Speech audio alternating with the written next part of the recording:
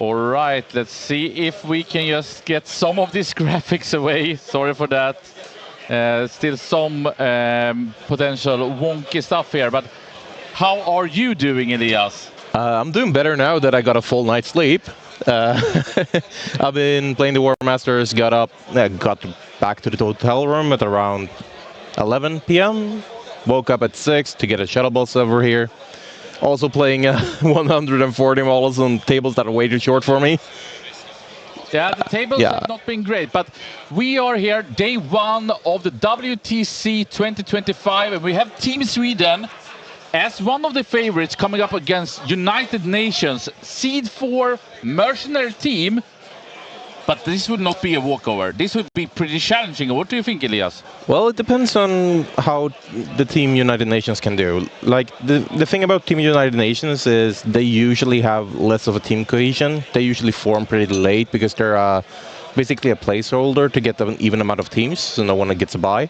And we know that they got their last member like hours before a list submission. So they might have they will have an uphill battle. This is probably a win for Team Sweden if we just look at the teams, but there might be some upset matches. Like, for example, the team captain of or a couple of the players, like Ed Watts on his Eldar, is a well-known player, pretty successful, and I actually don't know most of the others. Jonas is an old guy from Team Finland who is good. Gotcha. Yeah. Let's start looking at the Swedish players, of course, for you who maybe haven't been able to follow all the action coming into this tournament. First, this is actually the wrong one. I'm sorry for that.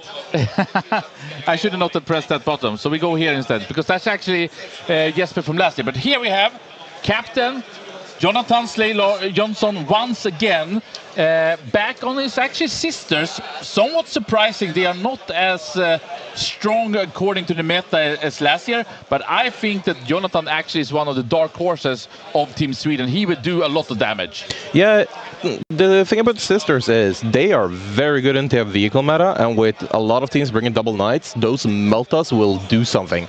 And if we go to, for example, Morven Vol with those Paragon suits that he's running, that's a big hammer unit. They can probably pick up a knight in shooting and probably pick up a big knight in combat as well. So if they can get him, or if they can, for example, get him into knights or Death Guard with a lot of vehicles, he can do a lot of damage. 100%. Also, those Sacrosands are very annoying to delete if you do not have the right profile for them. They are meat machines, and this is Jonathan's 4th WTC.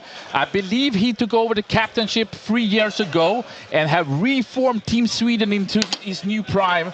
I think Jonathan, for sure, is one of the strong suits for Team Sweden, both when it comes to pairing, specialization on the sisters, but also making sure that they can be contenders to win. Yeah, he loves his sisters. He played them last year as well and did pretty well. We got a match on the stream from last year where he did an absolute masterclass in movement blocking against the world leaders from Team Denmark. Absolutely. I think we see even more of those things. Here we have also co-captain for the first time, I believe, Jesper Unander Sharin, of course, one of the co-founders of Vaisla. Yep. I would say without a doubt, Sweden's best Warhammer 40k player. He's been ranked 1 for quite a long time now. He came 4th at the World Championship, and actually, the last WTC, he was the 2nd best performing player individual. It is a team game, but Jesper, and this time on Space Wolves, he's here, and I think he's going to destroy the enemies. So I played against this Space Wolves list before the WTC, and let me just say it was not a fun time. Those Terminators and Bloodclaws are very annoying, especially if you play on Horn Army. They just delete you.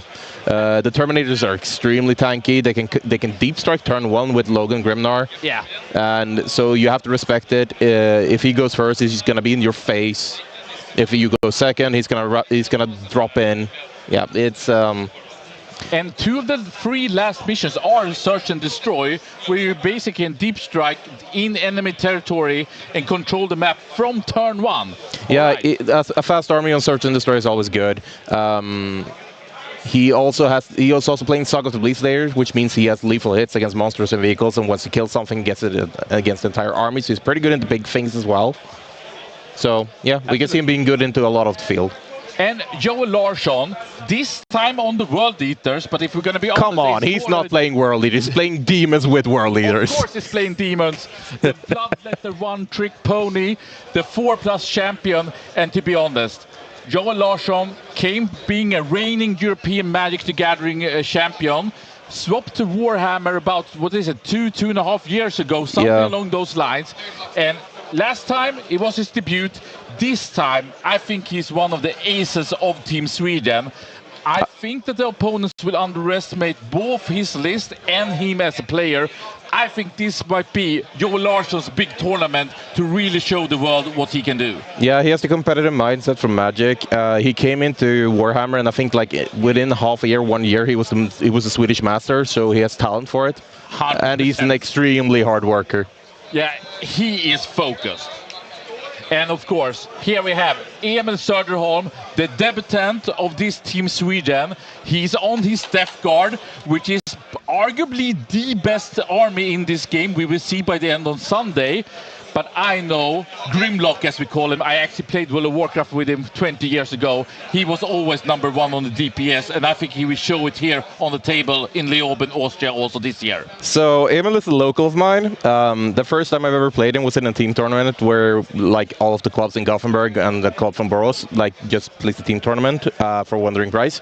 I was his only loss that tournament. He 20-0'd everyone except me, but Death Guard isn't exactly the factions he's known for. He's more known for very aggro World Eaters, Emperor's Children, Chaos Space Marines. But he usually goes for, if he gets the chance, he's gonna be in your face as fast as possible and punching you to death. Yeah, just very quickly here, we do see Team Sweden here loading up. Sammy, the coach, going through some of the very fine tunings here for the team. I mean, you can see it here. Björn Eriksson with his back to Ironside from last year. This is going to be fun, I believe. Yeah, we're looking forward to see who will hold the golden cap for the #1 of best performing player of Team Sweden. Right now it's on Albert, but I believe he's going to lose that as soon as this game is over. Yeah, the Swedes do have the golden cap for the best performing from the day. Okay, let's go a bit here quickly over. Sorry for this. And next one, Andreas Holm. He was missed last year. In 2023, he did big damage on John Lennon and the Americans for sure. And he's on this time, Thousand Suns. I know it's a new army for him. We know it's a hard, tricky army. But if it's anyone who can master it, it is Andreas. Yeah, so he's a very good player. He was actually in the starting squad for the team last year, but just before the WTC, he had a daughter. Congratulations! So he missed the tournament itself, but he's been there. He was there last year as a training partner, even after he left the team. So he's been around, and the team knows him very well, and he's very well respected abroad as well. A very trusted player. We can see him on the right side there in the ginger top. Very good looking Swede for sure. All right, we go through this very quickly once again here. Apologies for that. Let's see.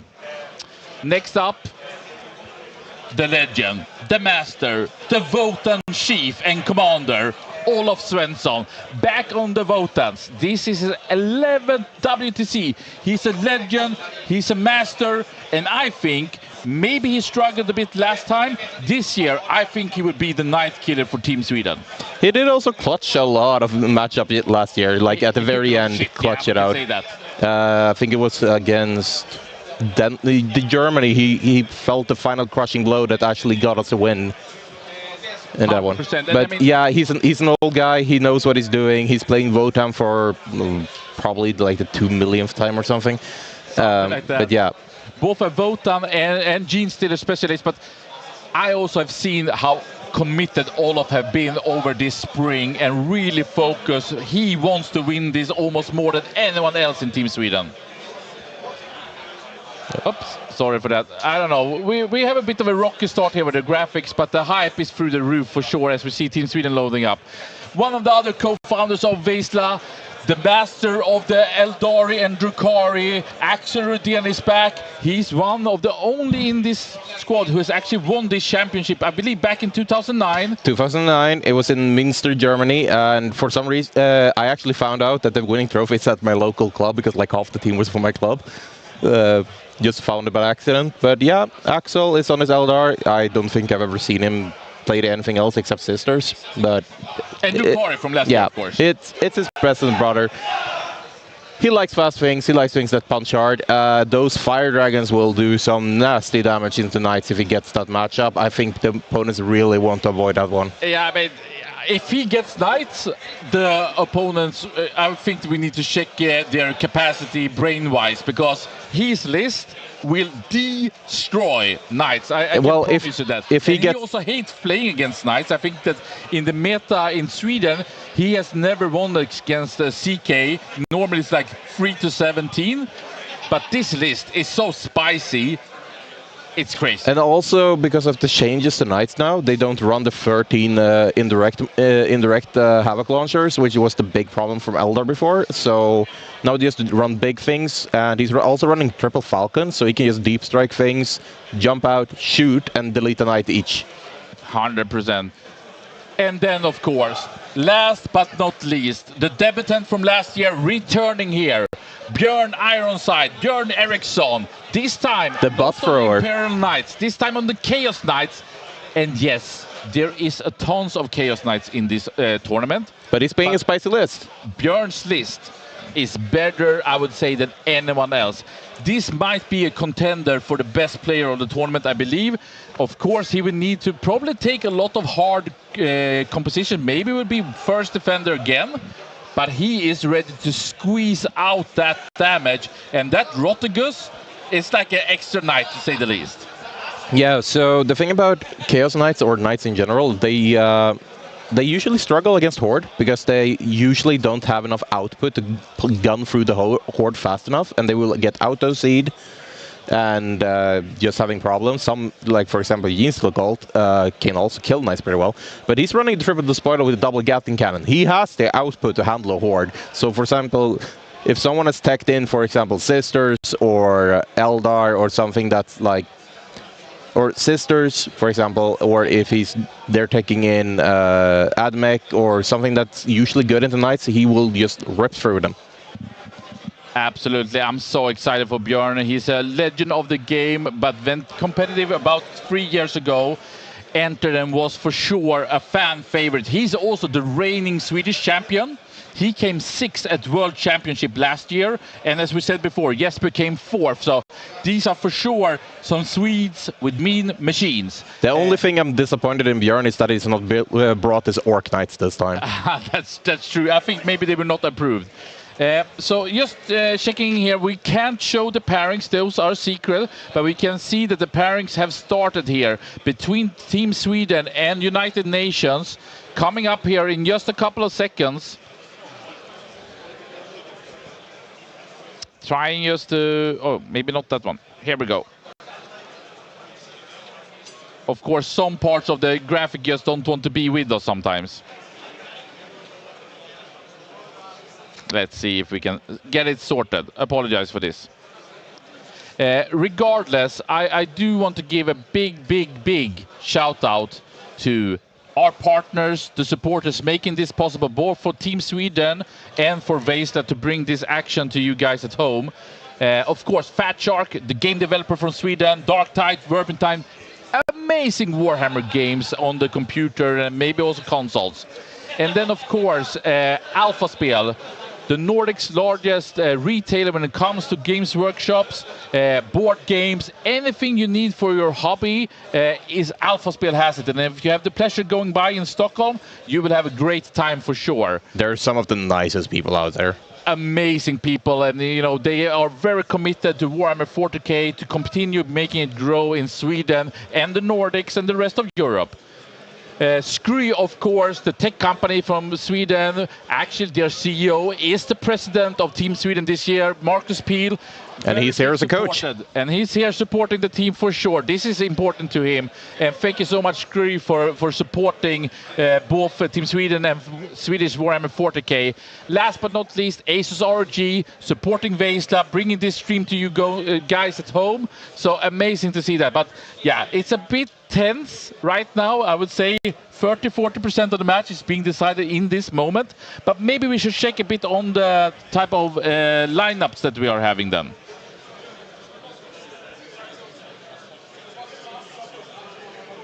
Hopefully we have it here. Exactly. I know we haven't deep dive on all the armies yet, but we did get a presentation of Team Sweden. These are not, the pairings are not done yet, so no. We don't know who will face who. But going through United Nations, it is a Seed 4 team. It is, like Elias said, a replacement or an extension to make it equal, so it's 42 teams. Yeah, they're sourced from a couple of different people. For example, Ed Watts and Mark Crumbleholm is from the UK. David Castro, I believe, is living in China. Jonas is Finnish, so they're just sourced from everywhere, just to make the numbers add up, so no one gets a buy, so everyone gets a play. Because some people, for example, New Zealand, have been flying for 30 hours to get here and spend a lot of money, and if they get here and don't get a play match, that would be feel so bad. Exactly, I think it's an amazing thing, and this Seed 4 team, the United Nations, is for sure a dark horse where it's hard to rate them, but we don't know, actually. I think many can say that they are probably one of the strongest, if not the strongest Seed 4 team. So this would not be a cakewalk for Team Sweden. Peter Peer on the NIDS. I thought that NIDS would be stronger coming into this one, but have been struggling, but shouldn't be underestimated. Depends on what kind of NIDS. Like, NIDS usually struggle against high toughness with a good armor save, because they're usually pretty low toughness. They're usually around AP2, with the exception of the Carnifexes, Tyrannofexes with the big cannon, which are pretty good into Knights. But with a lot of Knights here, they might struggle a little bit. But it depends on what they're pairing against you. NIDS are solid, and it's hard to underestimate them because they've been doing well in Sweden. But we also have a lot of really good tournament players. Getting the applause here when the tournament has officially started. Aaron Holmes on the Death Guard, I think one of their strongest players, and of course Death Guard always being tricky, but the Swedes are prepared. I think it was 40 out of 42 nations bringing the Death Guard. Yeah, so that's they're too good to pass up. The strongest army in this tournament, at least if the players have done the right selections. David Castro on the Imperial Knights. The Swedes don't believe in the Knights, but I don't know. I think Imperial Knights are not that bad. We had one Imperial Knights player actually making it into the semifinals. So the thing about Imperial Knights, they are pretty table dependent. It's a little bit better now because they're running big Knights. They can just go through and they have the towering. But they usually, compared to the CK, they struggle a bit more with the output into a lot of small models. So they have a couple of more like bad matchups, but a lot of teams have taken 2. They believe in 2, so a lot of teams believe they're worth taking. For sure. And I know that actually David Castro, I had to check it up. So the last 2 days has been the War Masters, which is arguably one of the hardest single tournaments. A lot of the top players from the WTC teams were there with their primary lists. And David Castro, he ended up 13th in this tournament. He only had 1 loss against Ines Wilson. You are a Genestealer specialist, and you know that Genestealers is a really, really strong army against Imperial Knights especially. Yeah, so the thing about the Imperial Knights, or Knights in general, you have the Genestealers have the output to kill the big Knights pretty easily with the 20-man Neophyte bricks, which both me and Ines was playing. But the Imperial Knights also struggle a little bit with holding objectives because they're gonna get swarmed by 40 OC, and that's just way too much for the Knights, and they can't kill them all. So playing against Genestealers, you need to kill the 20-man breaks in 1 activations, otherwise they come back or they jump up into the air, and the Imperial Knights can't really do that. So they have a problem there. And also, the Chaos Knights have it better because they also force battle shocks, which, for example, Genestealers or those yelling armies really don't want to take battle shocks. Yeah, so I think the Swedes need to be careful against David Castro. He's arguably one of the strongest players of this United Nations team. As said, came 13th in the War Masters. Impressive. But we should also say, though, we have Björn on the Swedish team, who's a really good Imperial Knights player. They have probably tested its matchup to the death. They've probably played it so much they know what they're getting into. 100%. Swedes are known for the strong Knights, and didn't bring the Imperial Knights because they actually think that they're not strong enough. Anyhow, Zach Fatura on the Thousand Suns. That will be interesting. Thousand Suns is always an interesting choice of army right now because I don't know what's the best, to be honest. So we're going to see how strong Zach can be. Ed Watts, the Eldari player, arguably the most famous player from the United Nations. He's part of the 6++. Yep. I think he's a great talent. He's known a lot for his skills on the Eldari especially. So that would be an interesting one. Federico Farelli on the Necrons. Myself believe that Necrons are strong in this team tournament. For the Swedes, I don't think that they had it really as one of the top choices. I also think a contender at least. I also think the Sweden, like Team Sweden, I don't think we have like that much of, like, they can play everything, but we really don't have dedicated Necron player now that Kalle isn't there this year. Exactly. Kalle Abramson is missing in this lineup. Yeah, he just got a child. Congratulations, but he's not here, and he's usually the guy that you put on Necrons. I don't know if they just thought that they weren't strong enough, or that they felt like putting people in an army they can play better is a better choice. Absolutely, but I do know that Kalle was part of the boot camps to support them from a Necron perspective, etc. So big shout-outs, as you said, Elias, to Kalle and his newborn. Amazing to see another Warhammer generation coming to the table and battlefield. And then Jonas Neva from Finland on the Blood Angels. We will see. I think Blood Angels will have a rough tournament, this one. Yeah, the meta is not nice to Blood Angels right now. There are some matchups they're pretty good into. For example, the Gene Stealers or Jailing Armies, because they all have jetpacks. They just run over the screens. But the meta is not friendly for Blood Angels right now. And then, of course, we have Mark Combleholm on the Chaos Knight. Chaos Knight. They're running the double knights, as a lot of teams are doing this tournament. Will be interesting. We can quickly tune over again and see here that the pairings is still happening here. Team Sweden on the left, United Nations on the right. Will be really interesting to see what matchup that we actually will face. I hope that everyone around the world is supporting us here on YouTube and on Twitch.tv, of course. Show the support for Team Sweden, show the support from United Nations.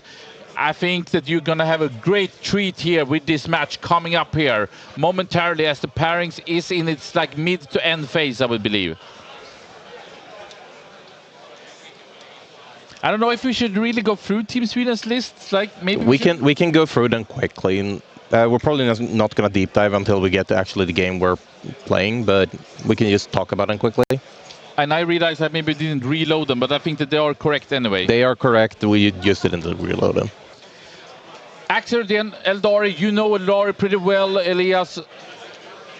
Of course, it's about the Fire Dragons, or is it something more? He has 3 Falcons also. Yeah, so he's 3 Falcons. They're a deep striking transport tank. Can deliver those Fire Dragons into unexpected positions. He's running the Morgan Raw, which a lot of people have been seeing scratching their head at, but I think there has to be a reason behind it. I actually don't get it in my head myself, but there is obviously something there. And I mean, this for sure is a Night Slayer out of this world. Yeah, oh god, the Knights cannot play into that. Those Fire Dragons will just delete anything called vehicle or monster.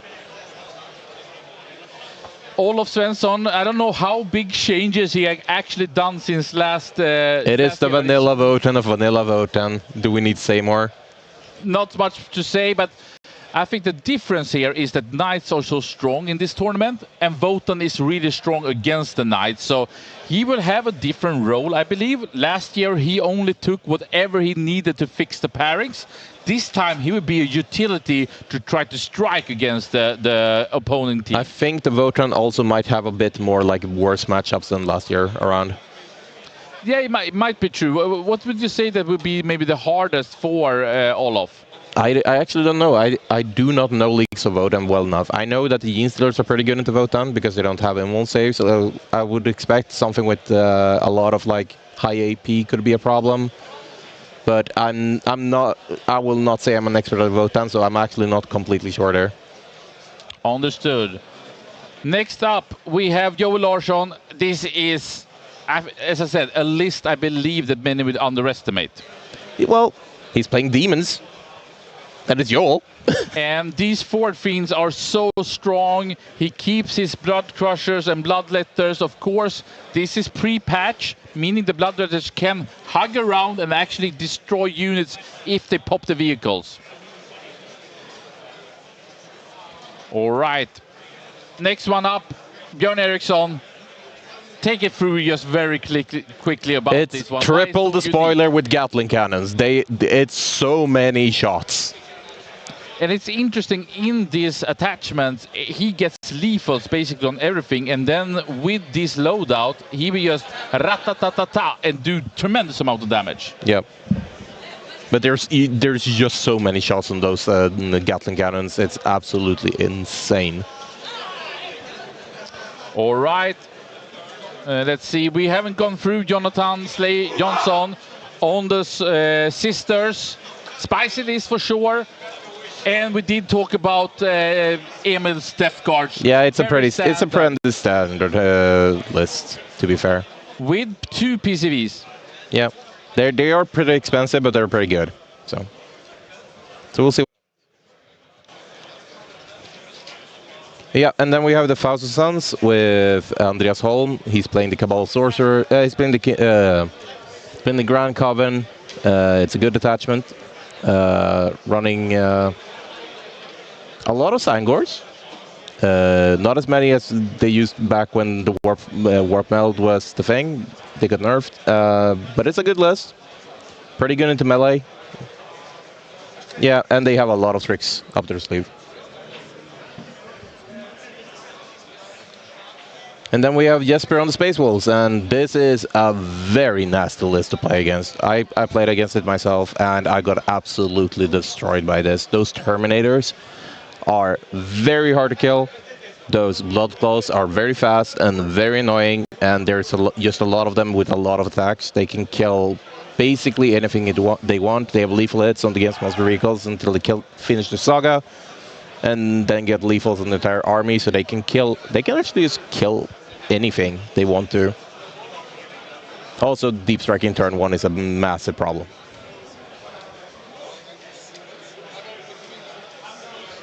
And I believe that's everything we have for now on the list. So let's go back to this camera.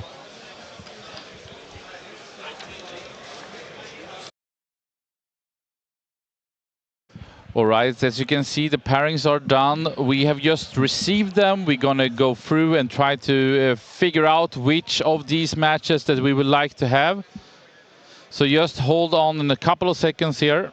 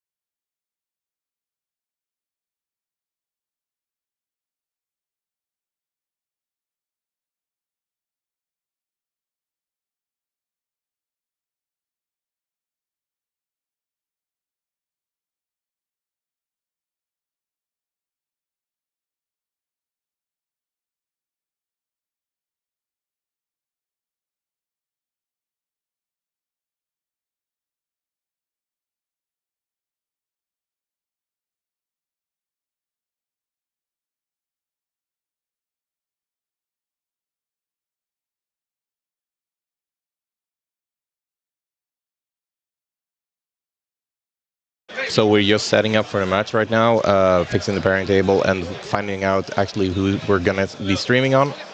So just bear with us for a moment.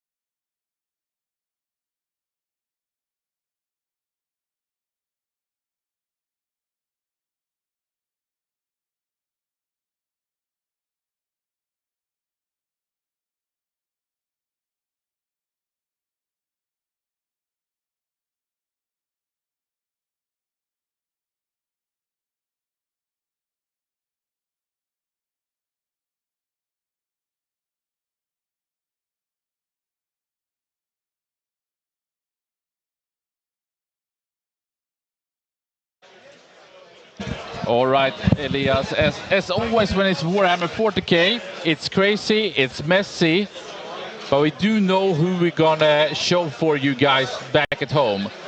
I'm excited. I think everyone excited. Let's see if we can get this properly up and running here. Apparently not, but we will actually have Mr. Axel Rudén on his Eldaris will go up against Peter's Nids, I believe, from United Nations. Yes. Very exciting game, to say the least. I'm through the roof, to be honest, to see Axel once again coming on to this match.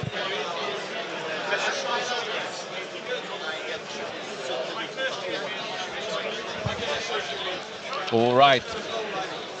Let's also go over to his list here in a couple of seconds. Sorry for it being a bit crazy, but it's quite hard to, as the players and the teams are so focused on what how the parents would be, it's always a bit tricky to get it flowing here in the right way, and we don't want to go with any incorrect information for you guys.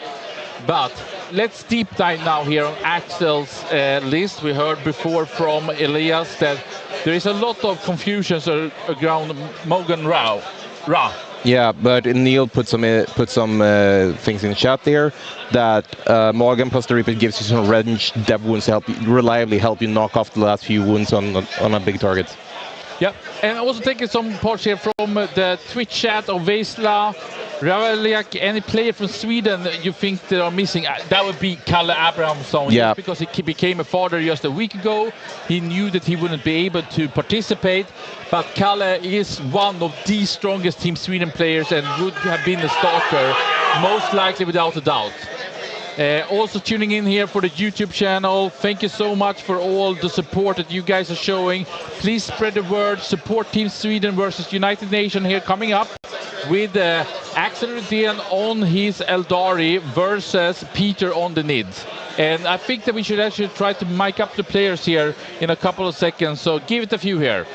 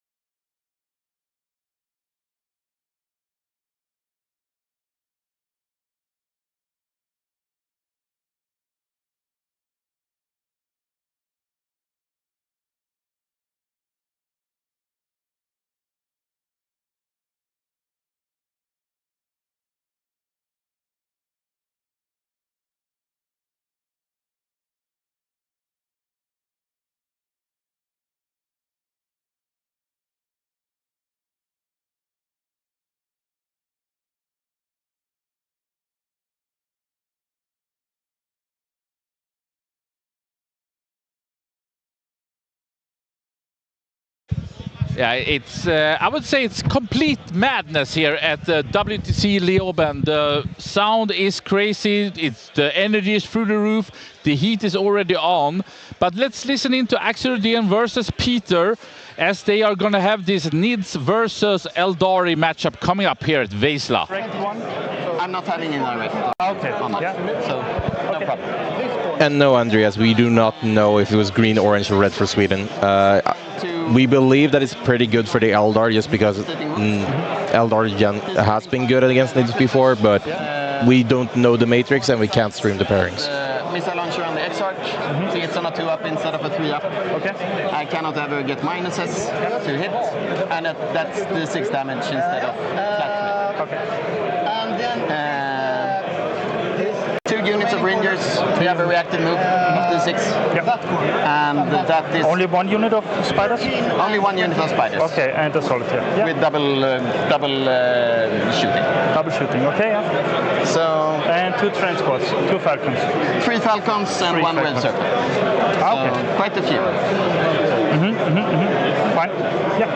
And that is pretty much it. Okay. Yeah. Then So head over to my army.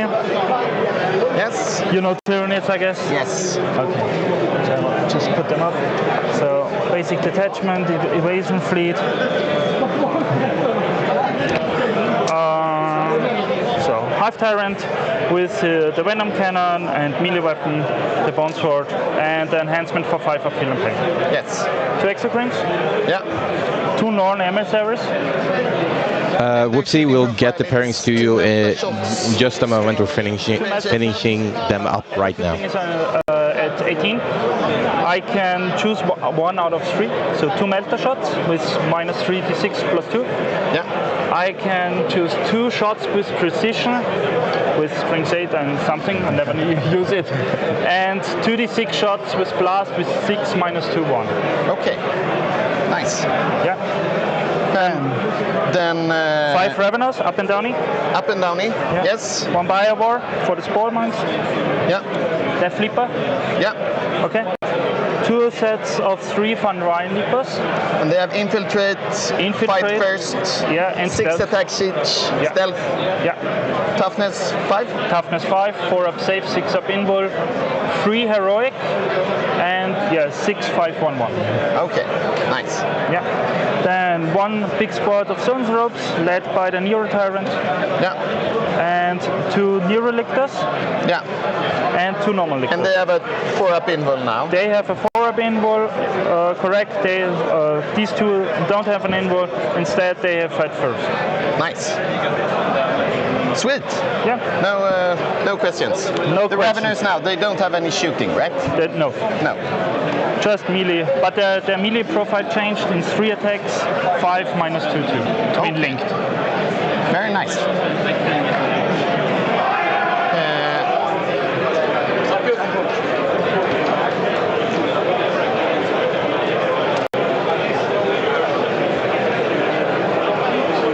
What is missing? Where do you need help? I think it's right. These ones were just not straight in a straight line, so we just want to double check them. So All right, Elias, you have prepared us actually with all the pairings. It's always so exciting. I haven't seen them myself. I think everyone at home is also more than excited to see what the Team Sweden versus United Nations have coming up right now.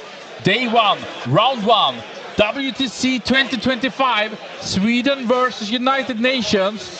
And as we have on stream, Axel Rudén, I don't think he's playing the Space Wolves though. Oh, I think wait. maybe that one is incorrect. So we give it a Yeah. couple of more seconds here. Sorry for that. The matchups are correct. It's just the icon. Sorry, my bad. So if I'll you fix were it. fast, if you took some screenshots, you will know what is happening. But we of course want to make sure that you guys get provided the very correct matchups here for sure. It's a lot of work to get this ship going, and I'm so happy we have Elias. Now it's done. So let's shoot it into the program once again and bring it home for you guys here around the world. Actually, maybe that was the only one actually being incorrect. Onis Eldari versus Peter's Nids. What do you think about this match? I think it's pretty good for Axel.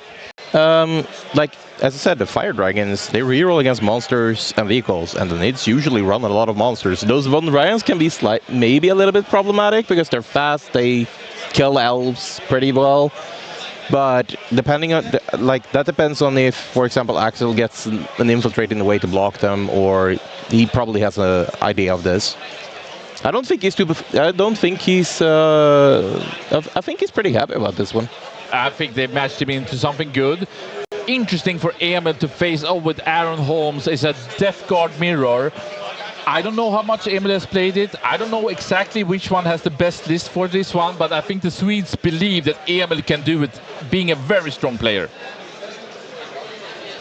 Next one, we have Joel Larsson on the World Eaters versus Federico's Necrons. Yep. What do you think about that one?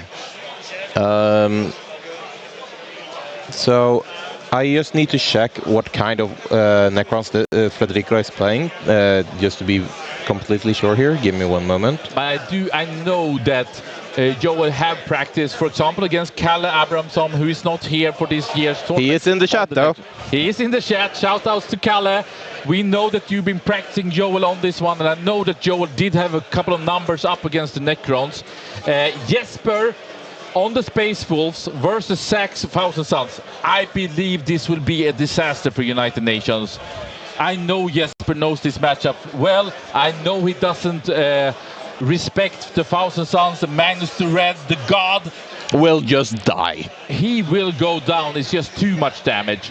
And Jonathan Nerling, Slay Johnson with the Sisters versus Edwards. Edwards, we were hyping up, but I think the Sisters will just eat these Eldaris. Sure, Eldari is fast, but the Sisters are not slow.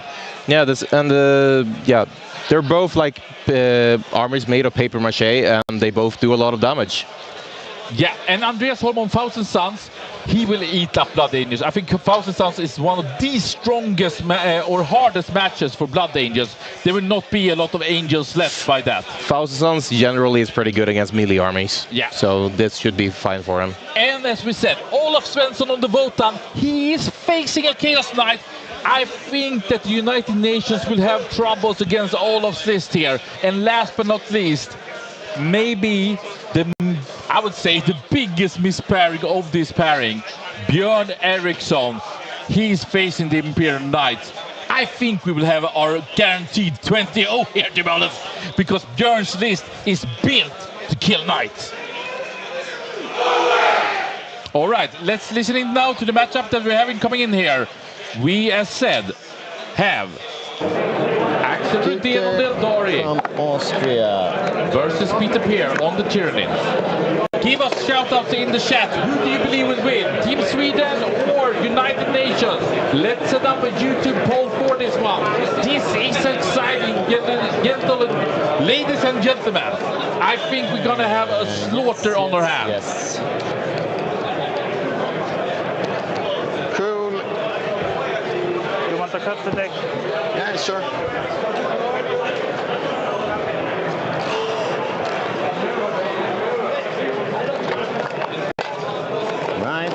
Let's go Sweden. Sebastian Larsson, one of the star players from last year's WTC team when Team Sweden came fourth. 19. And thank you so much, Neil Kerr, for the support and also making WTC such a great, legendary tournament. One of the founders and former Team Scotland captain. So where is 12 here?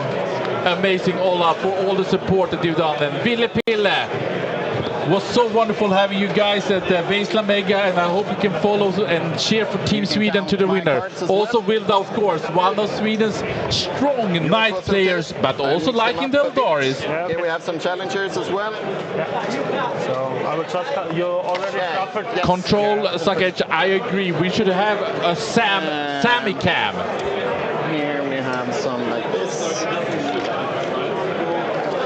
So we started the deployment here.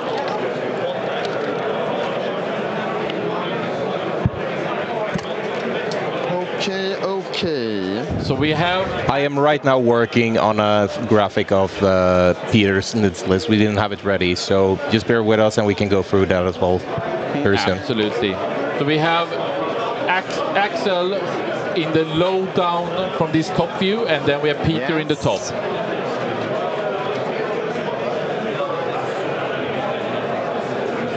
Like this.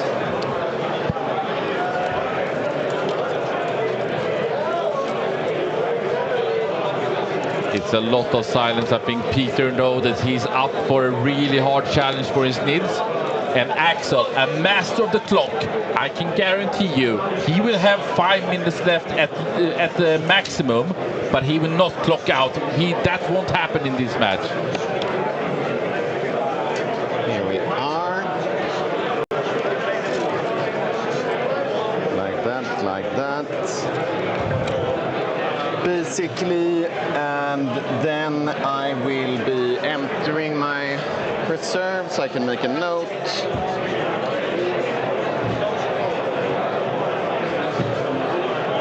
Let's go for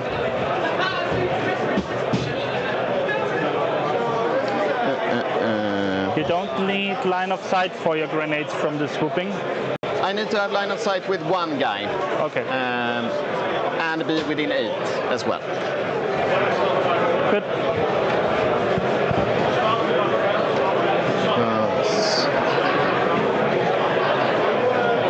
Eldori versus Tyranids. Like that. Supposedly. Let's go for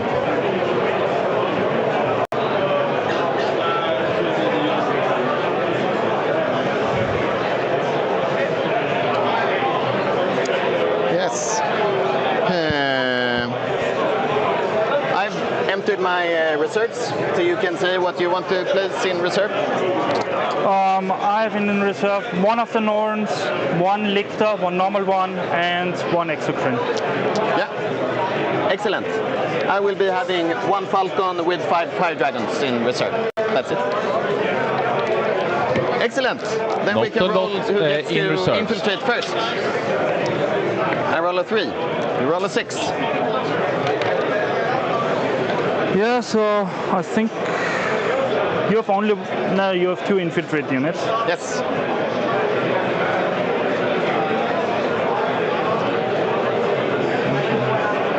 Yeah, I will start. Go ahead. All right. Peter decides to start here.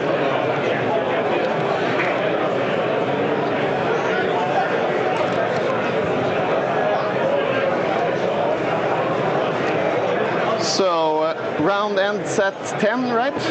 Or is it earlier? You know when the round ends? 10 p.m. 10 p.m. So if I give you 155 each on the clock? Yeah, it's fine. Excellent. And then... cool. Just put a few seconds on my time because I already deployed. Cool. And then you can press on it.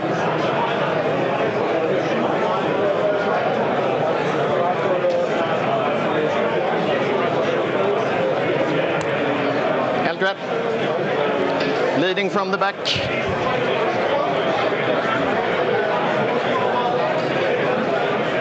I hope you are excited for this epic opening round.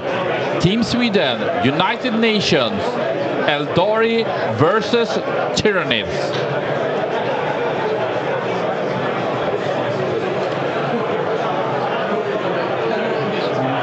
Second spot. Yeah.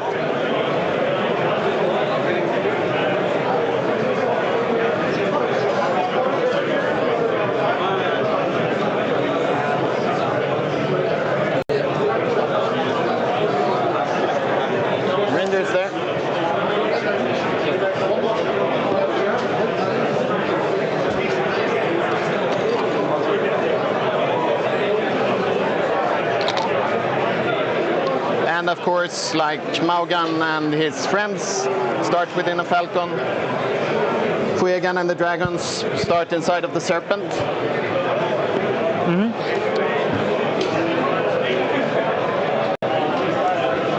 So your squad is pretty big.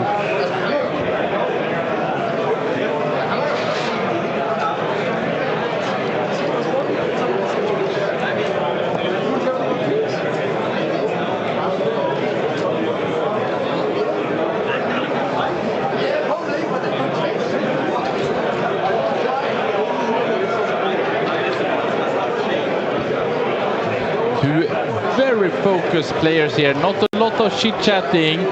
Of course, Warhammer 40k is a very friendly, nice game even on this level, but I do think that the players, they don't want to do any big whoopsies here in the deployment and the first opening round. You're not being shot there. Yeah, but I don't want to place it there for deployment. But I think I have to. Just being 1 inch away from the ball. Yeah. Good. Cool.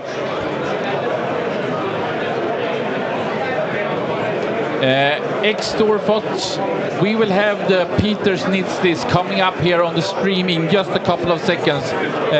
It takes some time to prepare it, unfortunately, but we hope to be faster in the future. I know you are excited for it.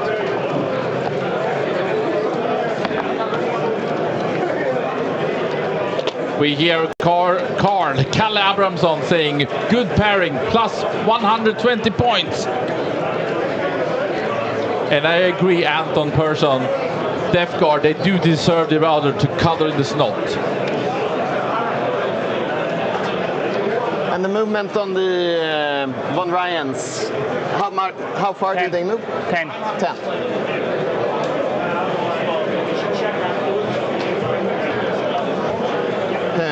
Over here.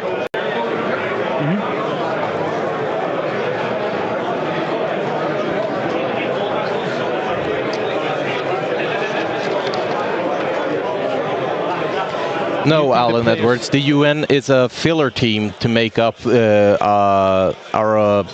the UN team is a filler team to make up a even amount of teams in the tournament. If there's one team missing or if it's an uneven number, they recruit a UN team.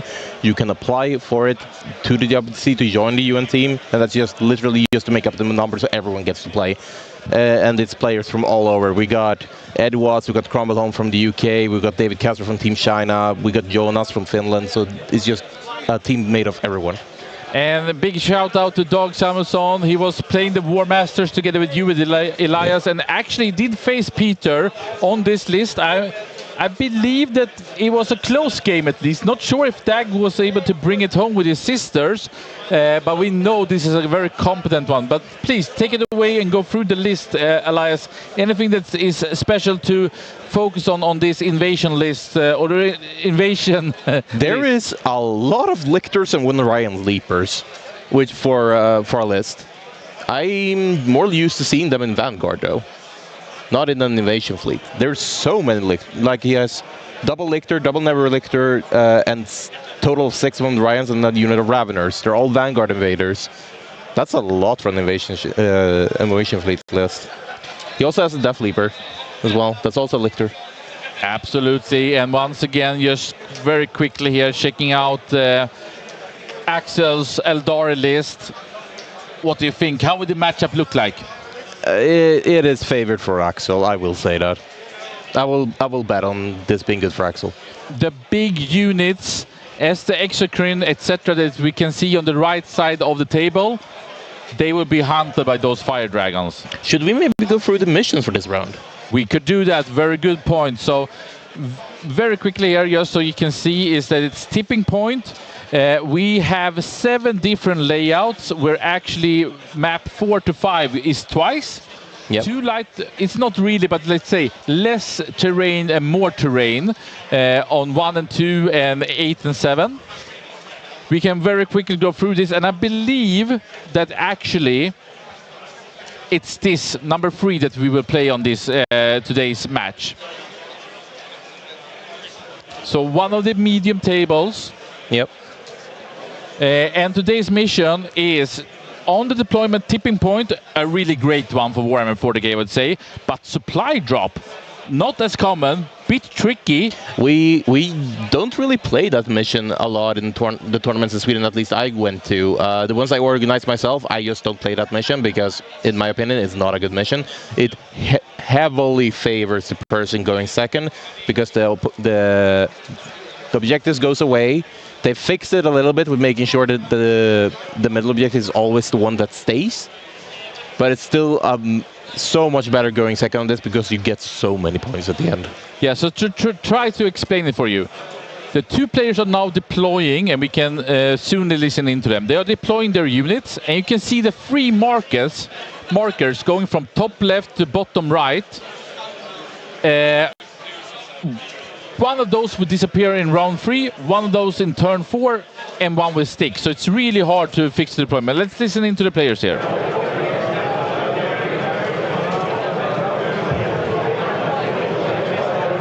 So I don't think you're able to see because there was the line to this side and to the other side is blocked like here from the container to here. Yeah, they're invisible from there. You can check from there as well.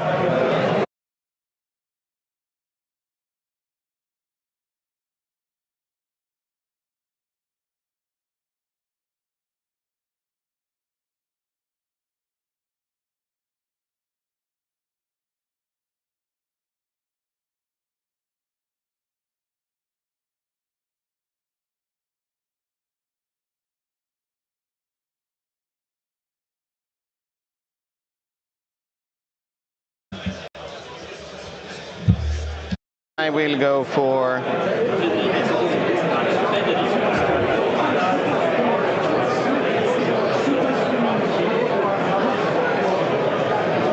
what do we want to have?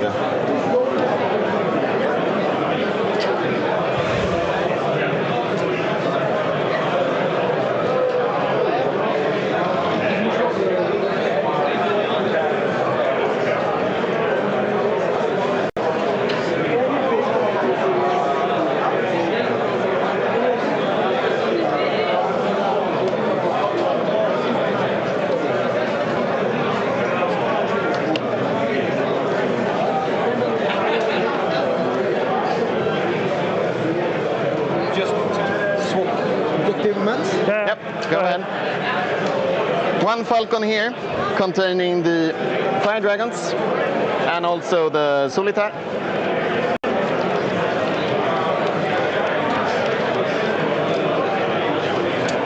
And a small update here, and I apologize for that, is that the Army Painter, of course, a fantastic partner of the WTC, but also actually Vesla Mega. Of course, should have their objective marker. So we are having one of the coaches. Thank you so much, Magnus Bjerke, Insa, for doing the help, and it was a miss on my end. So apologize for those, but those things happen when things are flying, crazy things are happening.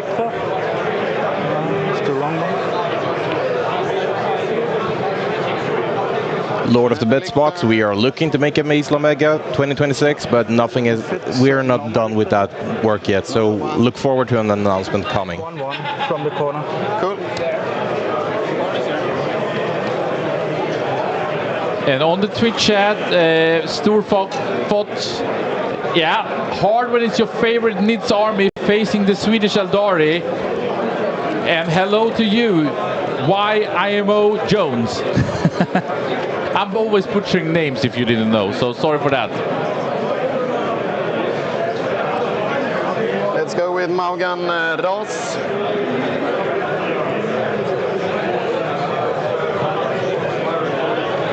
All right, maybe actually Elias was commentating that, but okay, so Dag Samuelsson did beat Peter with his sisters 12-8 yesterday in the War Masters. EW, we can go through the list very quickly once again for you on this Eldari versus Nids on stream. Yeah, but no, sadly we don't have a list function.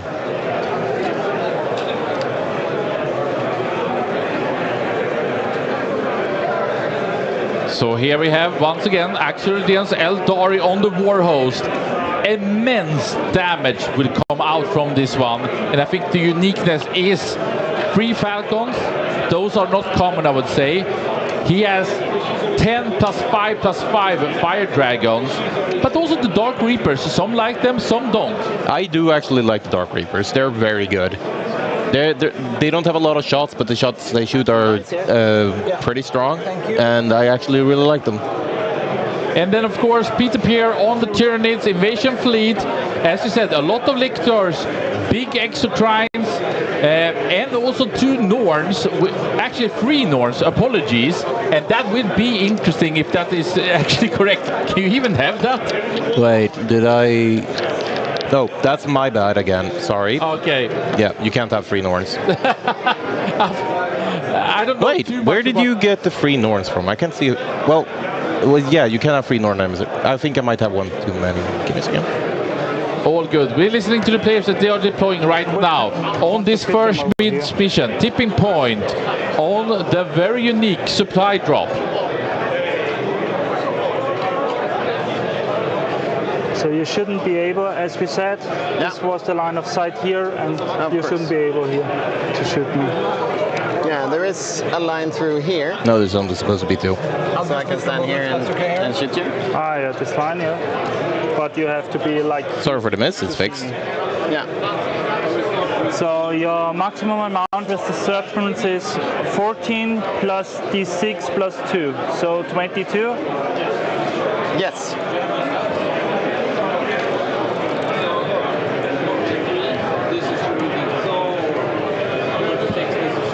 Thank you. And since you're a Nevdo Tyrant, it has the monster keyword, right?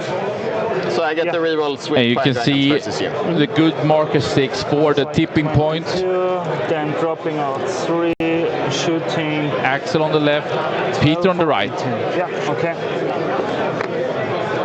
Then they should go shooting. Yeah. Looks good. It's really nice with the blue skin and the blue turfs. With the touch, well. yeah. Planet being invaded. Good. Cool. Then we can go for...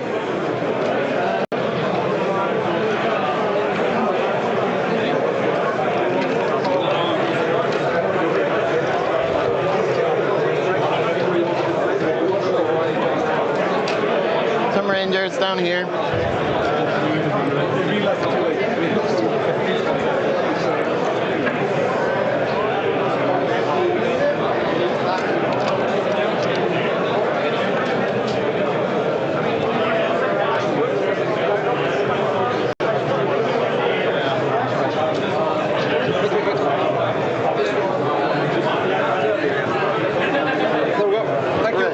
No problem. Thank you.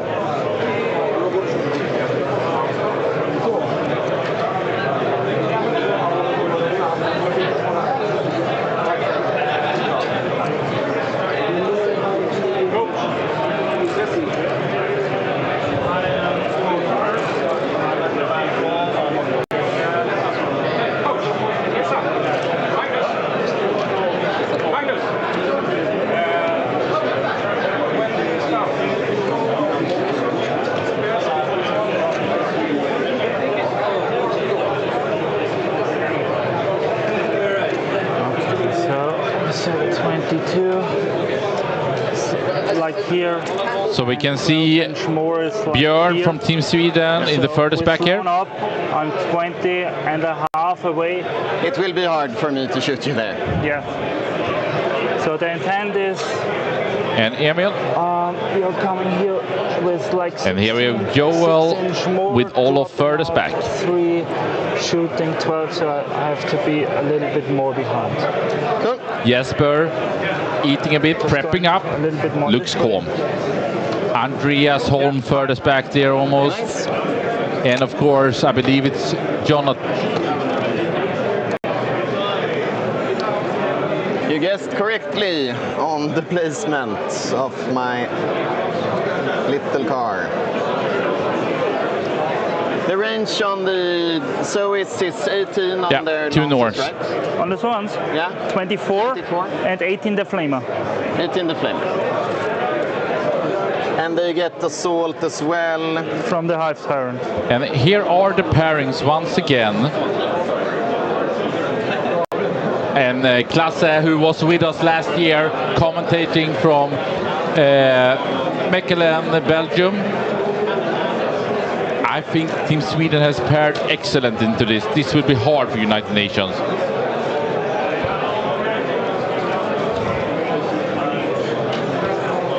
Axel, such a legend on his Eldaris. This will be rough for the NIDS players from United Nations. And then I'm finished. Good. It is warm in this hall. If you heard the word AC, I think it's more AC/DC.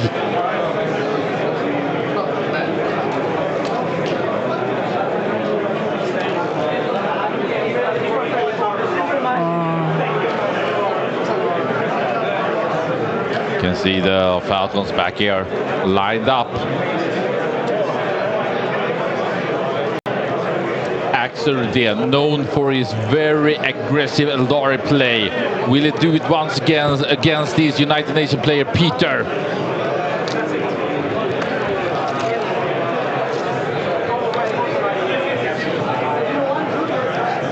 Death Sleeper over here.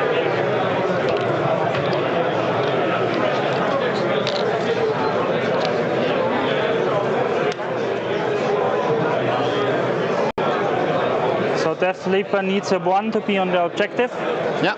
Bonjour, Luxo at the Twitch chat. Hive Tyrant in here.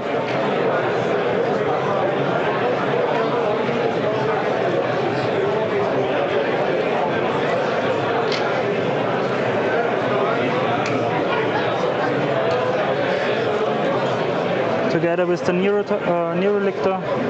Yeah.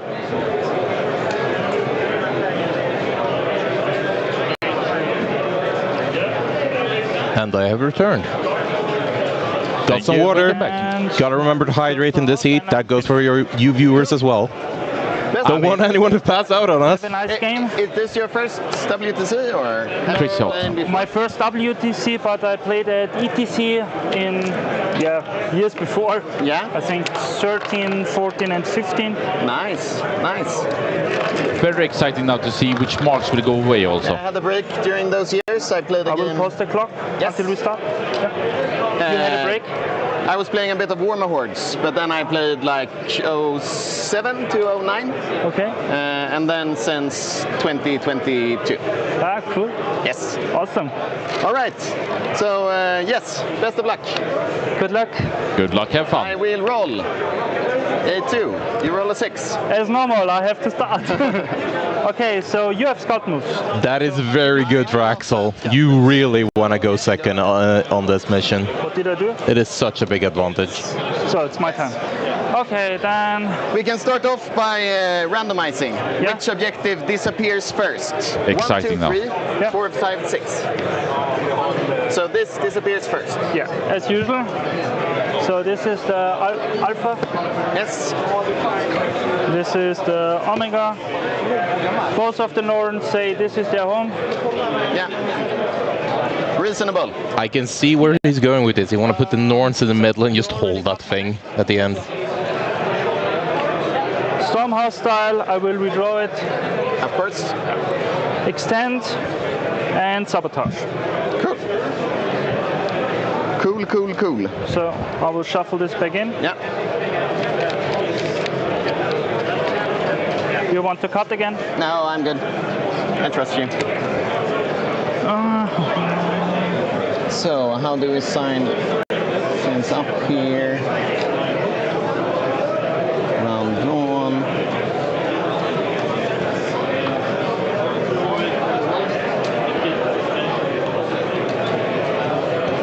Scan battle lines. I will go through again why it's so important to go second on this mission. The objectives in the no man's land, the one at the top, middle, and the bottom, will disappear in different turns. Do you want to The bottom one, which is the alpha, will disappear in turn 4, and the one that you see a number 4 on will disappear in turn 5, and then it will be the middle left. As the objectives disappear, they become more and more they become worth more and more. So, for example, when there's only 2, they are worth 8. When there's 3, they're worth 5. When there's 2, they're worth 8, and when there's 1, it's worth 15. It's so many points, and going second, you always have an advantage of extra scoring on it. So the one that disappears first is the one at the bottom, where Axel's head is just now on the stream, and the one that disappears second is the number 4 in the top.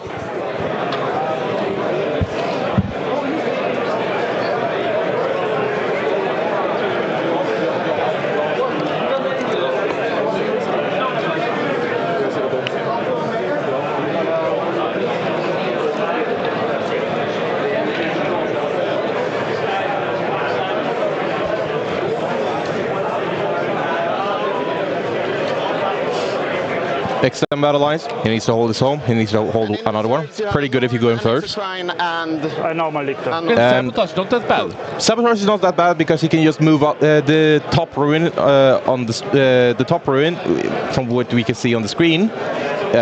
He can just go into that like over the bottom ruin on the stream. He can just go past the red plastic things and just do it in that ruin, and Axel can't really reach him. So it should be pretty safe. He should get about 8. He should get 8 points this turn on secondaries.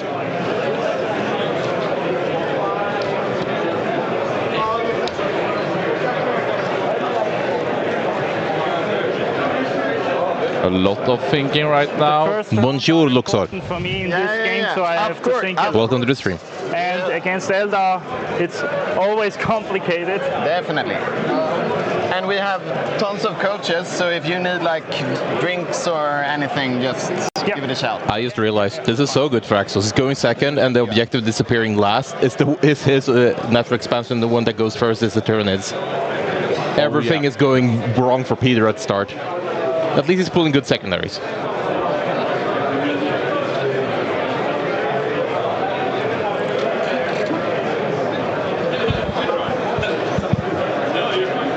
Yeah, thank you, Lambi. But I think my first turn is pretty easy. Yeah. So nothing to do in the command phase. So first I want to move this one up. This would be max, like here. Yeah.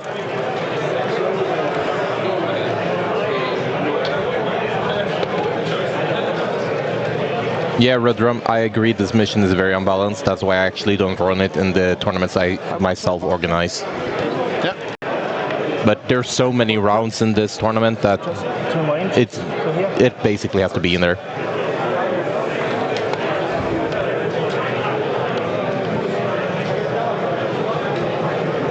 Then I will move this one in the terrain feature, like here. So good.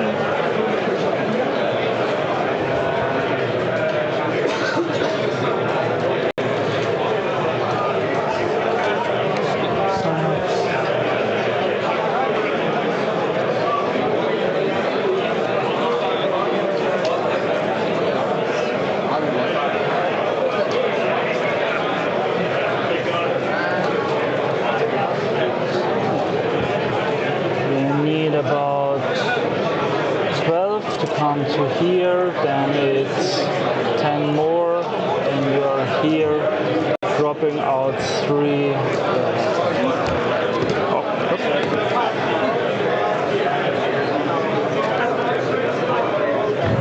I have to reassemble this, I think,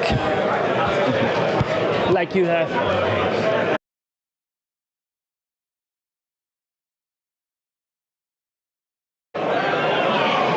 Good.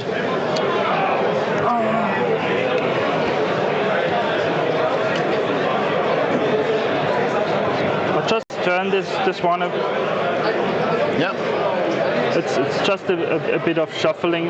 I don't want to get shot. Yes. About half an inch or something.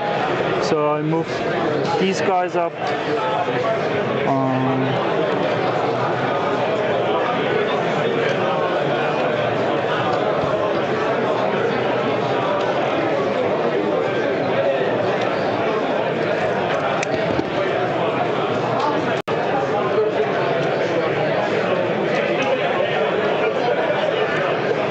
Going forward, a lot of those needs in the right side of this table. Yeah, but it's basically it's only shuffling. He needs to either play very careful and try to last it out and then just bull rush the middle objective at the end, or he has to be very aggressive and try to kill Axel before the turn 5. So, but yeah, he has the odds stacked against him right now. A lot of big needs behind this ruin. Yeah. But yeah, he's going first, which is bad. His home objective is disappearing first, which is bad, and the matchup is not great for him. So everything is literally just stacked against him now. Okay. And he's just gonna, I believe, he's just gonna try and get as many points as he possibly can for the team, for the final team score. I have these 2 lines. Well, not to get shots, so just shuffling a bit. As you said, it's very different now playing in a team environment. Yeah, you can lose a game in a team environment and still be contributing a lot to the team by just getting as many points as you possibly can, even in a bad matchup. My friend. So over here. But we've seen a lot of things happening in Warhammer. It's a dice game after all, so everything could just go bad for Axel with a bad dice roll. So we'll see what happens. So don't count out Peter yet. He still has a way to win this game, but it's going to be an uphill battle.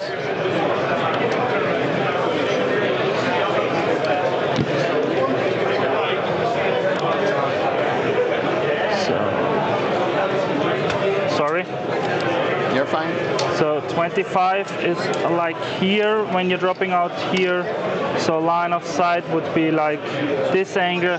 So I just move this one a little up here. Yeah. These are fine. These are fine.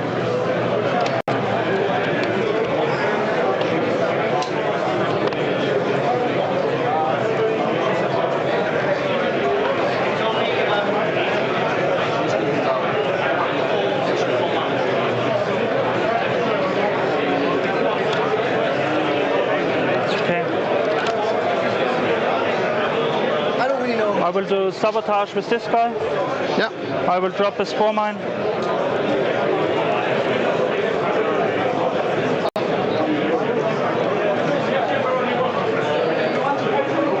Axel is actually not wearing his hat for some reason. I don't know where it has wandered off to. And he's going for the cap.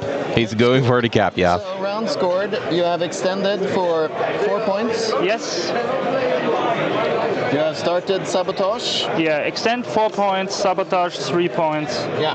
and giving time to you. Excellent. And that was the guy sabotaging. Yeah, I will mark him.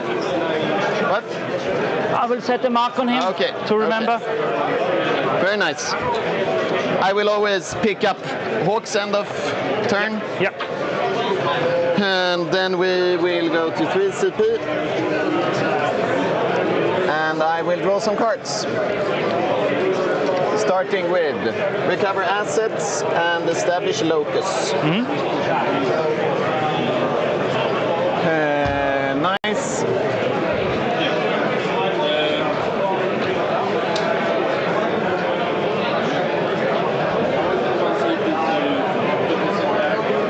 And the lictor now is 6 wounds, 4 plus 8. 6 wounds and 4 upside. I see.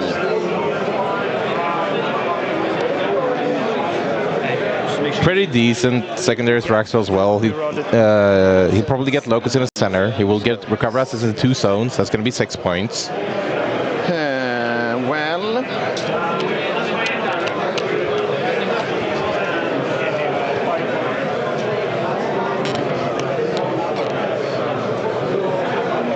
The problem is with the center is whoever moves into the center first will die. Anything that stands in the center will horribly be massacred. Yes.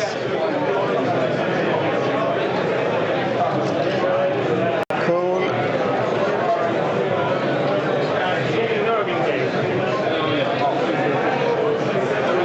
And these are movement 10. 10. Advance in charge? No. No. Boring army.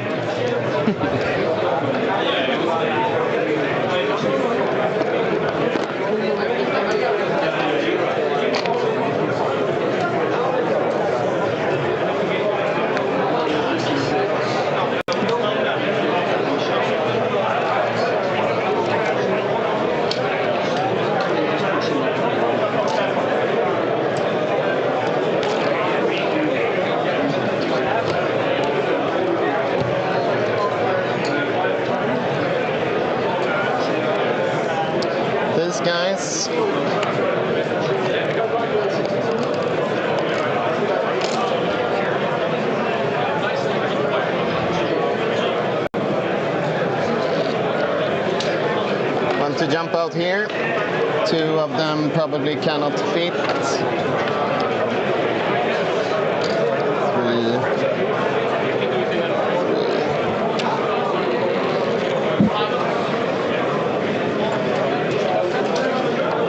Like that. Two of them are out.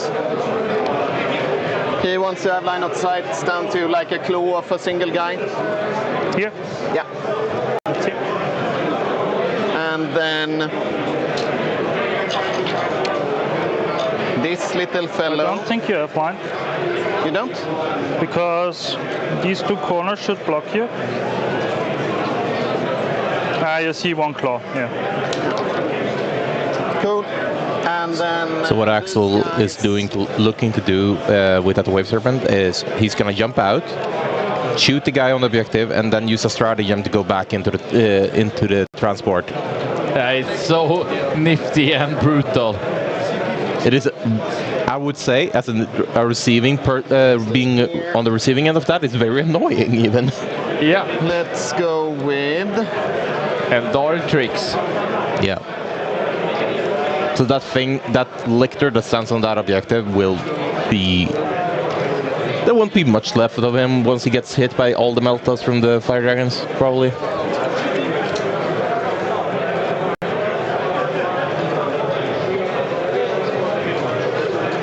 Here comes the Falcon. Red Rum, no, it's not true. I do know that Sweden went first in some of the games. I don't know how many, but we didn't go first in all of them. That was last year. It was last year.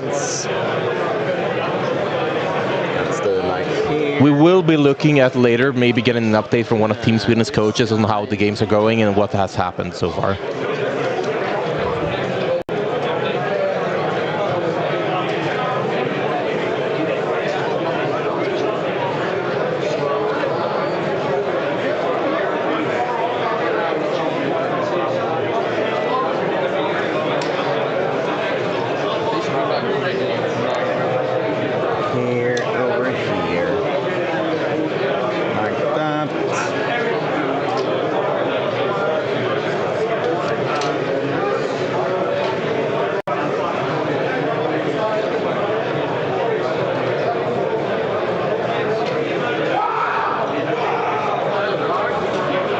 And Team Sweden on the left side. Peter for United Nations open up 17 points against 10. Make an advance. But it's Axel's time to act now. Going second. We'll update also that actually in the graphics. Apologies. Like that. Touching the objective but not touching here. And you're not having shooting on any of them. I got an update, Red Drum. I was wrong. We did go first on 7 of the tables. Axel is the only one that's going second, so it's not looking great. Oh my god, that's a swing. Here, and put spider unit. So yeah, it's gonna be an uphill battle for Team Sweden, Maybe but here. we should win this anyway. Let's just hope for our team. Like that.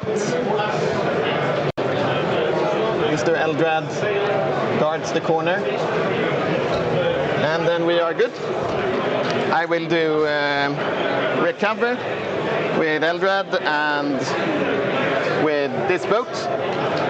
And then I will make a homer with them.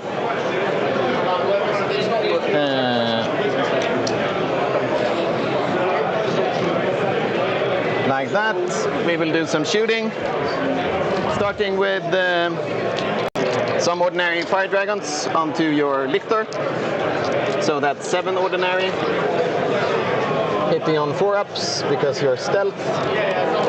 Wounding on 3-ups. 2 is super dead. I will pay a CP to jump back into my boat. Yep. Yep. As we thought. He's going back into the boat. And then that is sort of it. We have that single bright lance from the boat into a lictor. Hits you. Stealth. Ah, misses. Yep. And I do not want to reroll that. That is it for my turn. Now it's you. So I scored. Your swooping hawks were out on purpose? Yeah, they're just screening back there. Okay.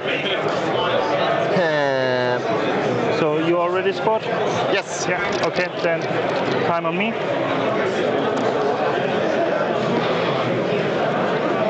A quick turn 1 from Axel then. So recover assets for 3, and then establish locus. Revenants out. Yeah. Sabotage. 3 points. Yeah. It was a hard time for me stopping that one. So I'll give you your cards, drawing 2 new ones. Defend stronghold and recover assets. Yeah.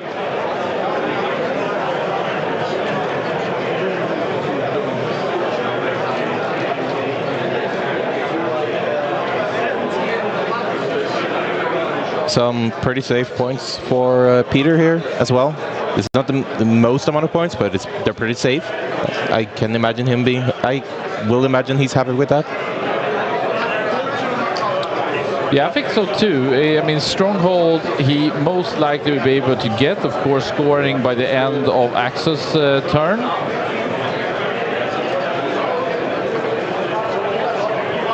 Yes, but I don't see how Axel actually gets onto his home objective, though. Me neither. And recover assets, I mean, of course, he needs to use some units for it, but should be good. He has so many units that he should be fine. And the biggest thing is that he's not getting primary this turn. Yeah, he didn't get a single primary. No. And unless he can kill that Falcon over on the top objective, and kill the Rangers in the middle, Axel's going to get a 10. And by that point, it's basically over because he's not going to be able to get that back without tabling Axel. Because Axel is end of turn. Or end of round. I believe Peter goes up to 3 CPs too. Axel did spend one of his. Yeah, he did. Going back into the boat. But he's generating extras, right? Yeah, he do. He has Eldred Olfran in his army, and that gives him extra CP. Your OC here is 3? 4. 3 on the Falcon and 1 on the guy. So the Serpent is only 2? Yes. Okay. And Solitaire has fight first as well? Yes. 9 attacks, unless he blitzes, then it's 12. For 6/2/2. Yeah. With precision. The fun fact, the Solitaire was actually the first model I painted. Wow. That's you always remember your first model. Maybe not always your last model. I have a couple of hundred since then, so no. But it's cool. I do know which was the last model I painted, though. It was an Atlan Jackal bike. Oh, wow. So what we can see here is Axel push up his Falcon and also connected with more units here on the left side. The middle he did clean up and the right side he did clean up. So as you said, denying primaries as you don't get it for your home objective. Is that correct? On hidden, yeah, hidden supplies, yeah. Yeah, and so he has the Rangers in the middle. They're stealth, so they're a little bit harder to hit. They have a reactive move if you get too close to them. So on this guy. Peter will have to put in a little bit of effort to actually kill them. But he will probably just be happy to get them off the objective, either by making their reactive move off or maybe trying to shoot them with something.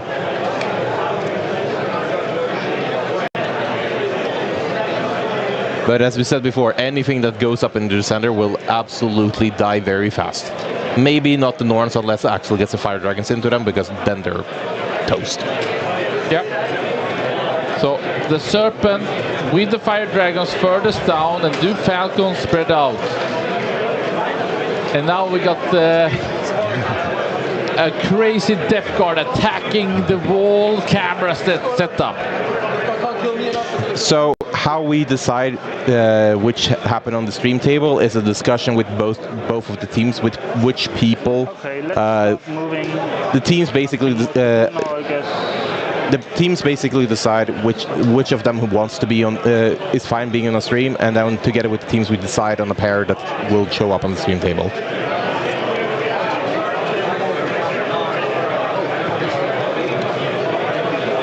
So you are now away within 12. Yeah. So it would be a 1-inch charge. Do you want to reactive? Yes, probably.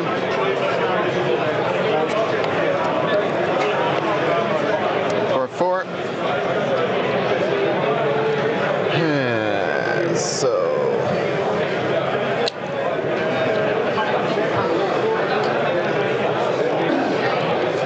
Front guy is here. Then it should be a 5-inch charge after. Of course, of course.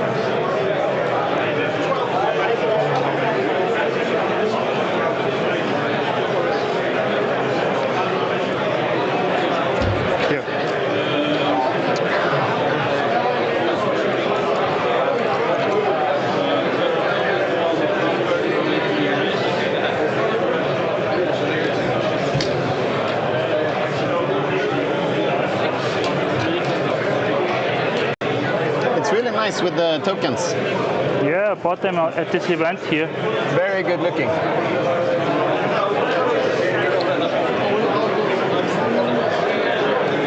I will want to advance him. Yeah. Oh, sorry.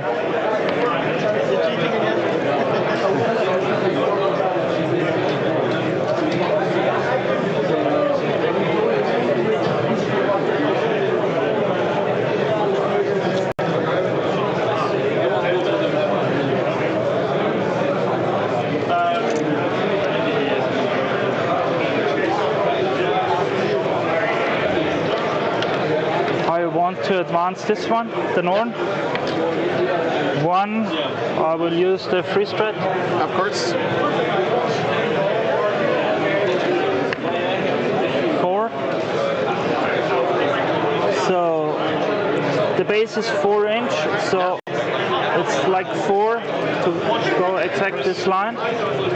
Then it's a little more than 7 to the front. So I have about 3.5 left. Sure. To go this direction.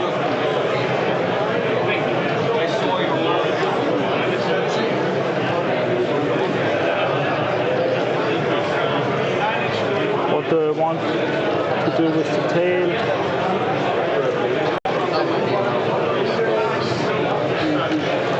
I think I'm pushing like this. Yeah. A hard time having a tail. Yeah. Big models are always. Of course, of course. And this is a Duplo army, big models for sure. Probably. Yep. Somewhere around here.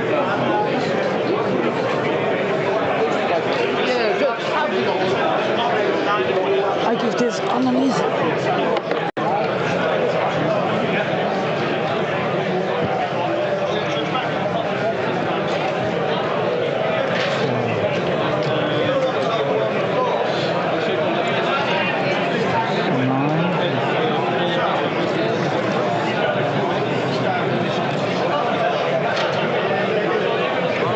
This guy up. Yeah.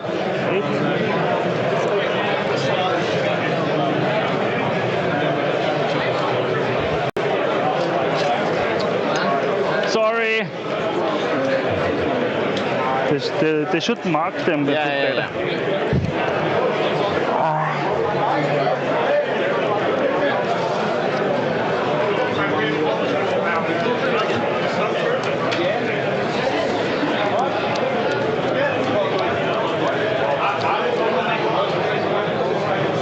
Moving this guy's up.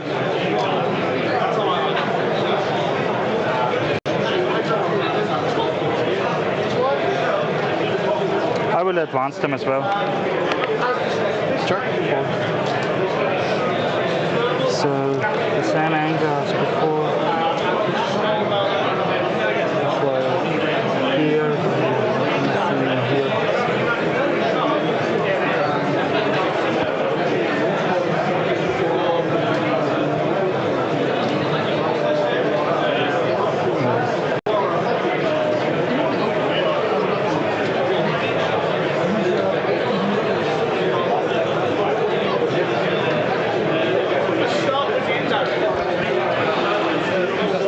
I feel Peter is calm, but I think inside he's like, what the hell is going on? What type of Eldari madness is he going up against? Because this is not the normal list that Axel has brought to this tournament.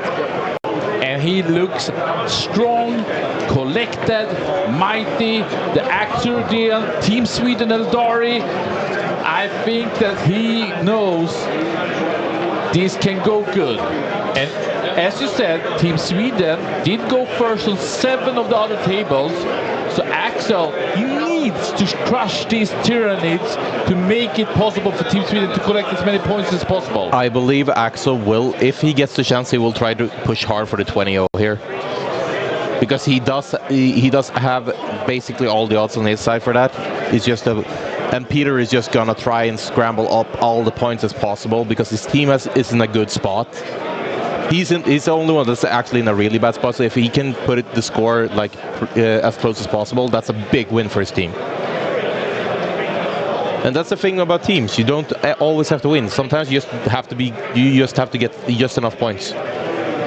Yeah, and we can see the lovely Nids have pushed up here in the middle. This is points all around. Points. Round drawn and then the points.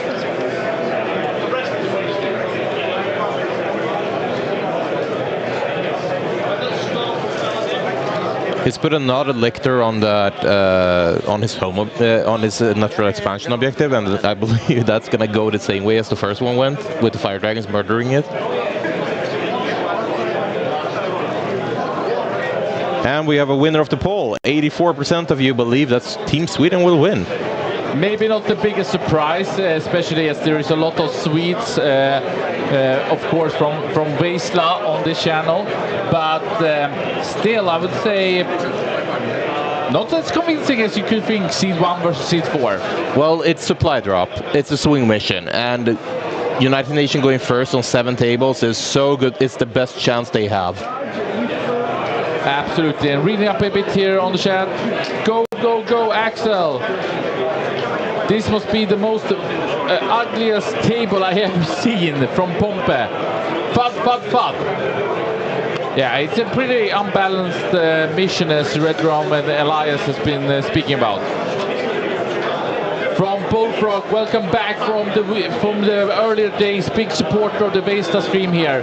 With the Challenger card going second before, makes it very unfair for players who goes first, even more than usual. Exactly. I think those two are synchronizing in a bad way. So, fantastic Freda.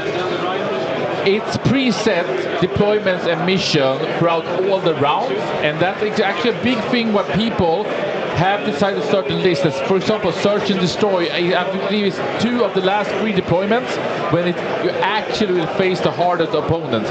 This is the opening pot, so Sweden, Seed 1 versus United Nations Seed 4. After 3 initial rounds versus Seed 4, Seed 3, Seed 2, then Team Sweden, if undefeated, will go up against some of the very best teams in the world.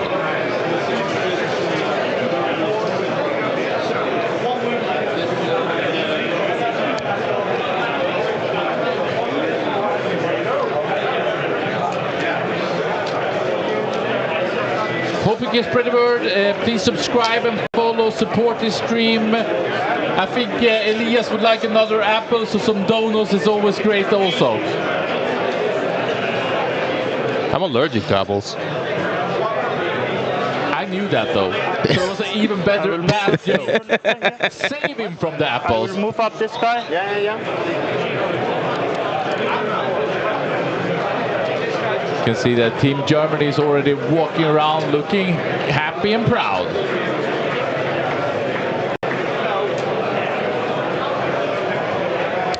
Also, if you are on the Vesla Discord, you can actually go in and see the beautiful armies from Team Sweden for this tournament, just taken some hour before we started this tournament. My Falcon has the... And a lot of our members are actually doing a watch party in the WTC channel. I see a lot of people sitting in front of the TV with a beer in their hands at home, watching. Welcome, we love you. Isn't that the best way to watch Warhammer? Absolutely, I would say second best. I would say be down here in Leoben, Austria, experience this extreme heat that we already have here in round 1, Team Sweden versus United Nations. Taking soft.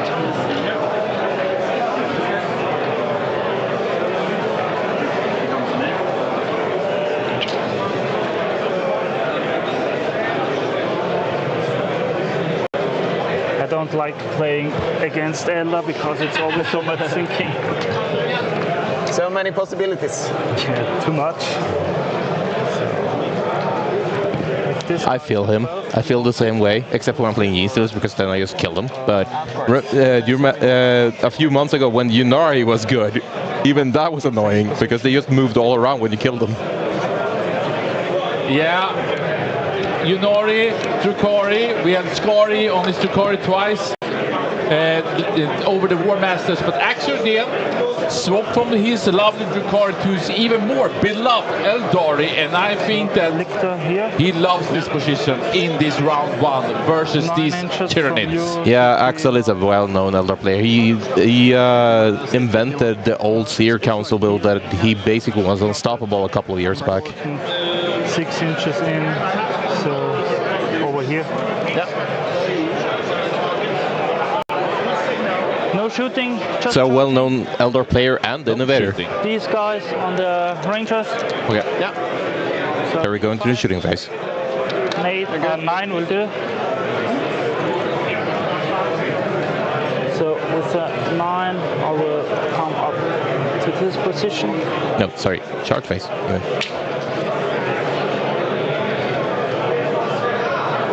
So he did play it safe. He charged the Rangers instead of trying to shoot them. Oh, come on. I don't like the arms. 9 again. Then I will charge here, only in the Falcon. It's a 4. So he's in? Yeah. He needed a 4, he hit the 4. So Andreas, we have some early takes on the other tables. Sweden went first on all the 7 other tables, and a couple of them had the alpha objective on the wrong side. So Team Sweden is a bit of an uphill battle here. Going down to 2. We're 11.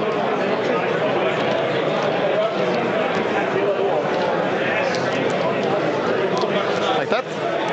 Nero Lictor into your Serpent. Of course. It's a 10.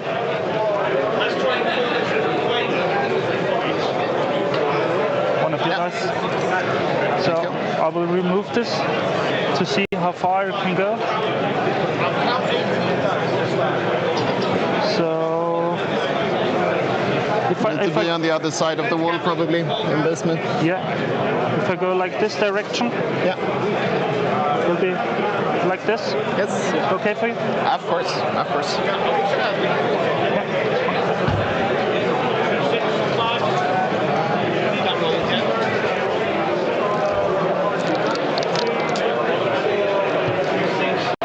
Then you have fight first. Yes. One mighty solitaire onto some Nebros. Hitting you 8 times. And then T5, so 3 ups.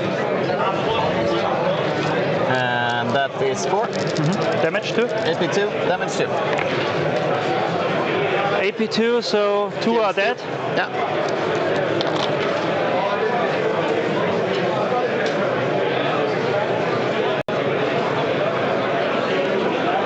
You want to consolidate? No, okay. I'm good. So then hitting you there on the first one? Of course. Yep, 4 hits. And 2 wounds. Yeah. We're good. Then the Nero Lictor on the Serpent. Of course. And 5. 2. 1 damage. Next one. Down to 12. And 18 on the Rangers. Yes. Actually, but did he heroic for the solitaire? I believe so, yes. Yeah, I must have done that. 3 6s in. Okay. be rough for them, I think. For those of you at home who are not very familiar with Warhammer, a heroic intervention is that you counter charge. When you get charged, you can counter charge if the enemy is within 6 of you. No, they're dead.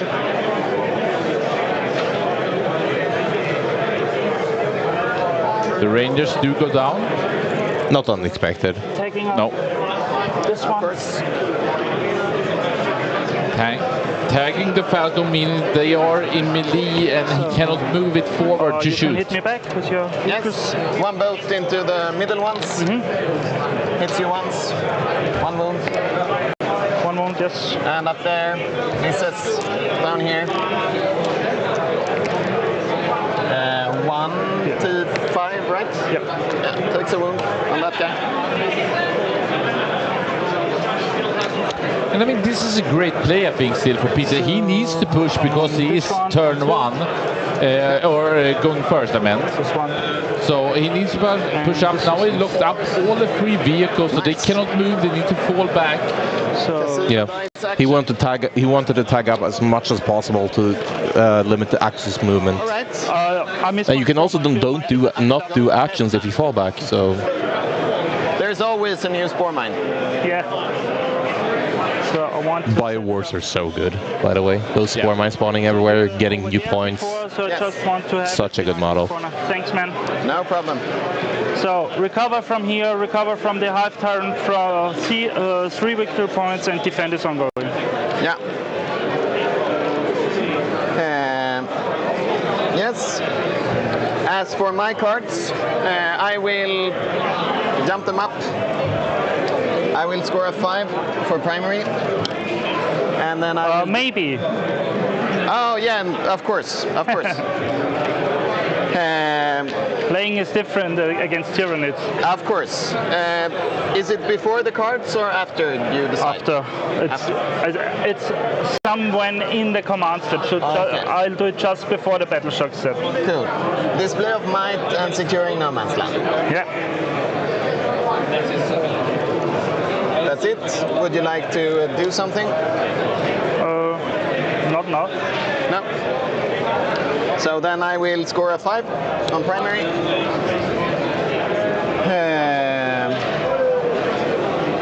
I will. And he is just ordinary loan up. How many wounds? 7? 8? 7 wounds, yes. 7 wounds, 4 plus invul. 4 plus Stealth. stealth, fight first, the whole stuff. Yeah.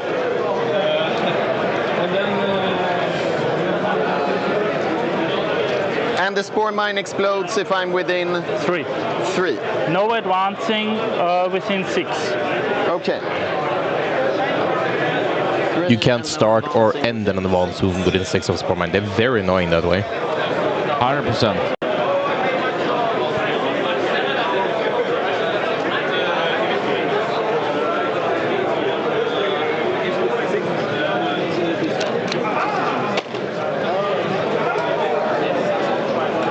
Axel here, opening round, turn 2, went second, so he's on the bottom half of turn 2. Have scored already 21 points, he was able to deny the primaries for Peter already here going into turn 2. Yeah, he needs... Axel will look to get a 20-0, which means he needs to win by 51 points. And he will probably try to push as hard as possible for that. He needs to get as much points as possible because the other tables are in such a bad state from going first on supply drop. The mission is very unbalanced in that way. With a movement token, I can get up here.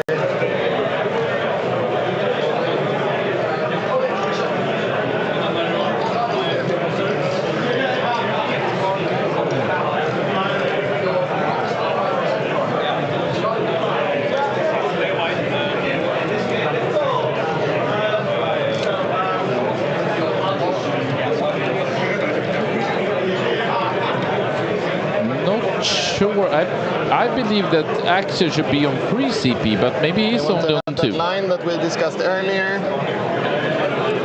We keep it at 2 for now. Yeah. Be within 36. Are they? 36. Yeah. And then I need to be completely within 6 here. This guy can fall back, probably.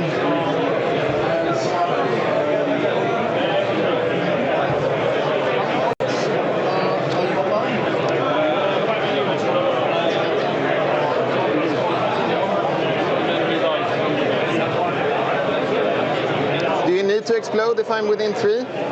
You can choose not to, right? No, I have to. You have to. And how many mortals? 1 or D6. So most D6 likely on 1. Okay. The spore mine is up on in the top middle around near objective 4. 1 inch away from the wall. Okay. No wounds. Cool. Not cool. I'm sorry. Then we will have that fellow, that fellow. I mean, Elias, being down here in Leoben, Austria, together with you, casting this opening round for Team Sweden versus United Nations, I'm high on life. I'm so excited. I feel the warmth and the heat here, but it's just pumping the blood to see how will Team Sweden do this WTC. Can Sweden bring it home? We've seen this opening round will get harder against the United Nations. Yeah. I'm happy. So the area we're in is a little bit remote, but it's absolutely gorgeous outside. We're in the Austrian mountains. It's a very nice place. It's not as hot as last year, which was like 34 degrees in a concrete oven. This place actually has AC, so we're actually pretty comfy over here. I actually think it was cooler last year, but I probably blocked it from the brain. It was 34 degrees in a big concrete building. It was very much hotter in there. One thing we do know is that Warhammer players, they are summarized. They are out on the field. Doesn't matter the heat, doesn't matter the weather, they will prevail. Mats Berg is saying, go World Eaters, go Joel Larsson. I just have to say it.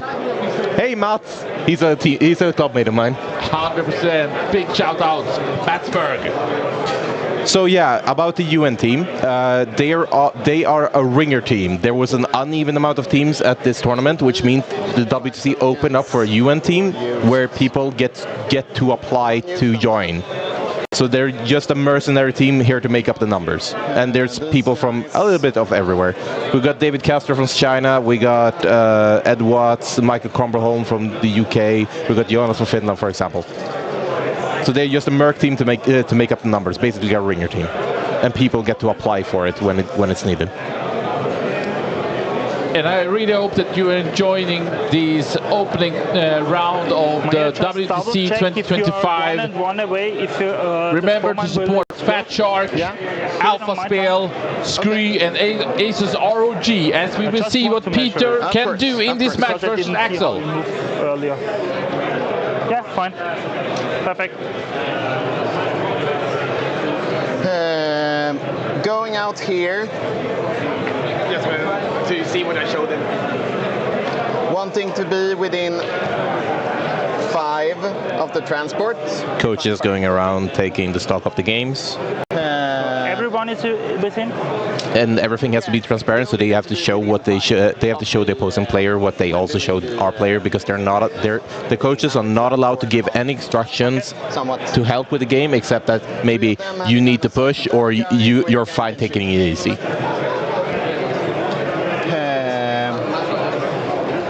We're gonna wait a little bit to let the coaches summarize the data, and then we're gonna try and get one of them on maybe for an update on how the round is going as a whole.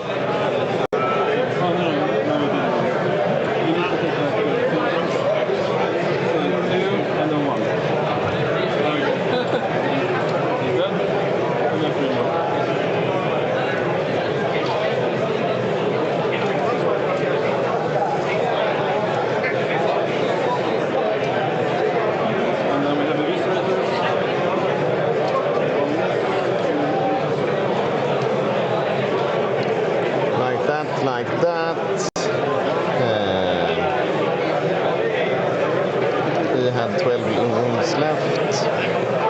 And I will agree with Sebastian Magnusson in our Discord that you can't hold objectives if you're dead. And it should be said that previous year it was a different mission pack, the Pariah Nexus. There was more point hammer. I would say this 2025-2026 mission pack is more hammer, meaning you want to kill your opponents because you can always score some secondaries. Last year we also had the secret missions where if you were down you could get a massive point swing at the end and then just draw a matchup that you were completely losing.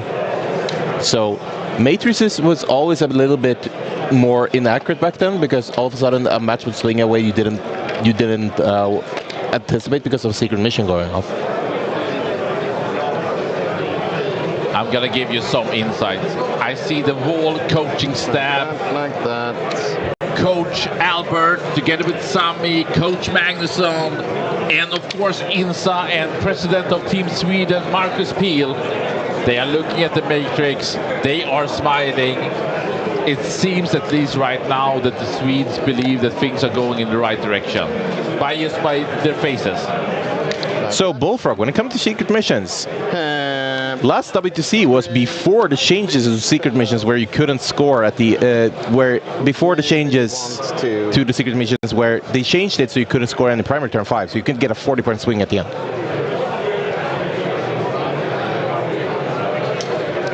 Fall back. And like I said, thank you so much for tuning in here on this first day, opening round, Sweden versus United Nations. I hope that you can follow us throughout this whole weekend because Team Sweden, they are for sure contenders for the medals and they are aiming for the gold. So hope you can support us by subscribing, following, spread the word. This is a great introduction to the fantastic Warhammer 40k world of competitiveness. Just back off an inch. But be outside of combat. And then we will go with some grenades from my swooping hawks onto your fellows. That's 5 mortals.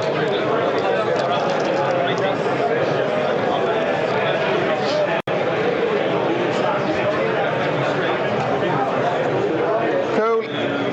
Then I can start with the shooting phase.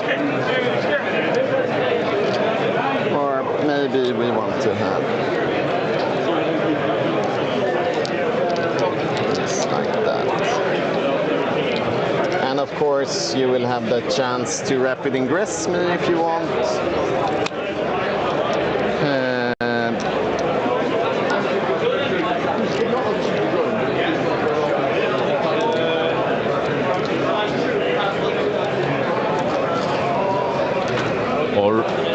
All right, so we had Elias who actually brought in head coach Sami, Captain Sami. Apologies, Sami.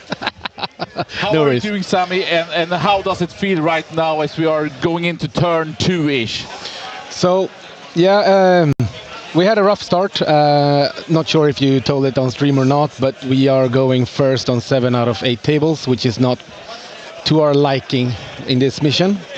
We also, on all those 7 tables, have the Omega on the wrong side. Oh. So it's a rough start from that, but it looks pretty okay, even though we have that against us currently. All the games are really tight.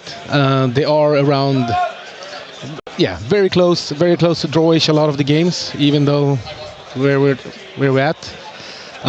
We have a few players that it's going a bit better for. Olof, for example, is weathering down the Knights and looks pretty okay in that matchup. So hopefully he will get a few extra points. We were hyping Olof that he did get the Knights, and we know that he's specialized to be a Knight killer. Yeah, and as it looks of it on the table, like the Landfort survived with 5 wounds left after the Melta shots, which is big, and then we'll see how much damage he managed to do into the double Lancer that's in his face, basically. Also nice to see Björn playing well with his Knight list. So even it looks pretty good. We have Joel's game is super tight. Wow! Super tight. Gonna be interesting to see how how it plays out, and as well as like how, if we can, basically what we need to do is take our armies and kill them, since we don't have the possibility to play the secondary/mission play. Almost no one took any secondary points the first round, since we're going first and you can't really do anything. Yeah. I mean, when we saw the pairings, it felt like they had mispaired a lot, and you must have been really happy. But then, of course, 7 tables going first on supply drop. Yeah, and we have been having the Omega being on the road side.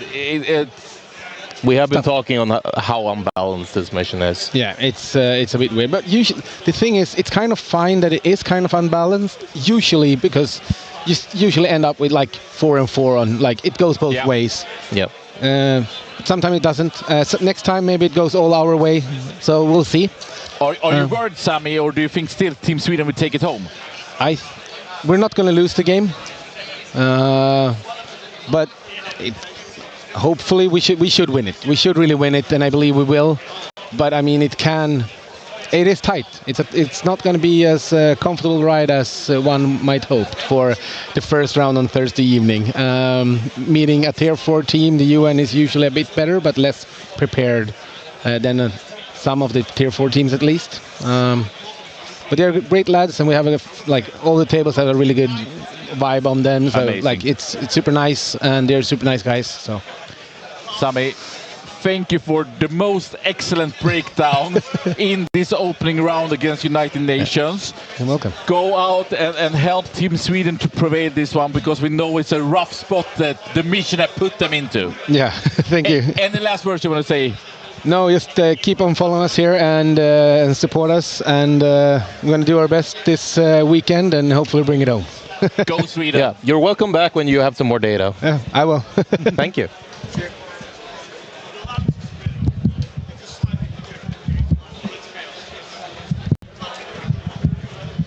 All right, let's get back into the action. Yeah. As we said, it's in a tough spot, but Somewhere. at least we're not going to lose this round. Let's see where we have it. We're looking for the laser. I have a second one, but Okay. yeah, It will come forward eventually, sure. hopefully. Those lasers, by the way, are so nice. Yeah, I bought one almost directly for my first matches because they really help you. So compared to a normal laser pointer, it's not a dot; it's a line that you can use to check firing lines and everything. It's so good. I think I've worn out like 3 or 4 of them. Oh, really? Yeah. So I think we're still in the movement phase. We can see here Peter moving Extratron into fire and lay. Sorry for that. But Elias, Sammy, always positive, always accurate, always fair. But this is a match. If United Nations would be able to draw, oof, mamma mia, that's not the opening Team Sweden needed. No, and if they can do that, I believe that the United Nations will be very happy. Of course. They just assembled a couple of days before the tournament. Here they are, and they're pressuring one of the favorites of the tournament. So now it's extra important that Axel Rudén on the Zendari versus this Tyranid can bring some destruction. He needs to crush his enemies.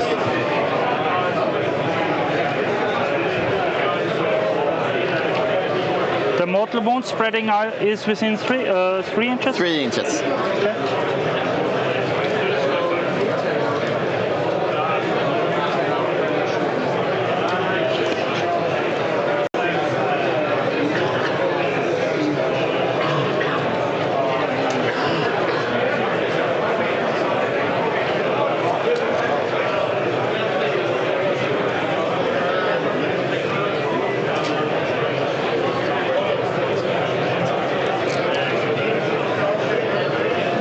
Neil Curry is giving some insights here.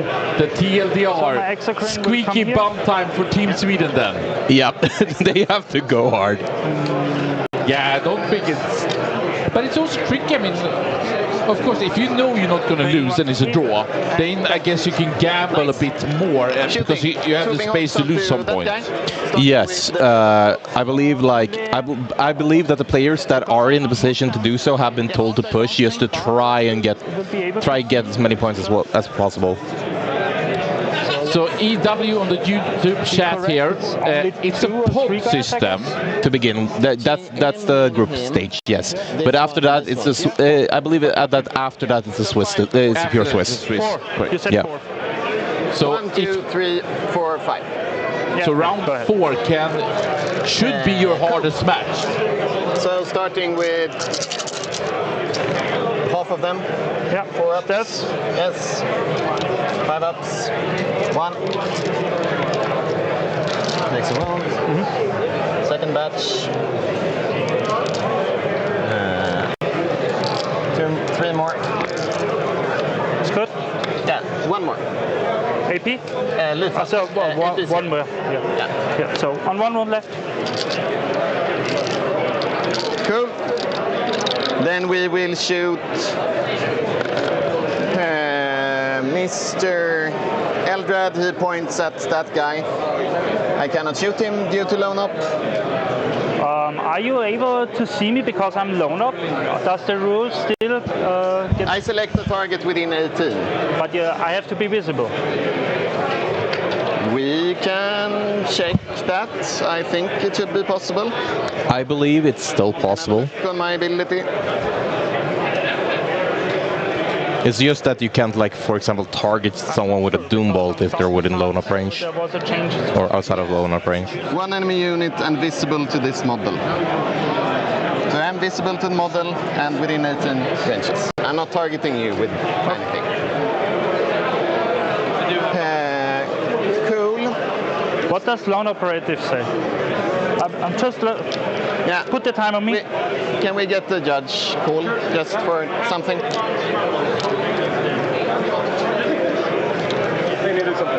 Okay, can only be targeted. So you're probably right.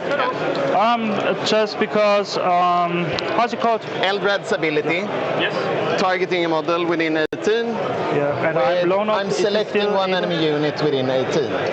Can I Lone select a lone operative says only he's cannot be selected as target of a range attack. So for the ability, it is okay. But on at 1,000 Suns there was a change. This is why I'm asking. A little bit of the discussion about the rules of lone operative and how it works. While they were doing that, I actually went and asked Team UN if their coach wanted to come on and give a rundown, but he didn't feel comfortable on stream, so he will sadly not join us. Perfect. Gotcha. Yeah, perfect. Cool. Yeah. So we Plus will, 1 to wound on him. yes. Good. So the referee Yuan has been here and given his ruling. You can target something, for example, with Doom if they're outside of lone up range. Yeah, it's just that you don't target that specifically. No, it's like it's different than, for example, a Doom Bolt from Thousands. Yeah, and I just want to say also, calling a judge, this is what you should do. I think it was a perfect example for Peter. He was not sure, Axel was pretty sure, and they called the judge, and it's not feedback, it's how it should be. Yeah, and they looked at the rule before and they were still unsure. So the judges usually want you to at least look at the rule before, try to figure it out on your own. If you can't, then get a judge over. All right. He can shoot his beam profile into you. Fire dragons here. Misses. Yep. 6 normal fire dragons onto that guy. Hits you once. Once, yes. Wounds you. Yeah. For Not good rolls right how now. much damage? 6. It's dead. It's enough though. It was enough. Fuegan shooting there. It's once. Hits once. Do we want more hits? Probably. Let's use my flips here. Both of them? Yeah. Okay. So both aspect warrior units, every aspect warrior units gets an aspect token for every 5 models they have, and they can use that to flip a hit or a wound plus 6 once per game. So that's what he's doing because Fuegan has sustained it. I take the other. Yeah. Go ahead. 4 ups. So 3. I'm not in melter range, so it's only D6 because I'm outside 9. You are outside 9. Yeah, that was a bad placement for me. Let me think of it. So you're only doing D6. No, go ahead. Yeah. 3d6 damage? No, flat 2. Ah, it's flat 2, so it's a life on 1. Okay. Yeah. I. And this warps by the unit. He has 1 wound left. Yes. A bit Let's of a shoot misplay my there. Exarch. Yeah, it was just slightly outside of the good range. Fire and feed, of course. No, he didn't finally melt us, so it wasn't a big deal, but Rolling a minimum of 1. We're good.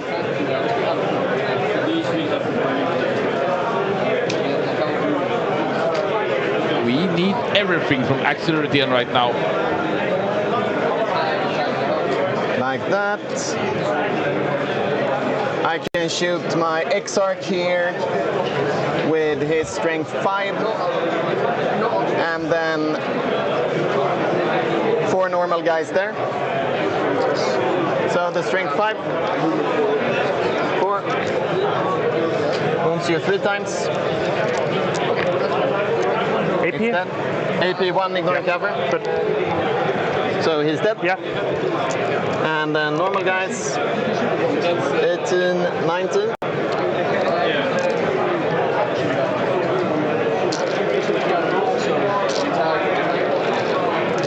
Wounding you on 4-ups. Quite the roll. This many? 4-ups.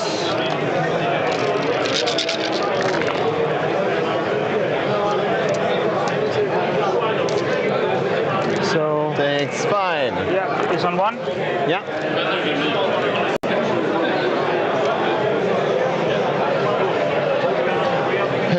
Cool. Then we can shoot Maugan's unit. 5 normal Reapers down here, and then Maugan can shoot him. Starting with Maugan. we're trying to fix the dice tray so it's easier to see, but the problem is we have a lamp like literally just above that area of the table, so it's just reflecting in the dice, which is making it hard. So we can't really do much more from the camera on the camera side, but we're trying. 4 rockets onto Okay, here. he takes it down though. That's We can good. start with the Exarch because of it. And so far we would say that Axel is ahead. 1 AP2, damage D6, AP2 goes to, oh no, ignore Ignoring cover. cover. Yeah, Yeah. D6 damage. kills 1, Yeah. and then 4 hits on the other ones. Oh, there goes the Death Leaper. 10 T5. Was good before. So Success kills 3. kills 3 damage. Flat 3 damage. Yeah, okay. Kills 3, so 1 is alive. Good shooting face. Absolutely. Cool. Then I will charge your tiny guy his 6 attacks. Ooh. Let's go with the solitaire. Good. Hoping that I will survive. Like that.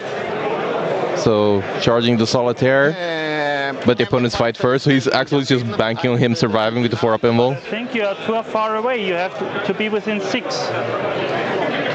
Yes, I said so when I was deploying. Fully within? Yes, Because you're not fully within. I was measuring it before when I moved them. But I didn't move anything. Yeah, this is a 6-inch measurement. Okay, so he needed to be like that. The subject is, I saw this, and this is because I was rapid ingressing here. Because you moved it over here, then you measured it, and afterwards you said you're going 1 inch away from the wall. I said when I moved, I wanted to be within 6 of them, and outside of 1 inch from the wall, and within 3 inches of you. Yeah. Yeah, just go ahead. But in future, I will be more. It's okay. Go ahead. Communicative in the future. So they are now gone. They will jump in. You will hit me. So killing a solitaire. I think we didn't get this on stream because we had Sammy here, so I can't really say what was what. Times. 4 times. Yes, but Peter just being a nice guy. Close. Close. We don't so the way they distribute the streams is that Wargames Live, as they are the biggest, will have first dibs on any of the tournament deciding matchups. But at least for all the pods, we have Team Sweden guaranteed for all our games. I took 2 wounds. I will pile closer to the objective. Not stand on the Torrentes. Yeah. 2 wounds remaining. And one wound remaining. You roll 2 wounds. Yes. Yeah. You roll 2 wounds. I have 4 wounds. I have 4 wounds now. Yes. Okay. I thought Before it was 3. It was 3 wounds. Yeah, I thought it was 3. Yeah. No okay, problem. Fine. So I score my secondaries. 2 on secure, no man's land. And then 4 on display of might. 1, 2, 3 units left. So yeah, you have 1, 2, 3, 4. 1, 2, 3. You have 3. We don't know the score of Ed Watt's game. We just know that he went second, and the Omega objective is on his side. So he's looking pretty good that way. Sure. That's yes. not No score on that. That's not set in stone, Red Rump. We don't know yet. Keep it. I will keep it. So these guys are gone? Yeah. They are trying to accommodate the national team streams as much as possible. And which 4 units did you have? 1, 2, and this guy 3. We have 3. both 3. Okay. Yeah. I score defense stronghold at the end of your turn. Yes. Is that 3 or 4 point? It's 3 points for defense stronghold. So it's 22 to 23. Yeah. Is correct? Yes. Yeah, perfect. So you scored this, I scored that one. Drawing 2 new ones. Area denial and behind enemy lines.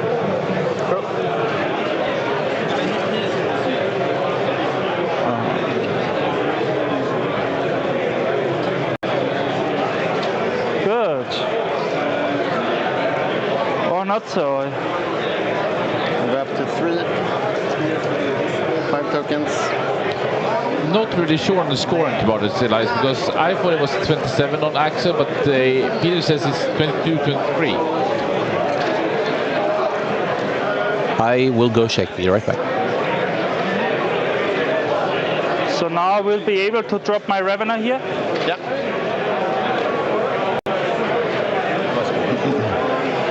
The score is 23 to Peter, 22 to me.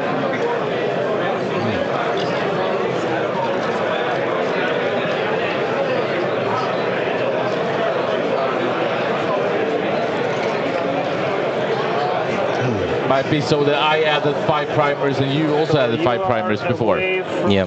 So one's from the front row 30.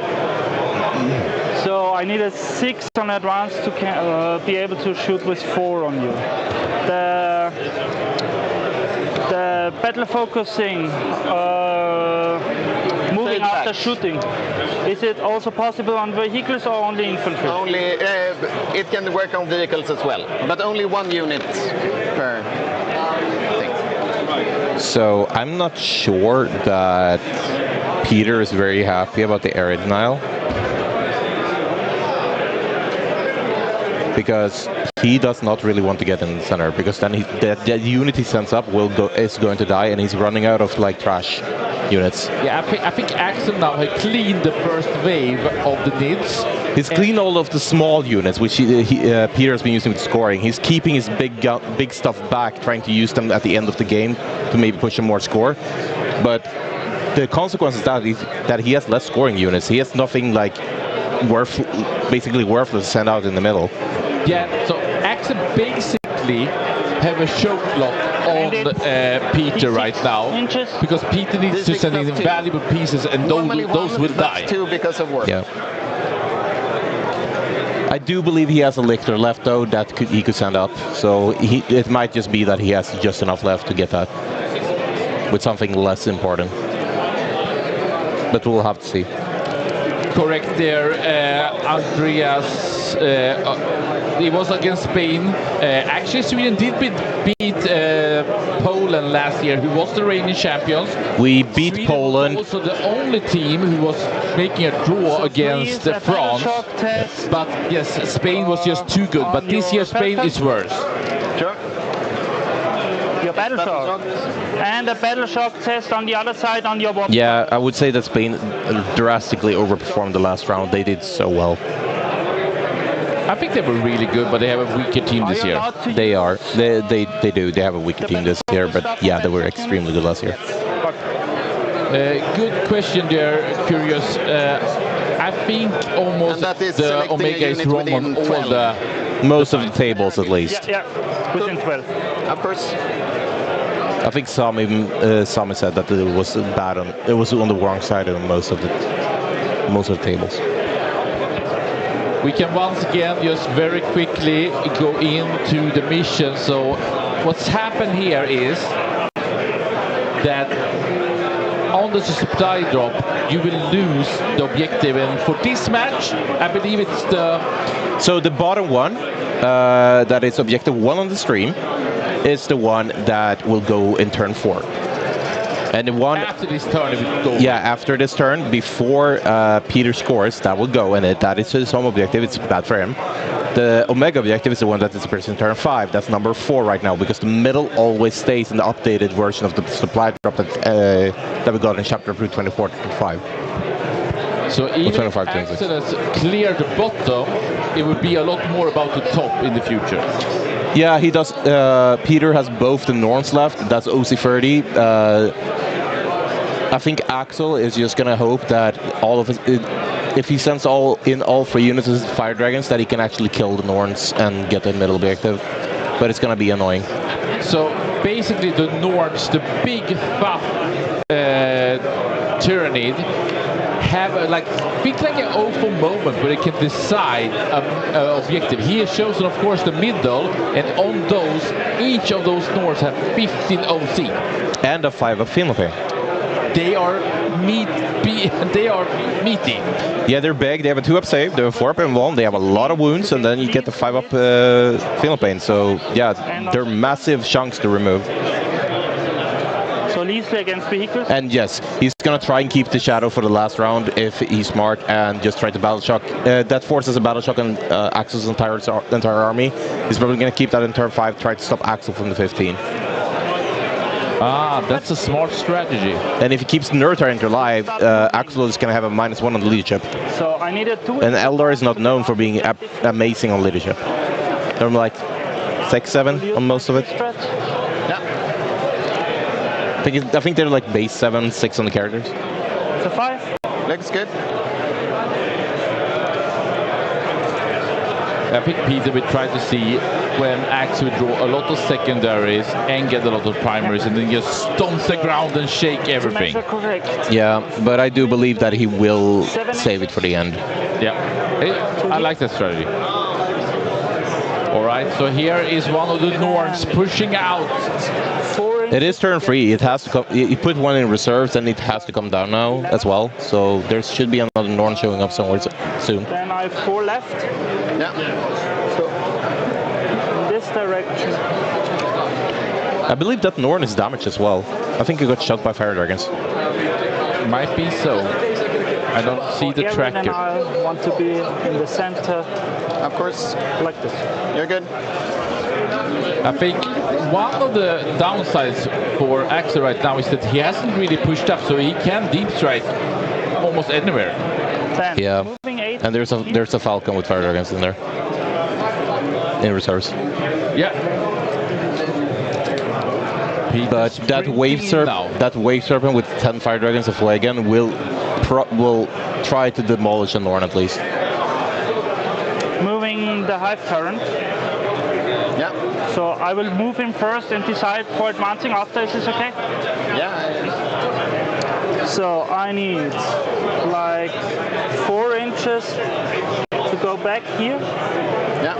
And I have another 4 to here. So we don't have an update on the score in Björn's game, but they're on the table next to us, and I see a lot of Chaos Knights, not that many Imperials. It looks like it's going all right. I will advance him. But we don't know for sure, but it looks like it's going all right. See the Hive Tyrant, that's also a meaty one. If he takes wounds, then he's getting 5+ Feel No Pain extra or something like that. Yeah, he gets a better Feel No Pain. Here. But hopefully we will get an update from Coach Sami soon on how the state of all the other tables. It's always tricky because we want to focus on this match, I want to pull him. but the other 7 matches Just are to be actually fair, impacting this match. 6. Yeah. Cool.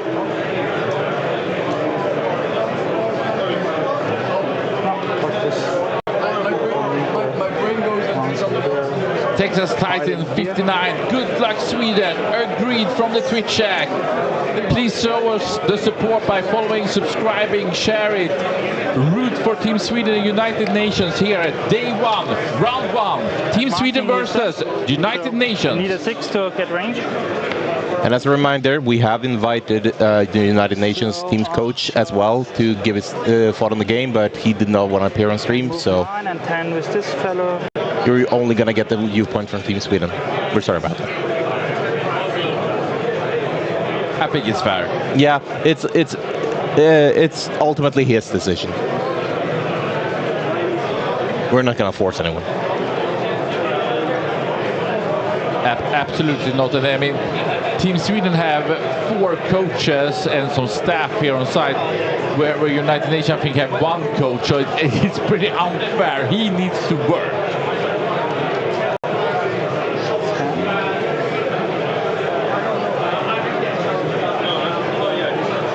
But I think I really like Peter's blue-greenish Tyranids. I think the stream is not making them justice, but they're sprinkling out here on the snowfield, and they are popping good, I would say. And if you're on the Vesla Discord, so discord.gg/Vesla, you can actually see all Team Sweden's really cool armies that they have prepared for this tournament. And also join in the chat. There's a WTC channel which is pretty active right now with people discussing the games. This one is away. Or discussing this game.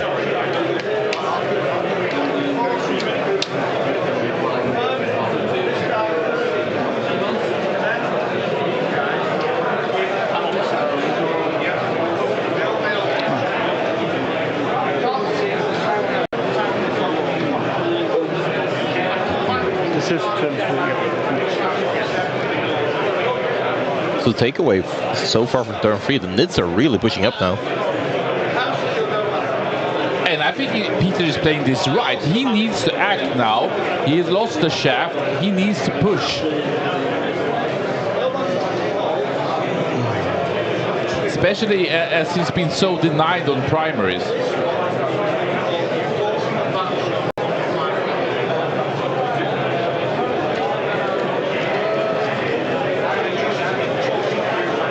He's OC1. Yeah. Because Axel won't need to screen next turn, he can finally use the Hawks for something instead of standing back there at the screen, which is pretty good. Or he might want to save them at the end just for some extra damage. Because if they move forward, there's a risk they get either tagged up or they killed.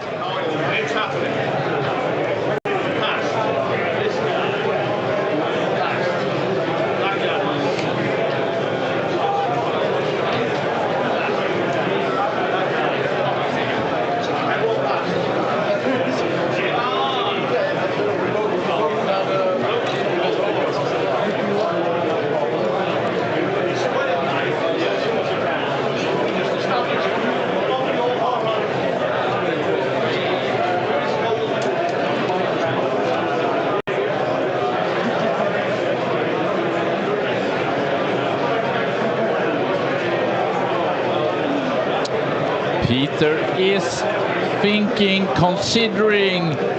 I think I can see smoke coming out of his ears, thinking that hard. Yeah, he's in a bad spot, and he has to make the best of it from this one. Yeah, but he has a lot of meaty units, but like I say, the Fire Dragons are perfect for them. Yeah, the Fire Dragons are very good at them. As well as Dark Reapers, actually. They're pretty good into Tyranids. Axeridea. Pawn collected.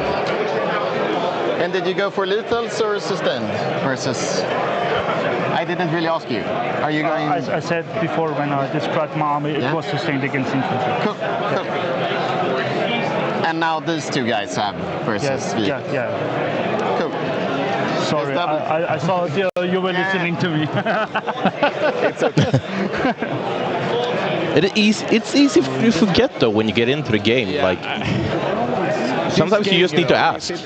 Like I'm sure you told me, but I just can't remember. Like this, he was like here. Yeah, of course. Moving back a bit, moving back an inch. Or...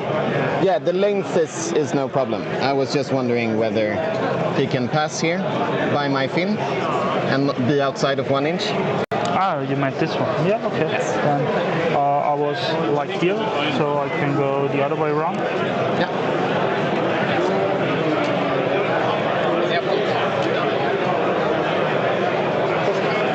Yes, you know. What did he pick? Something here. How are we looking? Coach Shami says pretty okay. Yeah, sounds good. I am certain we're gonna get better updates pretty soon after they collected all the data. But that's promising for Team Sweden. Yeah, and I mean, it's also that in the deployment and with the missions and what you get, then you need to give the information that looks worse than it should have been in the pairings. But then you start moving, rolling the dice and actually play the game. So I think there's a high likeliness that Sweden, even though maybe we start on our back foot within this game, is working our way in, and it will trend more and more positive the further we go. Well, Team Sweden's armies, I think pretty much all of them are actually capable of killing the entire opponent's army, and I think that's what the if they can, that's what they're going for. Max Nilsson with the delegates. I do know that Sami did bring the whip. We have seen proofs of that. Actually, we're not going to disclose what happened or who, but we have had one from Team Sweden getting seven whips, I think. Yeah. Otherwise, I don't know. Reserve. There are fire dragons in. But knowing Sebastian Magnusson, there is probably some Swedish spirit somewhere.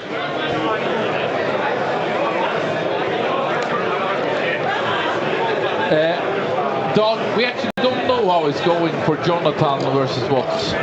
Sami is right now going around collecting all the data. He has said he will come back for an one of the coaches will come by for an update after they collect all of it.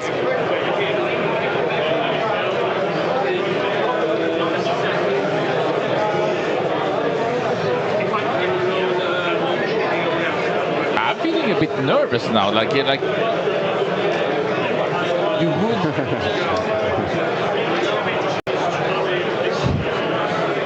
I'm not.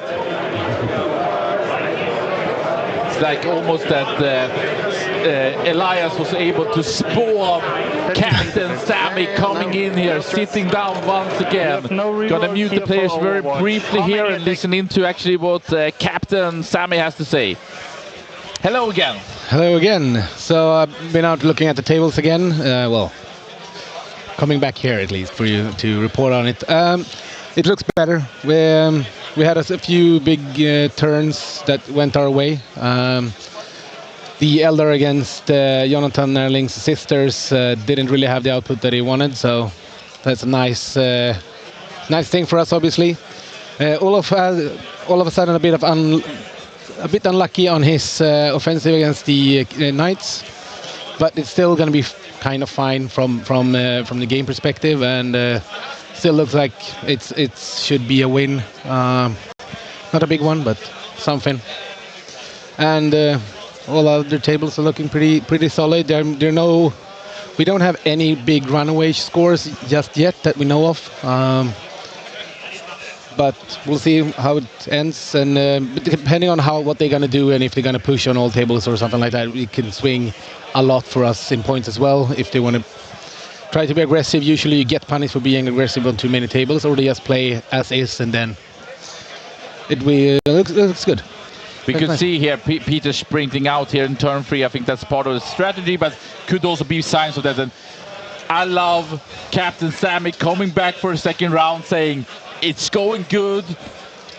Co-captain Jonathan with his sisters is prevailing against what's one of the stronger players of the United Nations. Yeah. Great to hear that Sweden thinks that this is going to win. Yeah, and Captain Jesper Nunn is also playing really good. He's playing very, very solid currently and taking his score that we kind of want him to see out of that matchup. His opponent plays a great game as well, but... well, that's the T-Sons, right? Yeah. Gotcha. Anything more, or should we tune back into this game? Tune back into the game and enjoy it, and vote and have a great time looking at the game. And we welcome you back if you have something more data to say. Yeah, of course. Thank you so much, Captain Sammy, and go Sweden. We are in a really good standing right now. Bits looking forward to that one. No, here it's happy. Impossible. We didn't want this to be a draw. It felt dicey, but I think Team Sweden, what they say, I think it's also true. How long was his charge to that one? Quite long? At least a 10. At least a 10. If I am standing like this, you have line of sight with your Norn maybe. Let's go with...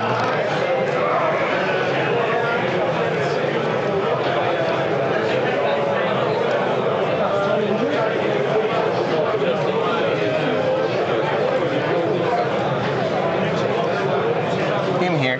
Good. Shooting. Yeah.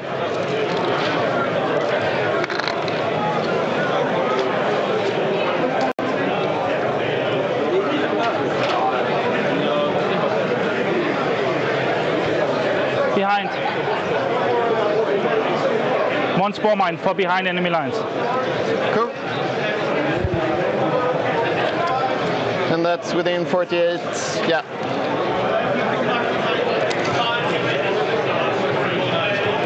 Excellent. Spore mines. So good. He will get it behind enemy lines from that little thing. Yeah, lovely points from that little spore. Yeah, behind enemy lines, you need to have units in the opponent's deployment zone, and spore mines are perfect for it.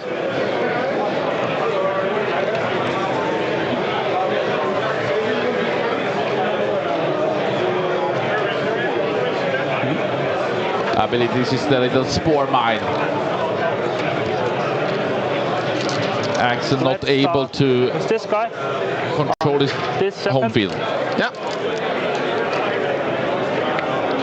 5 shots. Let's see what they can do with the damage.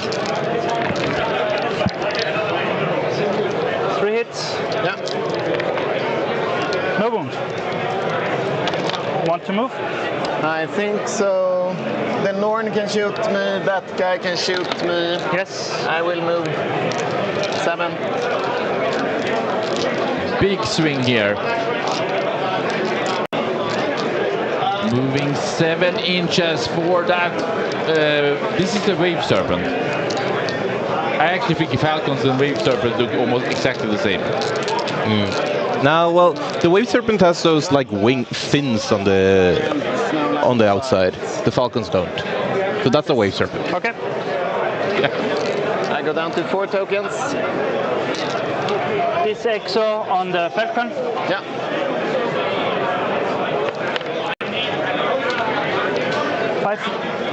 Go ahead. It's Liesels now. Yeah. And Falcon in the back under heavy fire. Only one Liesel. One more. Only one wound. Only one. Okay. So On you're a 4 safe. plus side. Yeah. No, it's safe. Huh? AP 3. Ah, okay, yeah. So on a 4 plus I made it. Yes. Cool. Not a lot of damage that I would have expected. Bullfrog, To correct you. I think it looks good for Bjorn. So, Hive Tyrant, same. Yeah. One shot, hits, and wounds. Safe. AP 2. 2. Melter from the north, this one. Yeah. One Liesler, one hit, one wound. So, 1. AP, yeah. Doesn't make it. 4 damage. Cool. Goes down to 8.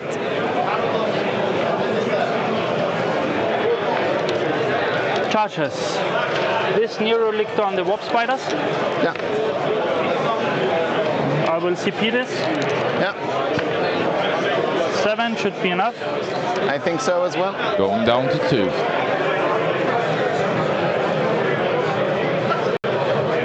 7. Like Looks here. good. Yeah. Thanks. Into the Warp Spiders.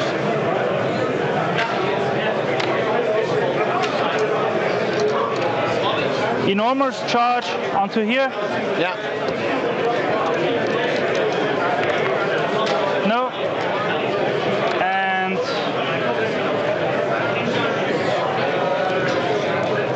The dices are not with Peter right now, missing several charges. Lictor into this Falcon. I don't think so. I think it's a bit hard. Okay, then it's only this. Yeah. So to 6 on the Mob Spiders. Yeah. No sustained. 5 wounds. AP 2. 5 ups on the tiny guys first. So 3 dead.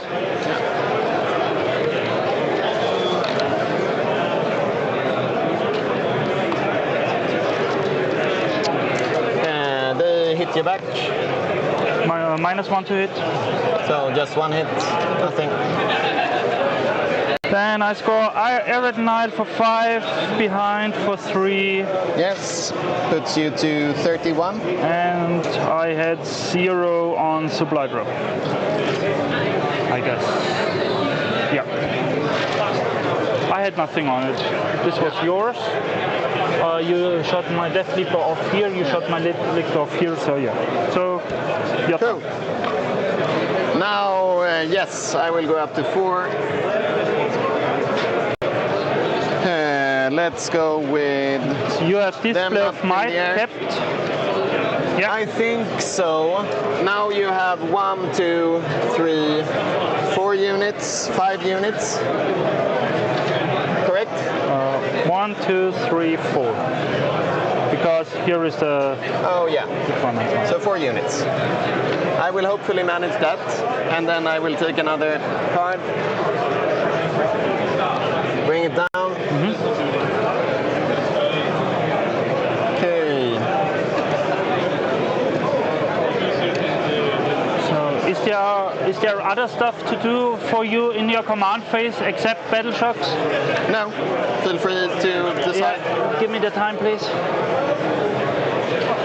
Thinking about the Go ahead. Shadow in the Warp here. Nope. Just Going with it. 5 on primary. Second one was bring it down. Bring it down. Bring it down is pretty good for Axel here. Nice. That Norn is in the center.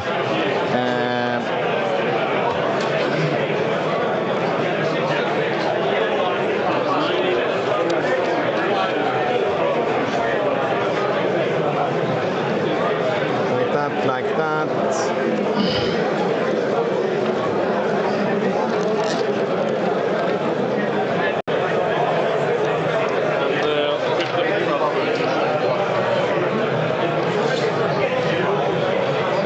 I'm not used to play that slow.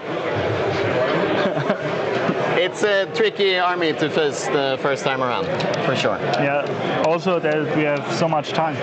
Yes. But it's fine. Against Elder, it's cool to play if I'm able to play slow. Exactly. These guys are having blast profiles, and so is he when they shoot. Yep. But no flamers. He has a flamer. They have blast profiles. Correct.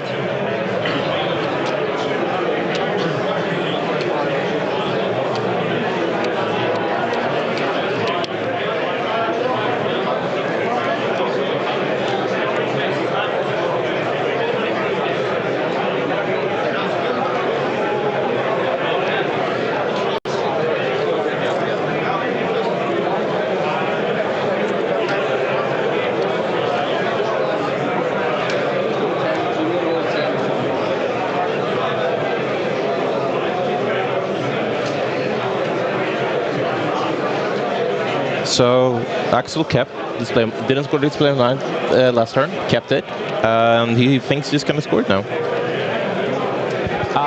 That's why I thought he got turn, that one, but he kept it. Yeah, okay. Correct. And bring it down is pretty good for Axel here, Shock tests. Okay. At least one. Yeah. Of course. because the Norn is in the center and the Fire Dragons can kill it. Roll Yeah. for them. They are good. Yep. Fine. And yeah, Bullfrog is a low-scoring mission until the end. This one has 12 runes remaining. You just took the dice. Yes. He's fine. Which one? You have 12 runes remaining. You didn't have to roll.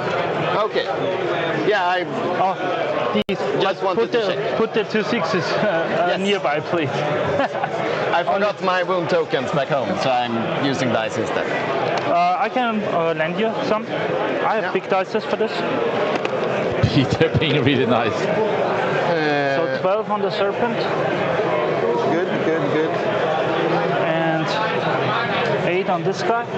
I'm the same. I'm using D20s for the runes. I even like the ones who have either you roll it or that you have like a small pocket for the dice, because it's easy that you knock it over.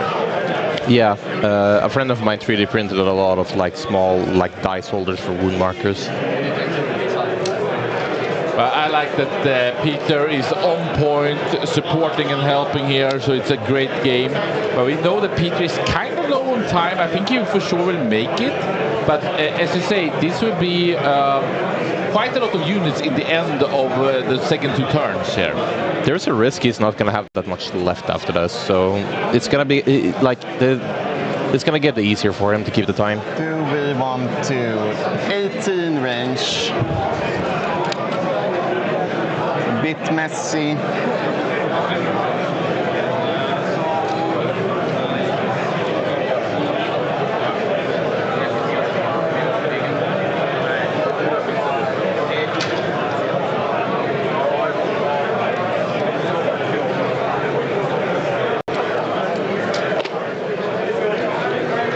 And lagom stark. Heja Axel. Go Axel. Low scoring missions. Really tight match there. I agree, Emil Svensson. You're getting high. But as we said, it's a blind drop. It's gonna swing at the end. One step at a time. Hopefully continue swinging in Swedish favor. 5 inches here. Can I pass through? I don't think so. Just because of that final no man's land objective, 15 points. It's so much. So then they will maybe stay put.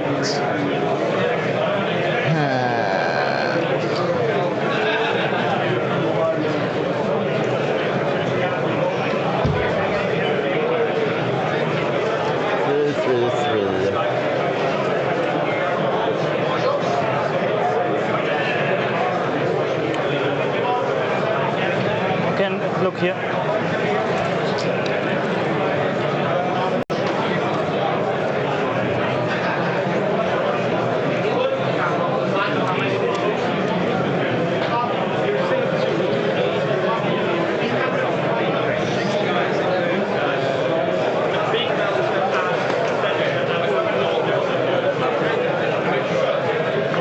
Can he continue the Eldari magic?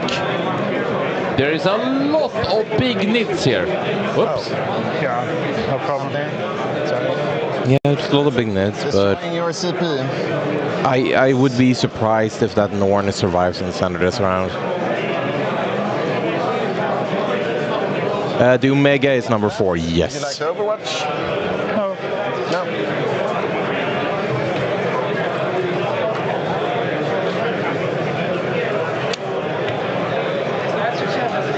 It's but he needs to do tremendous amount of damage now, Axel, because these are meaty. 2 Norse and 1 Exocrine and the Tyrant, Hive Tyrant. Here comes the Rangers trying to block the way.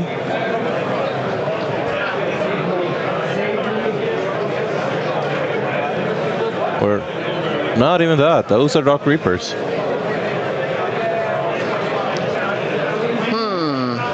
Decisions. Can you fall back and shoot charge with them? Not fall back and charge. No fall back and shoot. Which one of those you meant? Because they are both monster units. Yes. So I can shoot when you are. Yes. Just want to keep you put, maybe. Like that.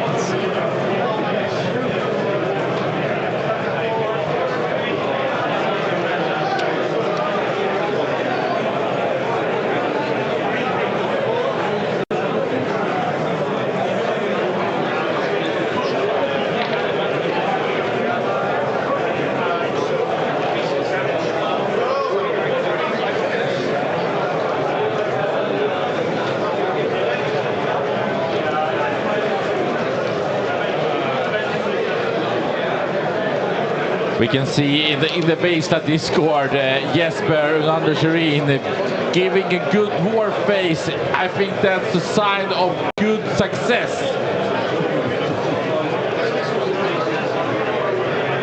You can actually see how the table is looking. It's giving us some good pictures there.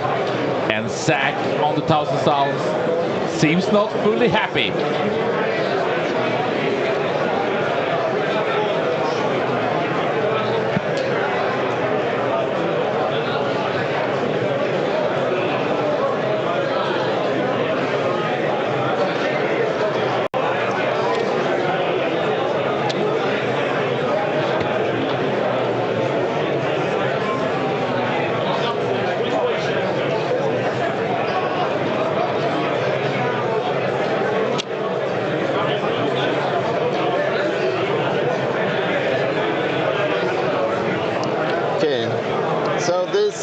Guys want to be within 9 of him, then I will have 2 guys on long range, and these guys are short range 12 instead of 9.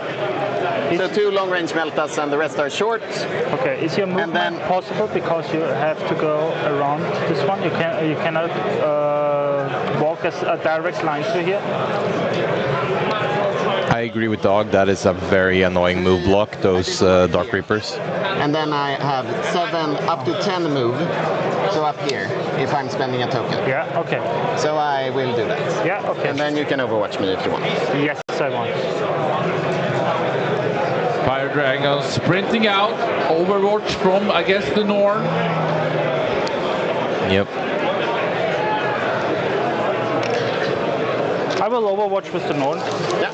So 2d6, 7 plus 2 blast, it's 9. This has the potential of killing a couple Fire Dragons. 1 lethal sustained. Yeah. Sorry. 2 wounds. Damage. 1. So first on a normal dragon. Dead. AP. 2. 1 is dead and 1 on the Exarch. It takes a wound. Good.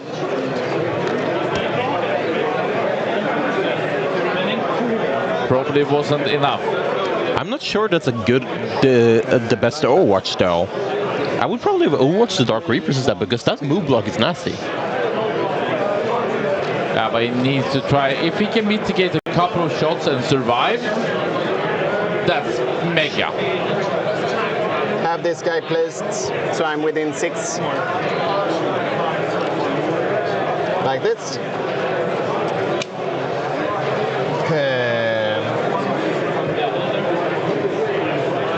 Axel not making the same mistake as last time. Maybe he needs to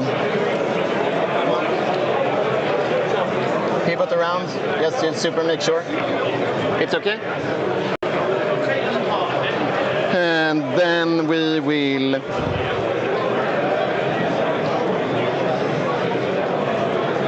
he's on one wound. Quite annoying.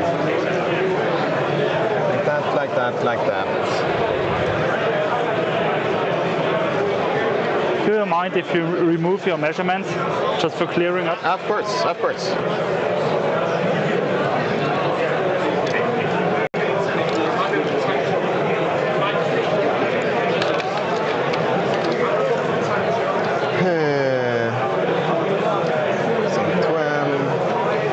What is this one for? The One on the X-Arc. Okay. Yeah, you can swap them out if you want.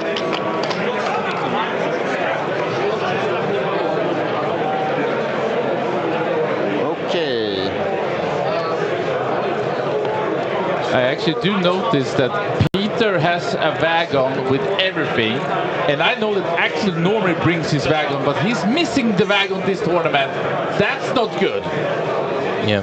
1-0 wagon to the United Nations. They use a token, so I go down. They have not done the measure. They haven't measured any walls yet. There was a discussion about how you can move block things with walls, comparing how, depending on how thick the walls was, but no, that hasn't happened yet. Yeah. Okay. That's And good. you want to be within 6? Yes, of that guy. Yeah. Perfect. One of them should be an X-Arc, of course. You can leave it off. Cool. Then we want to have this Falcon.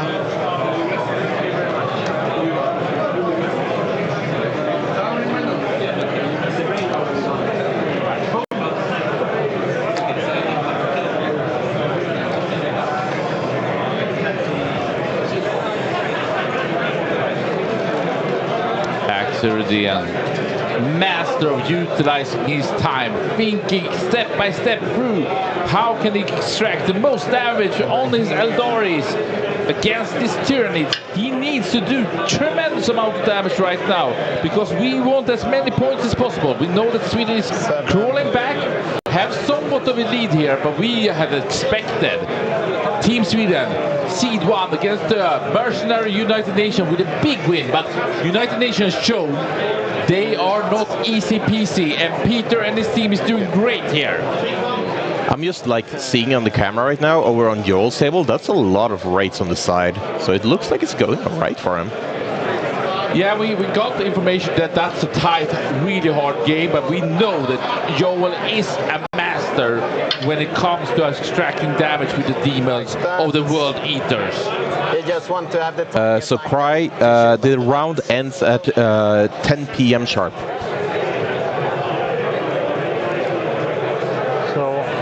be slightly forward. It's like the tip of the fins.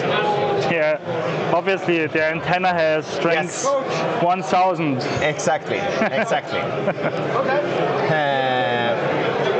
These guys.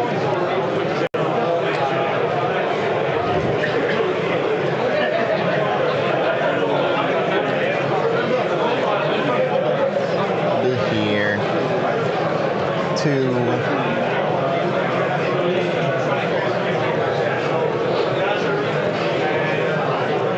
He's standing still, so he wants to be just 1 inch, more than 1 inch away from the wall. That little fellow. We can see Axel Rydén utilizing a lot of his time right now, and he played turn 1 so fast, so that's the smart play here. Well, this is probably one of the most important rounds, because this is where everything goes down. Like, he needs to do some damage now and just try to kill off as many Tyranids as he can. Just to make sure he does get those 15 at the end. And bring it down. And this is play of might. He needs to kill stuff in the center. Or in the Muslim.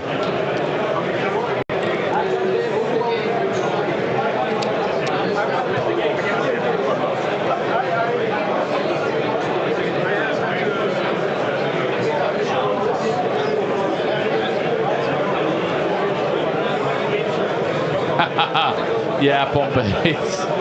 It's a lot of Eldari thinking right now. These guys.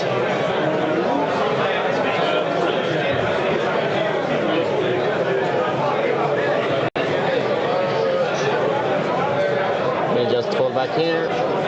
I would not expect any player to clock out this tournament, because if you clock out, or if you hard clock out, you actually get a penalty from the team, or for the team. Yeah, I mean, and you're not allowed to give time to your opponent either, so time management is essential. Yes.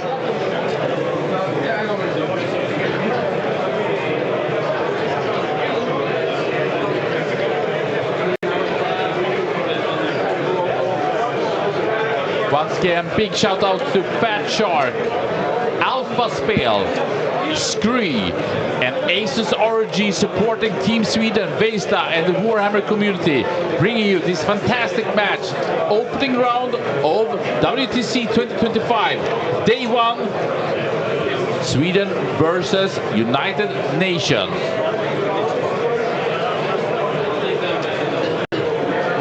And I gotta say, Peter, he's a mean machine. He looks so... He's calm and collected. Maybe a little bit worried. I'm finding it hard to read his face right now. I think this is a hard matchup. Yeah. As for my solitaire. And as we've been saying all through the game, he went first. Not a good thing on this mission. Nice. Then it's a bad matchup to game with. So that's literally the worst case scenario for him.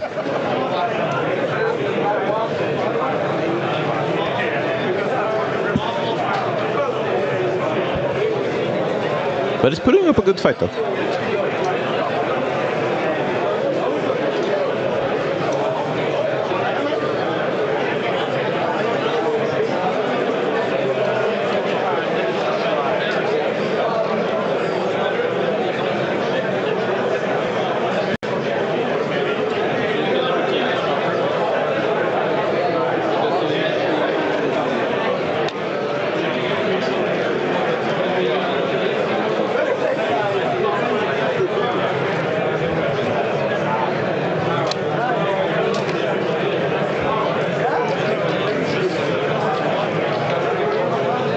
Of course, in precision, moving the characters. I think he would have liked to not have an open backfield there against the Spore, but like that.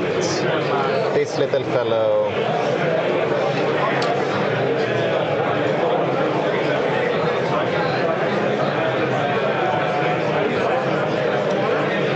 Will probably stay put here. Yes. He's outside. They're outside.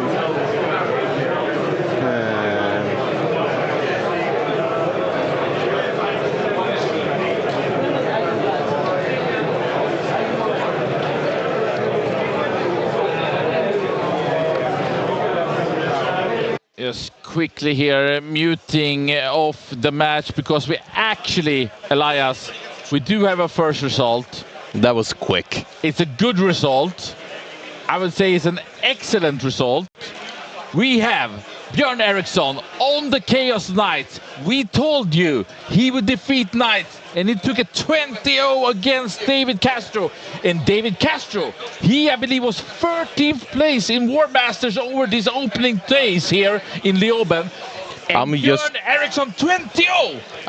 I'm just looking at the table, and I don't see anything here tonight, so I think Björn just tabled him. He tabled that Imperial Knight player, David Castro, who is a strong Imperial Knight player, but oh my, I'm full of excited. Let's go, Björn! Let's go, Team Sweden! Let's go back into the action here, but we have our first result.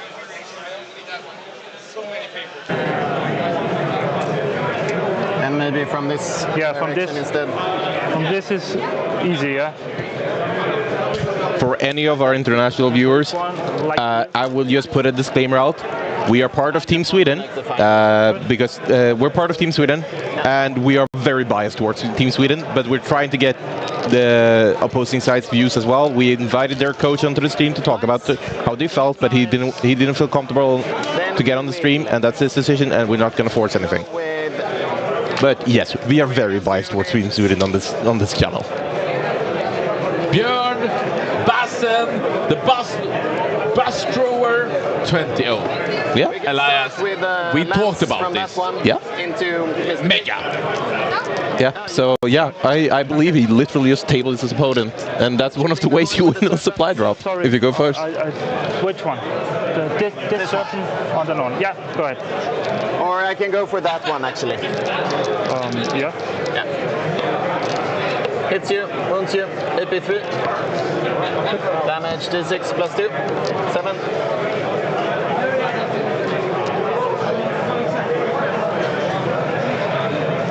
Then I want to A lot of damage shoot here. my Falcon there as well. I will resolve the cannon. Exotrine going It's down to outside. 7. It's okay. 3 shots. 2 lethals. 1 more wound. AP1, damage 2. Takes 2. Yeah.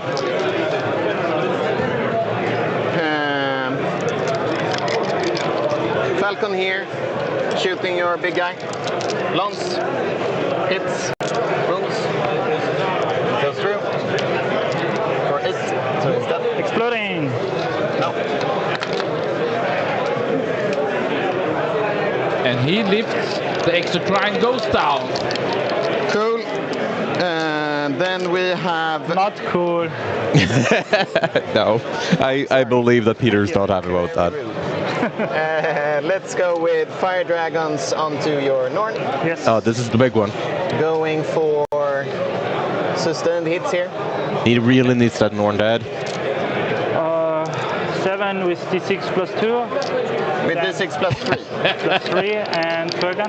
Plus Yeah, 6. Andreas and 6 plus 6, okay. Coach Magnusson said, can't get any points if you have no units left on the battlefield, and that was exactly what Björn Ironside Eriksson did. It's ordinary guys. But 7 in short range. Yes. So let's do the long range guy. Good. Hits you. Doesn't wound you. Yeah. Short range guys. Hook. Rerolling to hit. So 2 more. Yeah. 5. Wow. Oh, 3. Then rerolling. 2 more. 5. 4 ups. So 2. Yeah.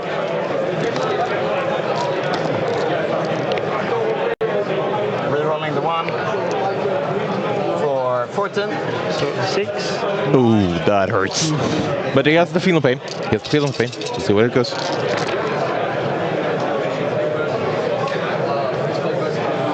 So that's 10 damage.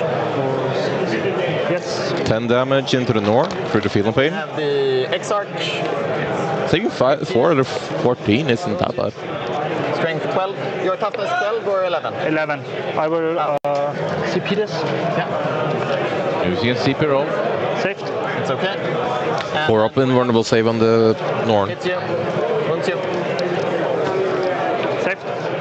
Nice. The Norn is alive. 6. I will go for The Norn survives. this. That's good for him.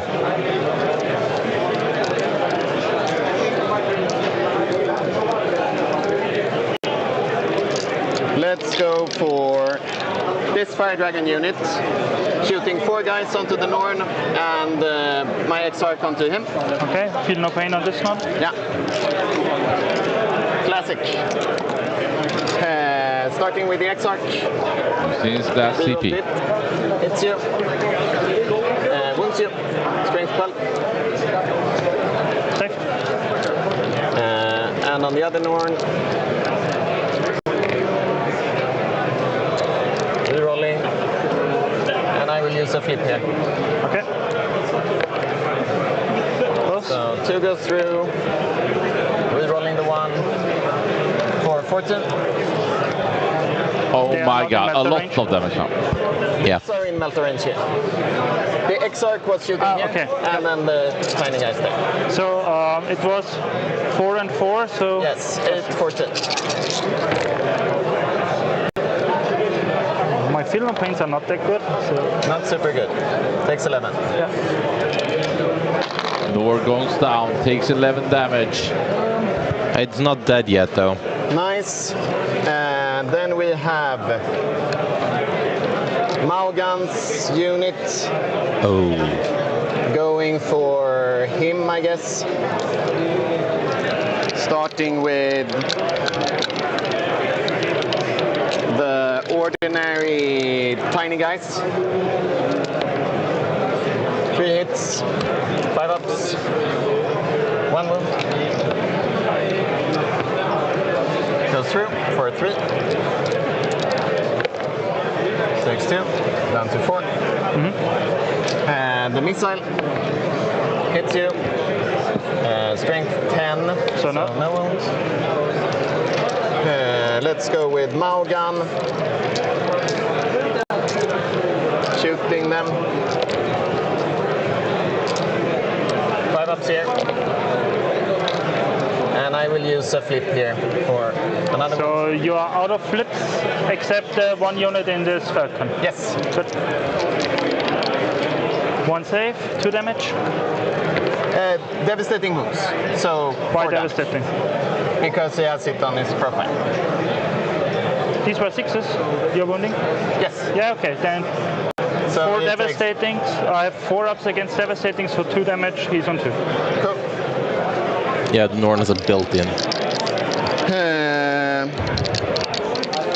Okay. 5 rangers onto your spore mine. Yeah. It's bad.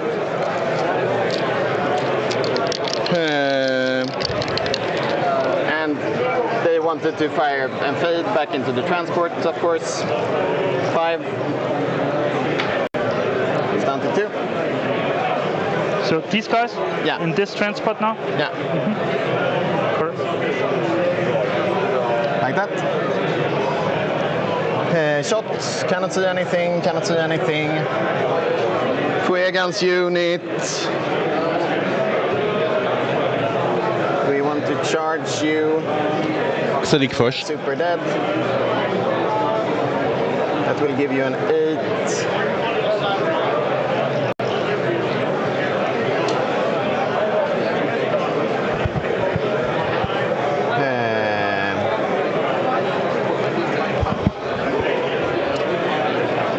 Following the action here from Axel Redén, doing tremendous good of damage, and we are joined by Björn Ironside. We will talk with you very momentarily. We just want to see how Axel can finish the job, and feel free to commentate whatever you see. I know you maybe haven't followed this match so well. I have not.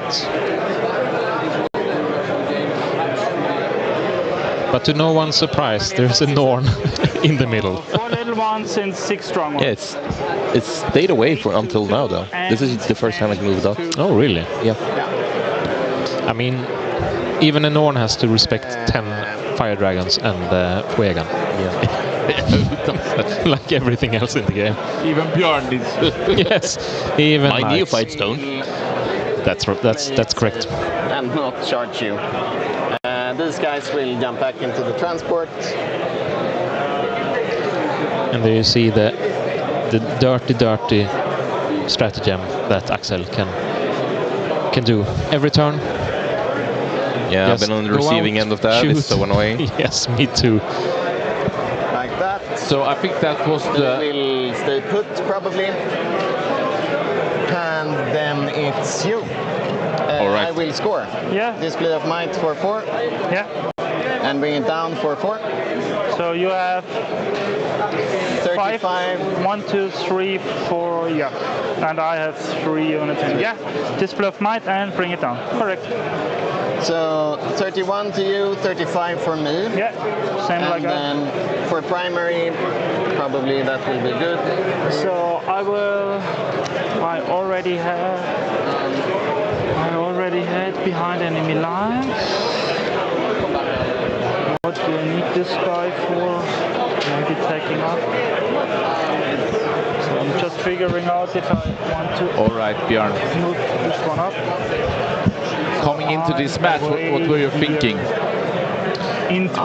Like before the pairing even, like Sweden versus United Nations? Yeah, it's a bit of a wild card, of course, because a completely new team modeled together. There are some good players, but they're not really a cohesive team. Like one player, I believe, came in just like the day before list lock. But I think about 10 hours even. even worse. So we were, I think we were confident in going into the match, but it's also, you never know with a team like this. And then in the pairing, from my little point of view, we can just super briefly, we don't want to lose this match that we're following, but just very briefly checking the score. I think that this was a good one for Axel. Death Guard, hard for me to judge. I believe that Joel would have a good one versus the Necrons, but you versus Aiki, it must be like a key dream come true. That's always. It can be a spooky game. He did have some other knights than a lot of the other Aiki players.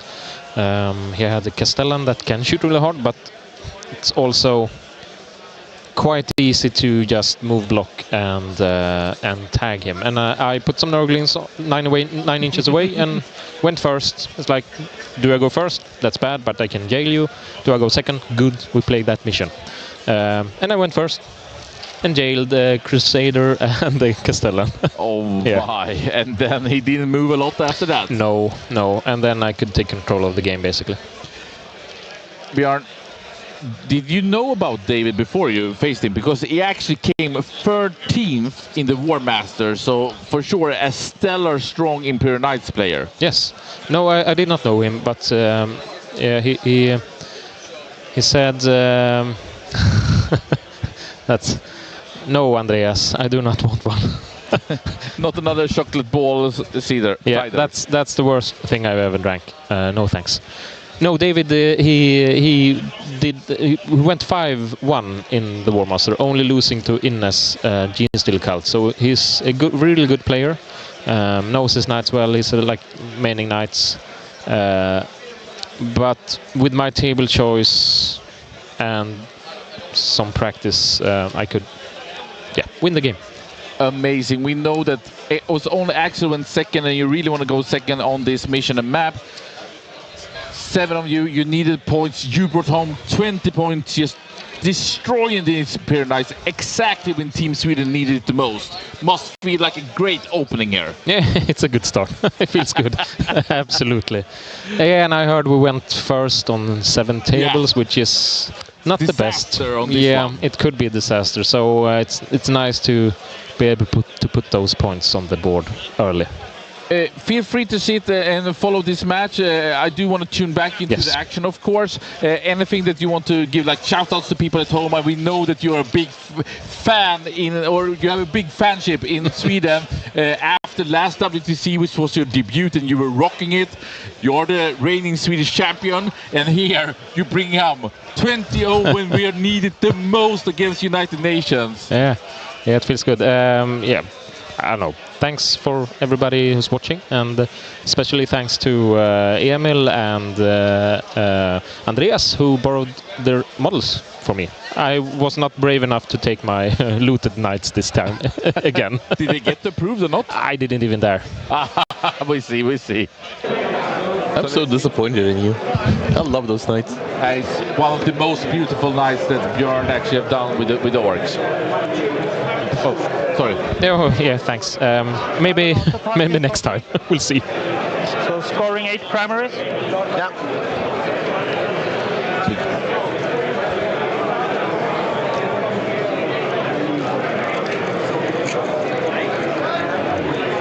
Scoring 8 primaries. 3 up inward on the little one? 4 up. 4 up inward. Oh, okay, so it's getting a 4 up and an extra bonus. Yes. Yeah, perfect. Okay, nothing. Now he's not dying on average from a grenade anymore. Okay, nothing more to do now? Yeah. So So synapse on this guy, and second synapse. Where is it? Over here. On this one. Yeah. Keep in mind that you're having 28 minutes, Yeah. just so. Yeah, I will play really pretty fast now because Yeah. now it's getting easier. Yeah. I want to move this guy first, I guess.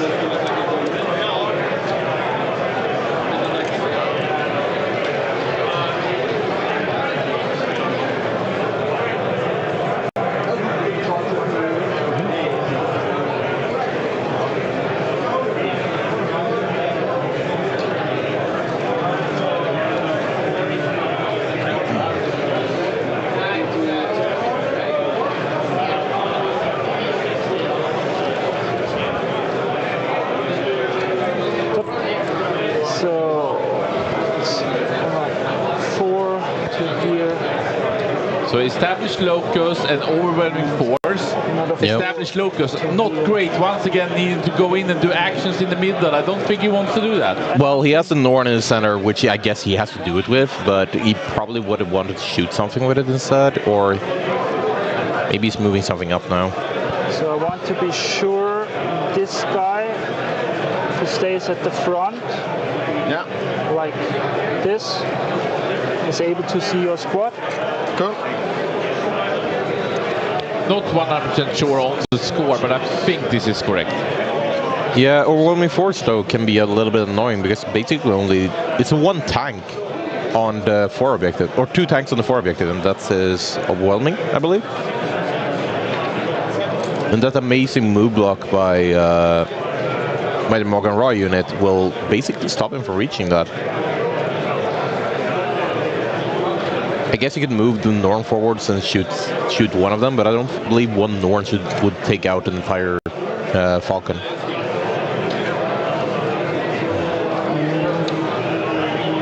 I will go a bit less over here, but to have like this. Have it like this. So.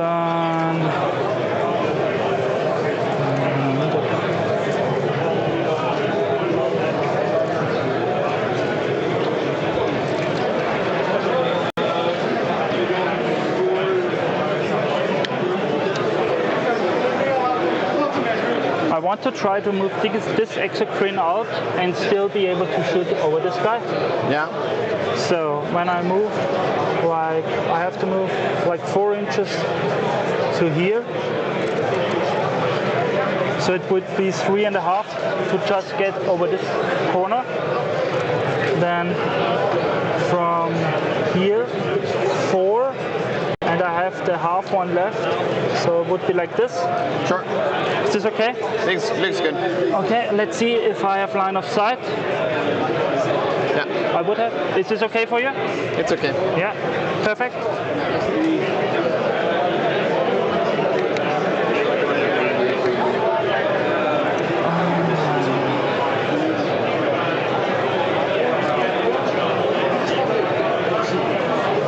This guy getting in here. Moving up this guy. Yeah, you're right, Buzzet. It's just a mistypo. We'll fix it. Like this. Looks good. As close as possible. Yeah. So moved. It's fine. Is it fine? I'm away 13. 6-inch move. So I need. Let's double check. Should be 6-inch move. 5-inch move, okay? Yeah. So I would need a 2 for advancing.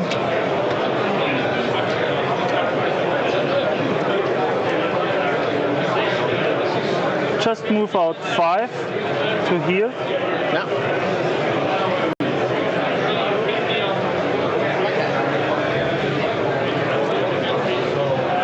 Will stay Yeah. for reasons. drop in here.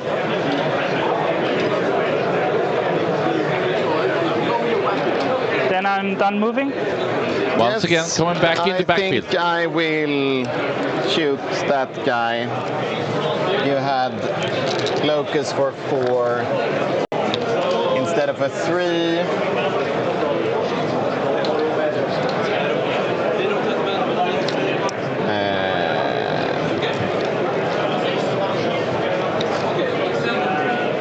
No, we're fine. Go ahead. Okay. Sorry. So this one shooting on the serpent. Yeah. 7. 3s and 4s. For 2. 2. 3 damage. Big shooting phase coming up now. Goes down to 9. Good. Really important here for Peter. He needs to do damage. I will Back now. move him for 8. I mean, 8 inches. That's not a reactive move. That's, I don't know what it is. It's crazy. It's Eldar, is what it is. Like 6 here.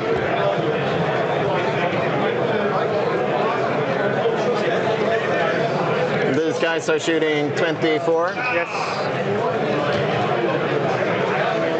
A bit too. Let's move back another 2.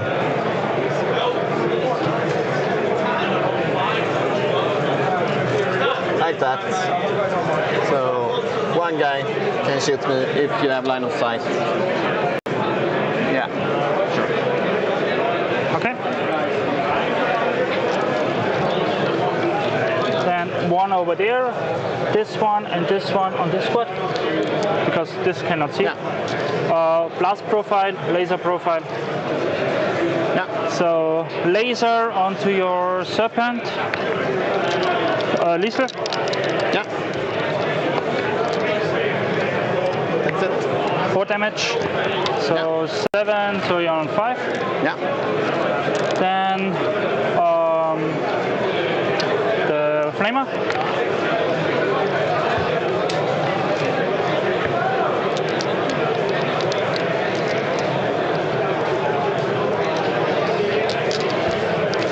I will see Peters. Yeah. One more. Okay. So Using on his 3, last 4, CP. -1. Damage. Damage 2. Damage 2. So normal guys. Okay. Kills 2. Yeah. And D3 with blast for 2. Something, right? AP1 ignore, yes. 1 hit, 1 wound. AP2. Okay. Okay. Not good, but okay. So here, nothing to see except this guys, I guess. Yeah. Could see this guys, but too far away from the Norn. And with the Hive Tyrant, I cannot see. Good. Then establish over there for 4 points. Yeah. Then this Norn with the blast profile. Yeah, with the blast profile. Yeah. So 11 shots here.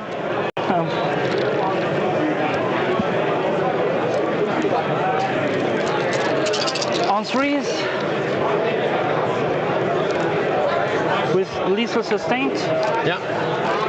And strength 6, so on 2s, 3, Damage 1, 2. damage 1, AP2. Damage 1, AP2. So 3 normal guys. 2 wounds left, 1 wound left.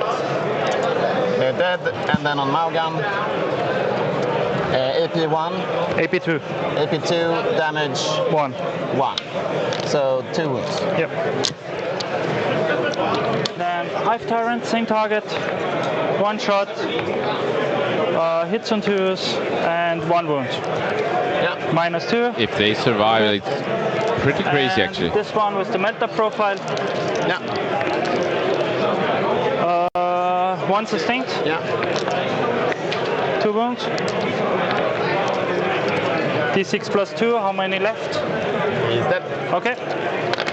Yeah, I think that was a foregone conclusion. But I do think he has to he had to shoot more than he wanted into it. This one will shoot warp spiders. Yep. 1 hit. 1 shot. 1 shot. 1 hit, sustained. Yes. Strength 6, 2 wounds, minus 1, 2 damage. 2 damage. So 1 dead. 1 dead. And the Norn, this Norn wants to charge over here. 6 will be not enough because you are 1 inch away. God damn it, missing in one I charge cannot once reroll. again. Why do I measure? I will do then a 10 or 11 charge from this guy. Yeah. No. And I want to do a 9 charge on the Rangers. Yeah. No, on the Swooping Hogs. Yes. So in here. Yeah. Did he just give up his locus for by charging? I believe so. I think he forgot. Sustained. Strength 5, twin linked 2. Minus 2, 2 dead. I'm a bit puzzled to go. Can hit me back. I think he just forgot. Yes.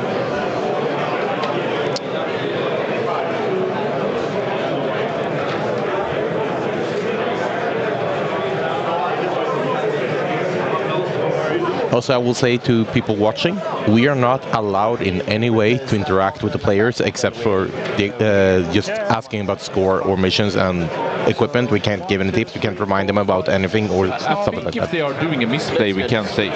If they're breaking a rule. My mighty I'm not sure we can. I'm not sure we're allowed to. We actually believe we are. 1 sustained, 1 miss. Strength 5. Turn force. EP 2, damage 2. So he's dead. Yep. Put the time on me. Yeah. Scoring. Establish locus for 4. Yeah. No overwhelming, and I will want the CP. So I drop Want it. to sip it. No, wait. You might have said something else back there. Then. Yes. Scoring 4 points on establish, putting you to 43. Correct. And giving time to you. Nice. I go up to 4 CP. Would you like?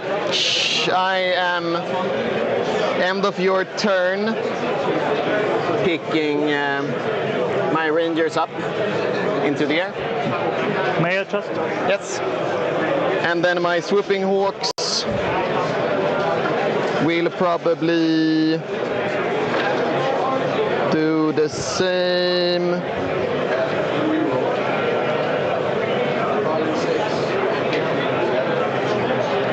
Unless we want to.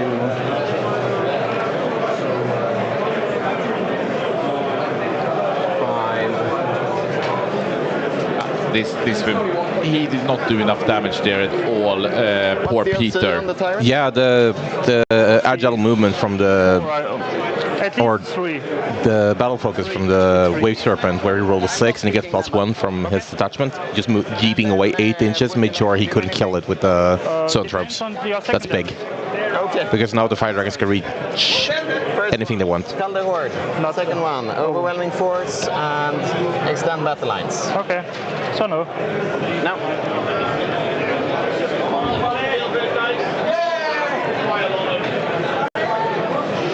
Cool. Pretty good secondary to Axel Hill here.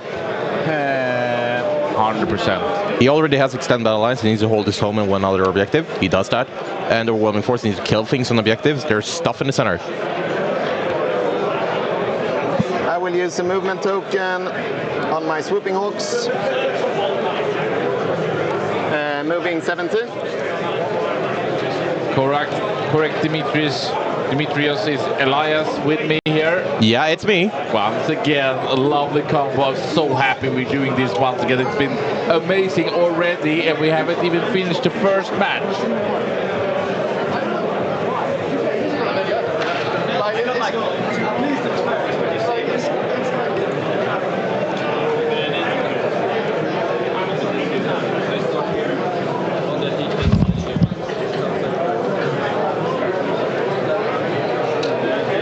will throw grenades, but then you can do something if you want. Let's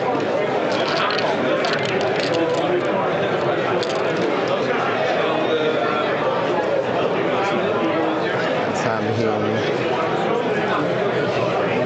So we actually have another score who comes in. Gotta give it a couple of seconds just to update it. I will resolve the grenades first. It is positive, I can say. Baharov into your Norn. So It's on 4-ups? Yeah. Okay, so 6. 6.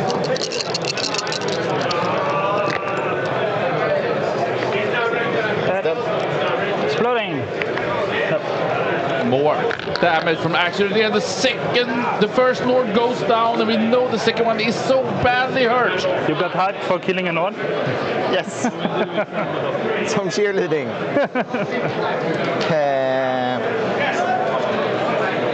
And then, would you like to do anything? No. I want to go Eldari, go Axel Redén, go Team Sweden.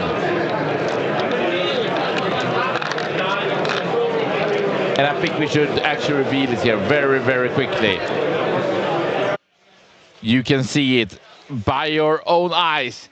Co-captain Jonathan Nerling Slay Johnson on his sisters. 13-7 against Ed Watts. He was hyped. He had his Eldari, but the sister player did do mighty damage.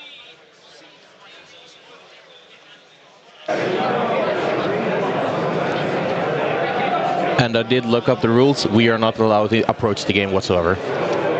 So we actually aren't allowed to interrupt the players.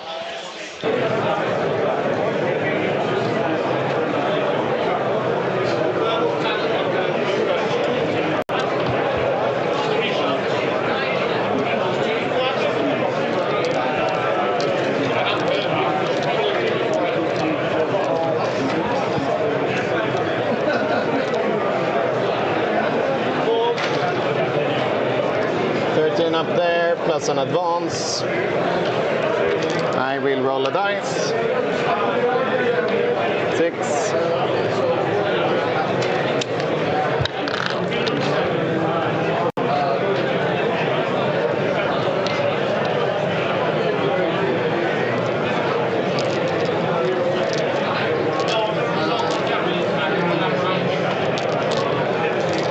Would you like to do something? So you used one token for? Yes. For what? One from falling back, and then one token on them, and now one token on them. So I'm down to 2 tokens. But for extra movement here? Yes. Okay. So you're allowed to overwatch me if you want. And they want to have line of sight onto him, and the other way around. I know that you want me to overwatch this unit instead of this unit, but you will use your token on this unit for no overwatch.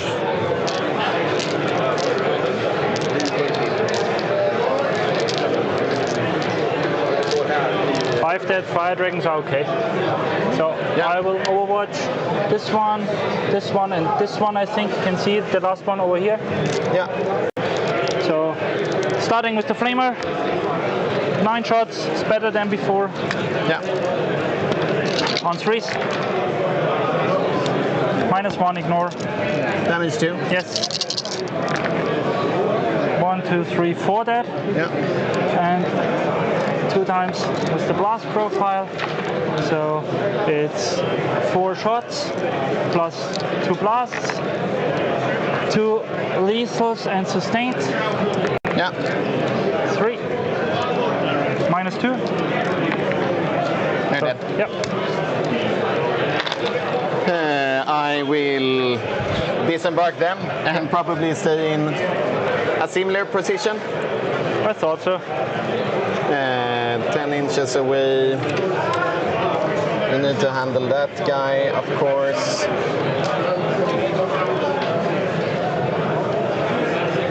So Peter is down to about 16 minutes on the clock. This is turn 4, so I think he would do good on the turn 5 time-wise, but that's why he played pretty quickly because he needed to.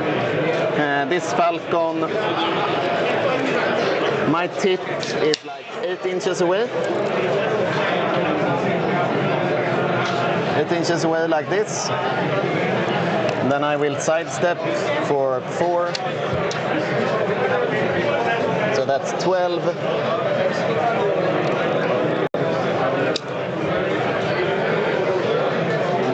Like that. I will use my...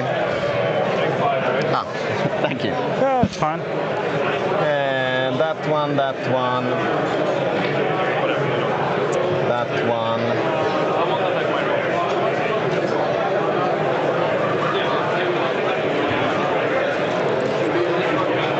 I mean, this started to feel pretty good, right, Elias? Yeah, it's not going to be too... Iron side, Was on the Jonathan, and I think Axel will do quite a lot of points here. Yeah, he will not get a 20, but it looks pretty good.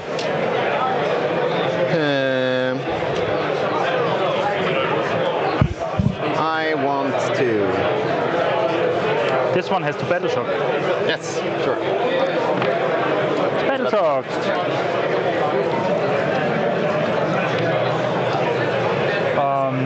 This one has to battle shock.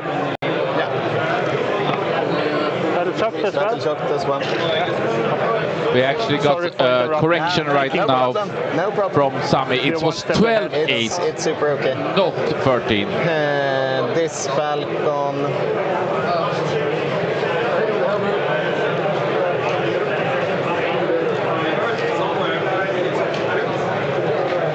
And just walk up here. So Vesla is an old, let's just say, Viking feast, I believe. Yeah, it's like a large banquet festival, but it was also a lot with politics. So it's like a gathering of a lot of, like, can we say, I move on the important fire people having a dragons. festivity together from a Norse word. So it's a very unique one, but we're happy with it, supporting, of course, the warmer Portuguese community. So everyone can join us for a Vesla. Exactly, and that's also why we ran a Mega Vesla this summer, and this is a mega match here in Leoben, Austria, between Team Sweden and United Nations. Peter needs to prevail back here. He's getting hurt, but he's smiling. He's still smiling, standing strong.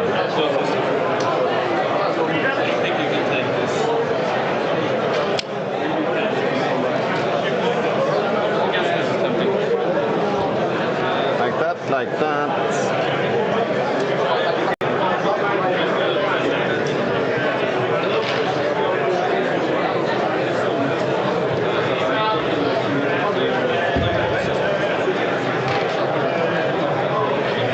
I do wonder, Elias, is it a bit colder now, or is it still as hot?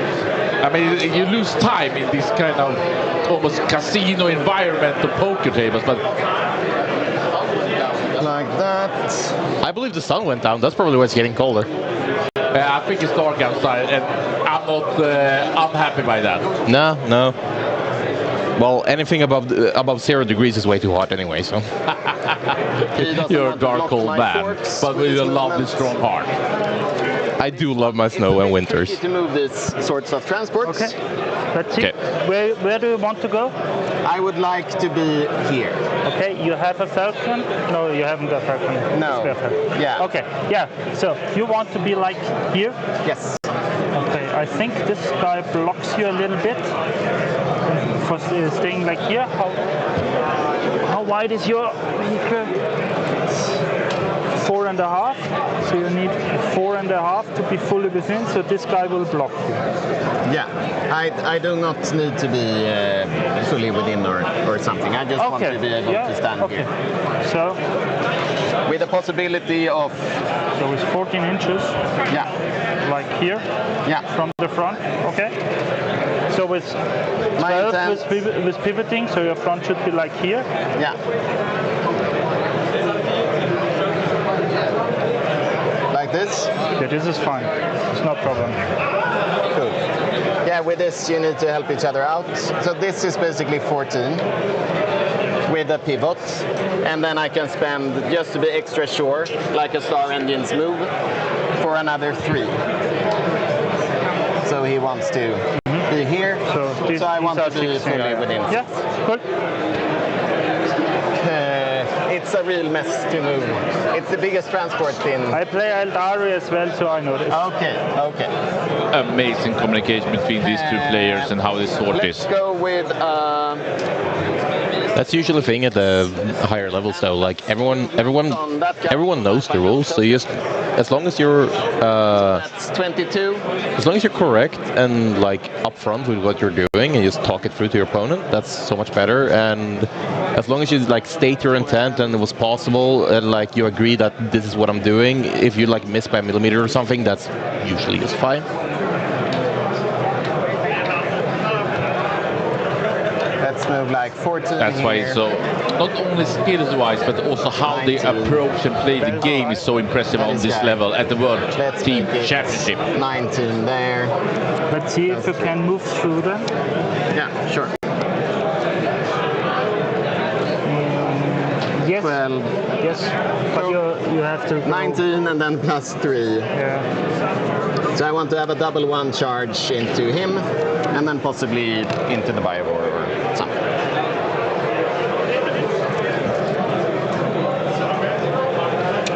Nice. Let's go with the putting down Ranger's face.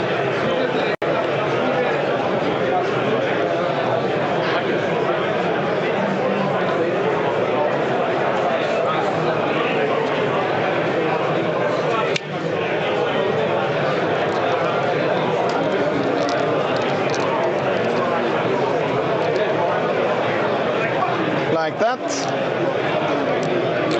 My secondaries were overwhelming and extend.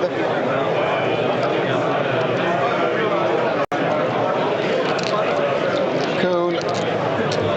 So now let's go into shooting. Starting with this.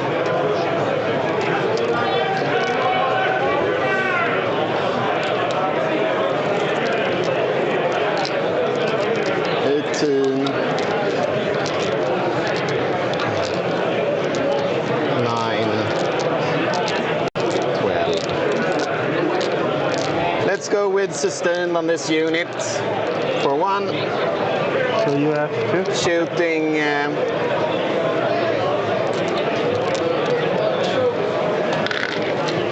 2. Let's save them. Let's start with this fellow, shooting your Norn emissary with everything. Lance. Here comes the pain once again. Pulse laser. 1. 82. It's good. Cannon. No. And then we have next Falcon. Which one? Doing the same. Let's go with this one. Look at the Falcons just line up when they save Wave Serpent. It's kind of crazy how he's played this game so well. Like he needs to stop him from scoring the middle objective at the start of his turn 5. So just load everything he has on it. Let's go with fantastic play, I think. And he wants to kill as much as he can in the middle. This Fire Dragon unit, shooting 2 of them into the Norn, 3 of them here, 1 of them being the Exarch. So the Exarch and 1 normal here, 3 guys there. Here. Yes. Okay, feel no pain on these guys. Yeah. Using his last CP. 2 onto the Norn, starting with the Exarch. Hits you, wounds you. Oh, come on. Goes through. Yeah. Kills you on a 2-up. Yeah. Go ahead. It's this guy. 3 shots. 2 hits. No wounds. Mm-hmm. 3 rolls against monsters. Oh, thank you. 1 wound and re-rolling the miss as well. 2 wounds. 2 go through. Yeah. First one, 7. Is dead already. Second one, re-rolling the damage, 5. Oh, come on. So these 2 gone, and see if the Norn explodes. Yeah.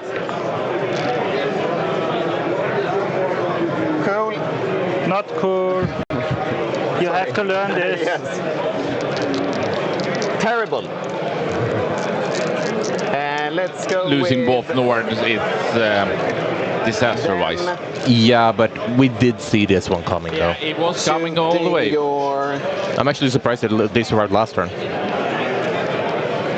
Tyrant. Yeah, they went down low. 9. Let's go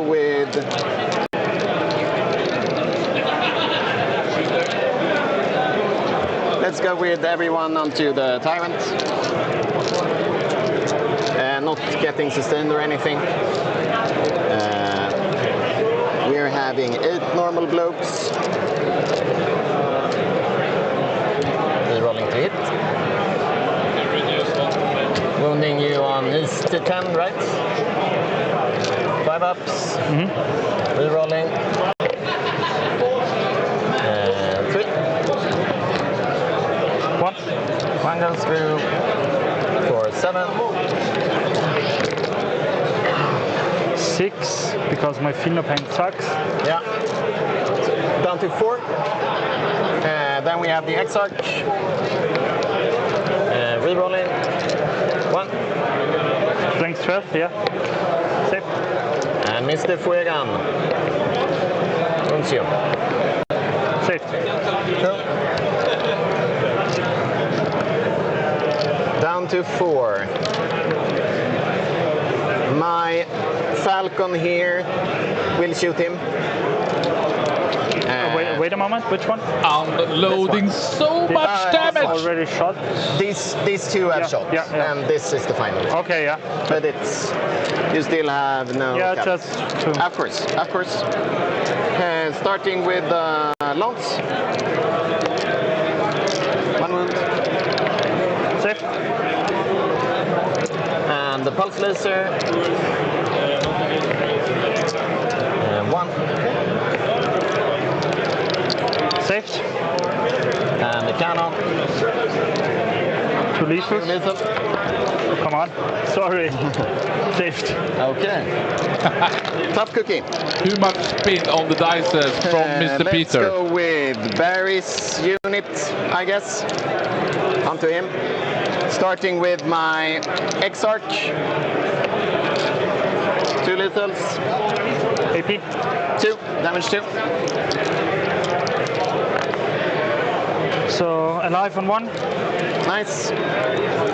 Let's go with Barry. And it's not nice.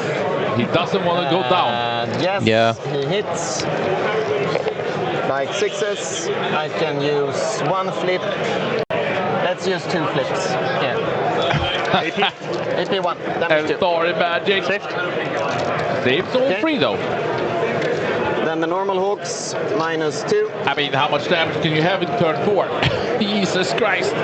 He just keep on beating those nids.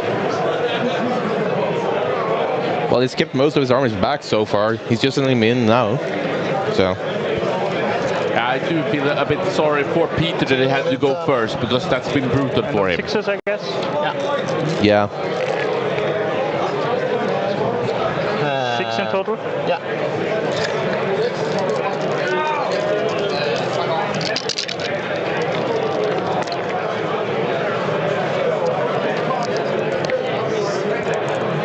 Just barely. Exploding. Nothing explodes. It's really Nothing boring. explodes.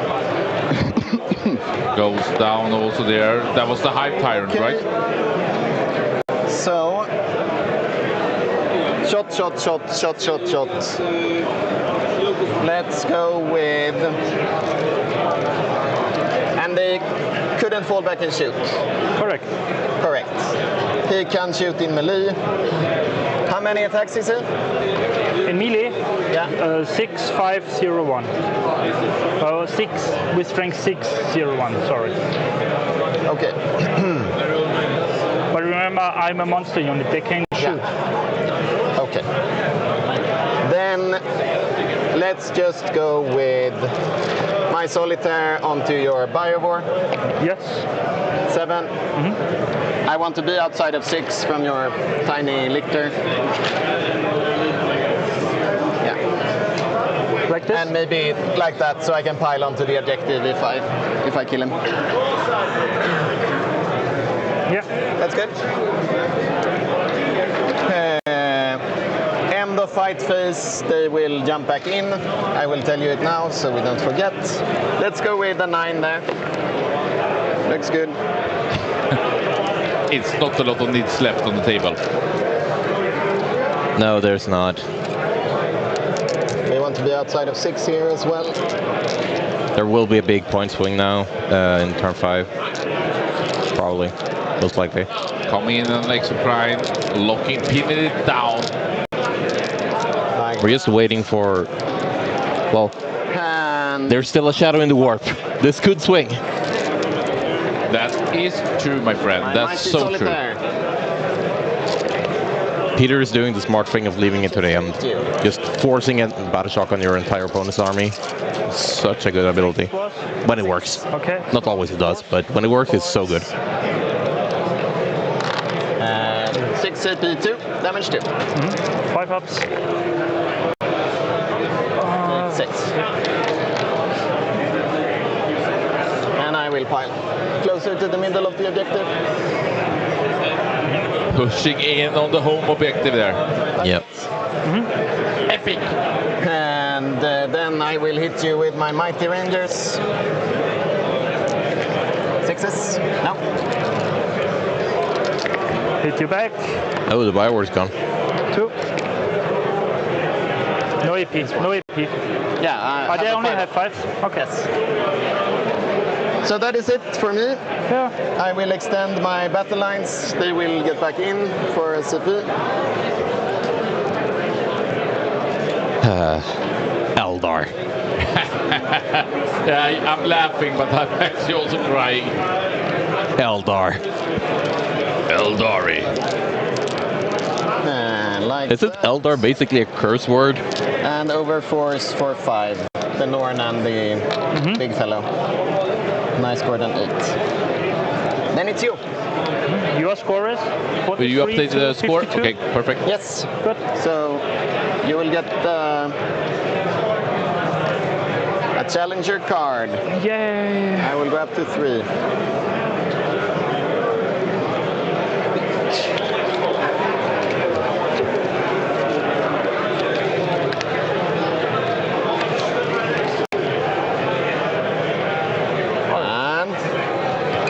Great haste. So movement phase. 1 unit is on. One unit can add the 6 to the move, Okay. or the objective needs to be within my deployment zone. One of my units from your army are within your opponent's deployment zone. Okay.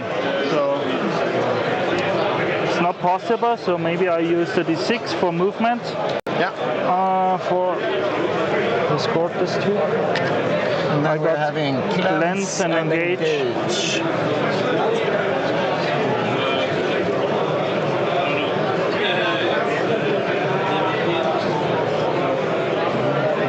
Cleanse and engage on all fronts. Cleanse, do action objectives you hold. That's going to be very hard for him. Because there's only one. Shock on your fight rings.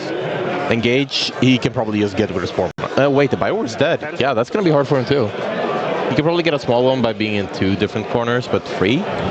Not sure he can manage that. Then I will use my CP to get rid of cleanse. Yeah. Bring it down. Instead bring it down. Yeah, and he throws away cleanse and gets bring it down. Kill a monster or vehicle. That's possible. Good thing is no. The zone troops could kill a tank. Absolutely. And I mean, he was forced to this, but he's been spending CPs on things he actually don't want to spend on. So this is on 2. I have bring it down. I have engage.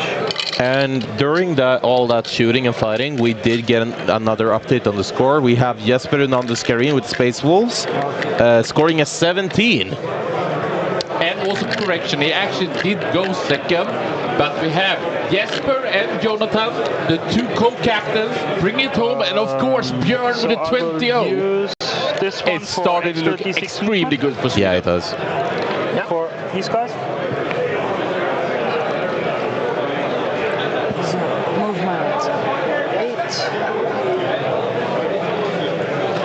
It's infantry. So this one. So 4, 1, and 3.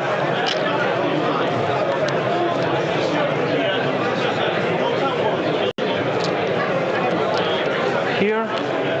Yeah. This one is fine. Engage. Bring it down.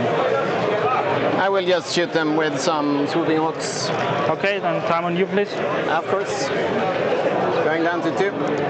Starting with Barry. No. The Exarch. No.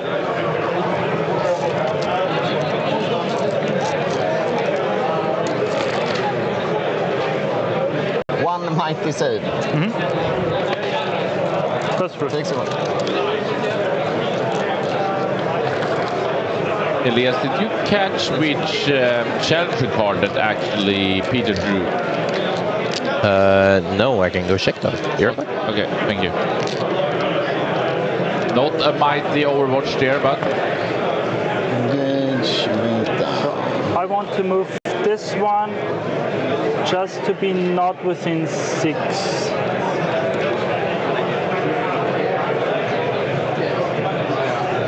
I guess.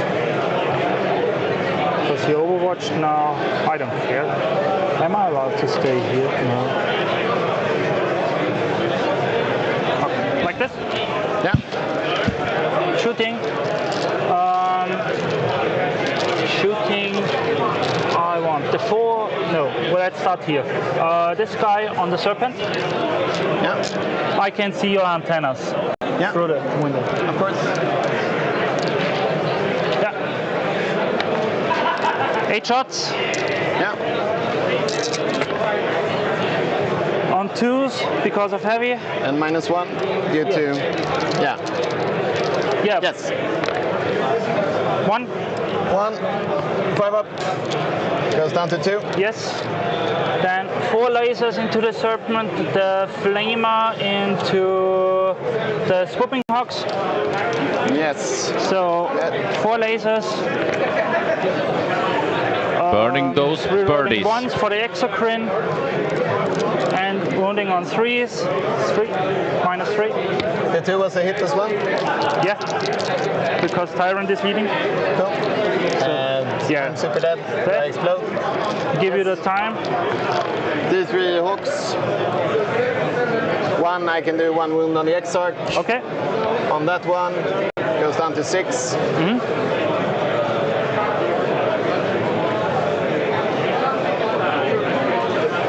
Collateral damage there.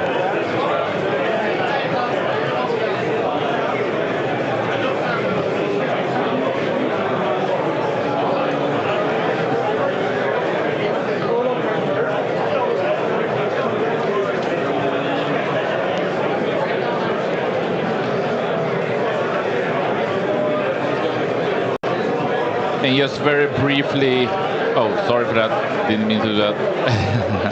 Like that. Taking some damage on the way out. 10 normal.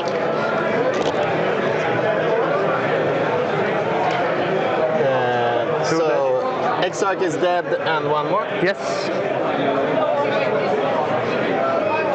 Here it actually is the challenger card that Peter has drawn, because he's far behind.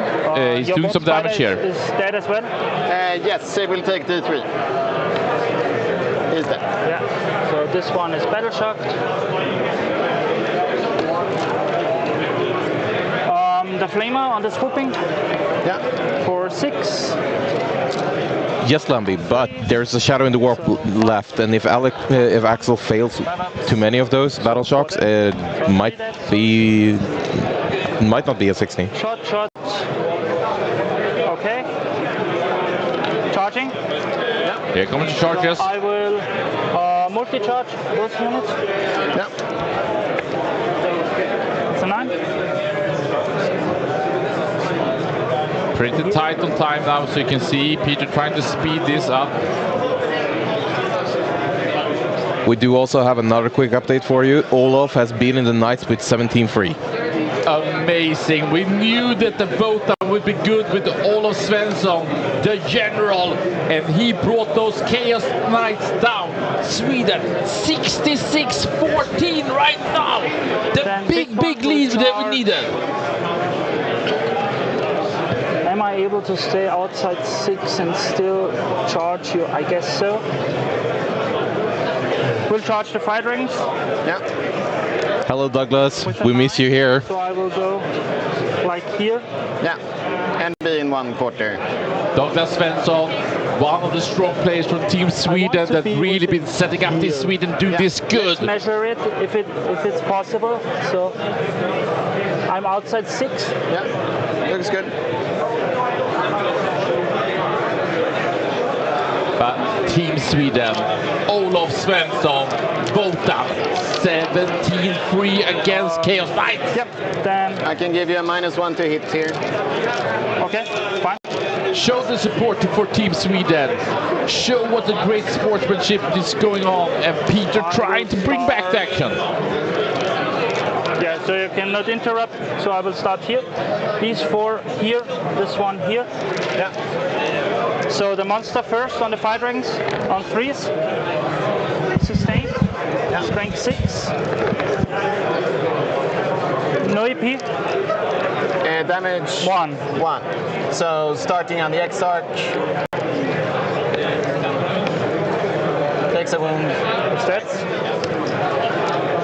2, 4, 8 on the others. One little fire dragon down. -1 to hit is just 1. Yeah. No EP. 1 dead. Another Hawk goes down. Let's keep him. Yeah. Let's have him ready. Oh, come on. Okay. My turn? Yes. This one? Have to do. Yeah. Axel's pretty much guaranteed a 15 at the end now, unless Chad and the Warp got some And really bit nasty battle shocks for him. 4. -2. So 5 ups. Squad dead. Dead.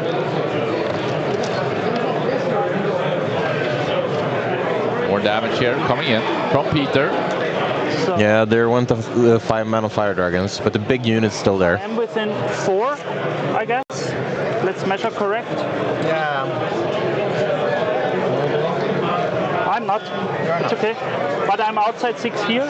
Yeah. So you will get 1 engage point. You can hit me here. Yes. Mighty Rangers. 1. Oh yes, all the shadow tests will be at -2, so this is nasty.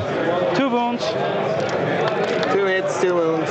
Is that always the case, or something? No, you get -1 if you're within synapse, and then you get -1 from the Neurotorrent being alive. Alright. Bring it Wow. down. I will score engage for small. Yeah. Good. Time to you. So for my, let's do bring for 4 and engage for 1. And no, Douglas, I don't think there's anything left in transports. Sorry. Perfect.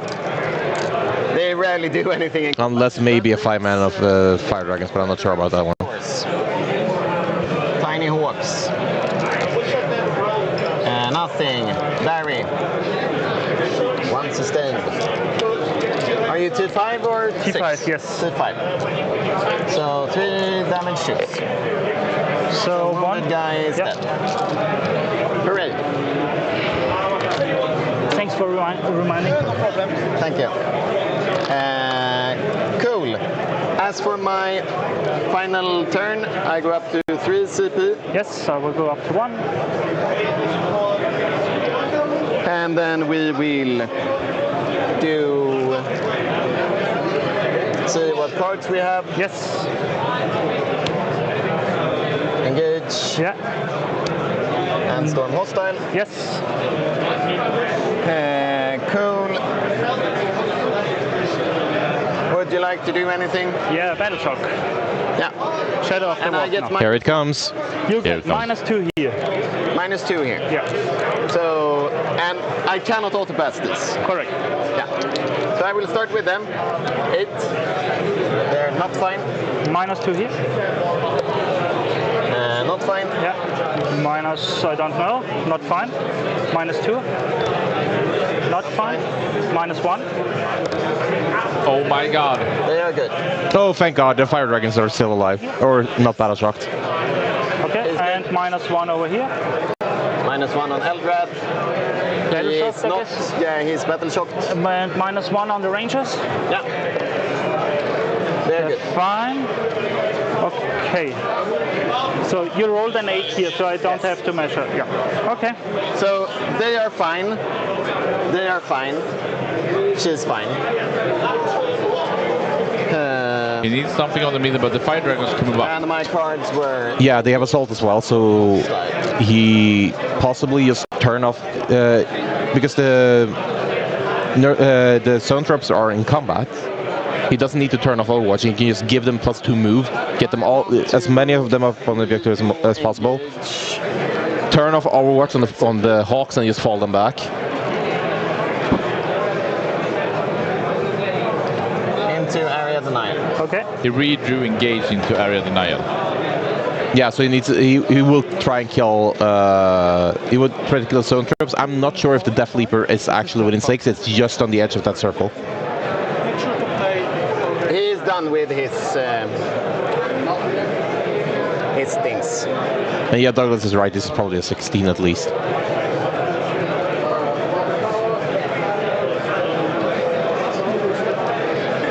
It's nasty that you can battle shock that many points of the, as you were saying and predicting. Yeah, in my last game at last year's War Master, I think I had, yeah, my entire army got battle shocked and it was a 40-point swing.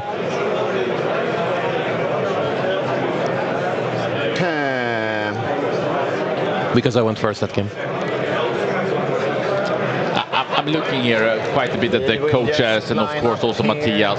Probably. Actually, Team Sweden is fantastic, the players, the list, but the coach staff is really on point this year. I feel that they are hungry to help out. So with a 16 here, they should need. As well. They will need four extra points to win the entire round, and I believe we should get 4 more points. 100%. Like that. See you there. Range. Okay, the Death Leaper is out, so he just needs to kill the Sun Trophies and the Hive Tyrant. Yeah. Thank you, Andreas, for noticing that. I want to.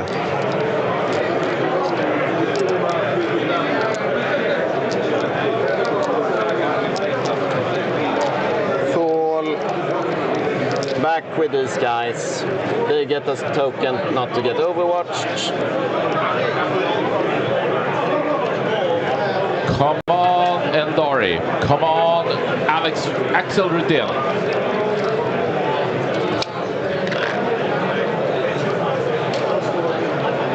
I really hope you can show your support and appreciation for this amazing match between Axel Rudell and Peter Pierce. Day 1, round 1. United Nations versus Sweden. 2 die.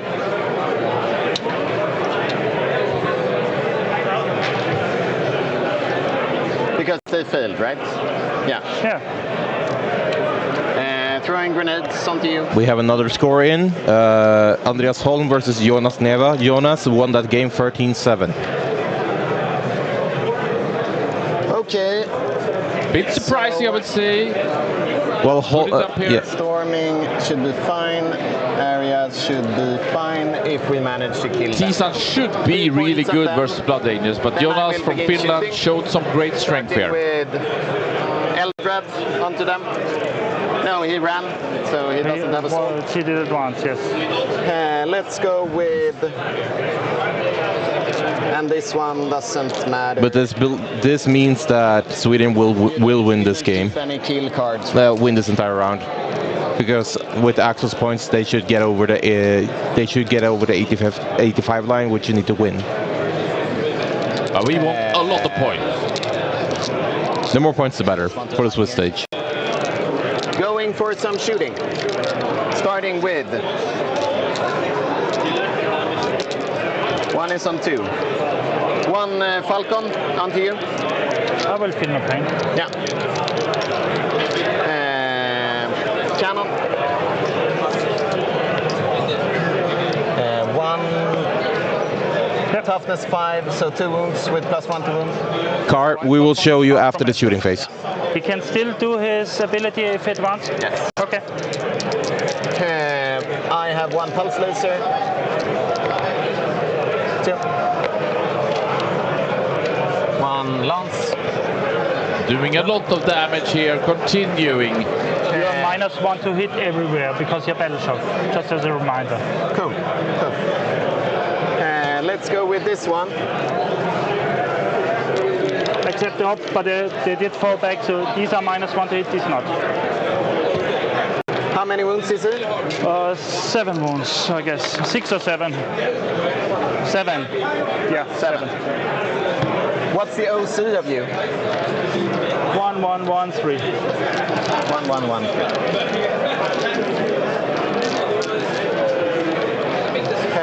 Let's go with 1 Falcon here. Shooting cannon here. Pulse laser and my lance onto him. Starting with the lance. No. Pulse laser. 1 wound. On which one was this? On this one. Safe. Cannon. Onto the Zoes. 2 wounds. 4. Kills 1. 40 minutes remaining. 30. And then we have 3rd Falcon. Shooting your guys there. Starting with lance. No. No. Sorry. Pulse laser. Hits you once. Wounds you.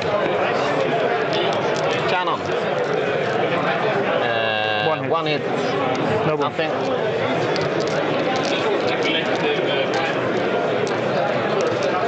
OC5. Okay, we can show the score here very quickly. Sweden in the commanding lead. Unfortunately, we had Andreas Holm fallen to the Blood Angels of Jonas Neva from Finland. I also see one match is completely done. That's Italy. Onto them. Who has won with big numbers versus Hungary. 117-43. Let's go back into the match. Yeah, let's go with the big shot. Tiny guys. That Looks like 6. Joel's match is wrapping up as well, so we should get a score there momentarily. Rerolling. 5 hits. Then 2 ups. Rerolling. 5. These are which ones? The normal ones. Onto the, yes, the tiny ones. 3 go through. So first one, reroll that into 6. Kills him. Second one, reroll that into 8. I have 6. Dead. And on the monster now? On the monster, 9. Ooh, ouch, that hurts. Big Eldari damage. Yeah, 9 wounds on 1 shot. I hate Meltas. Damage. How many left? 4. 4. Free again. Hits you. Wounds you. Safe. Save. Just double checking, but I think it's not.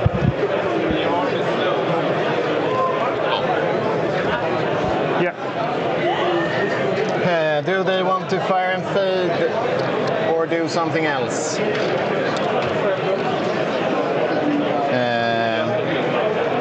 OC3. I've shot everything. Yes. Does it matter?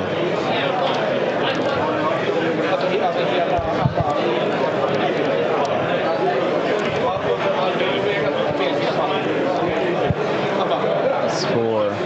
And we have another result in. Joel has 173, so Sweden will win this round. Now do just want as many points as possible. 9 minutes to the side. For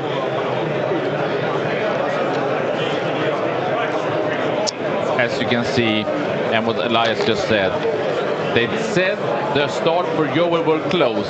I told them Joel would do great, and he brought up another 17-3. Amazing. Or Nabdo Lichter. Maybe him if I get to race him as well.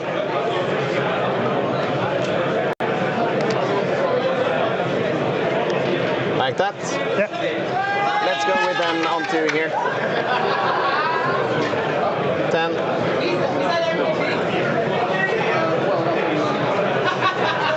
United Nations actually celebrating Jonas' win, as it looks like.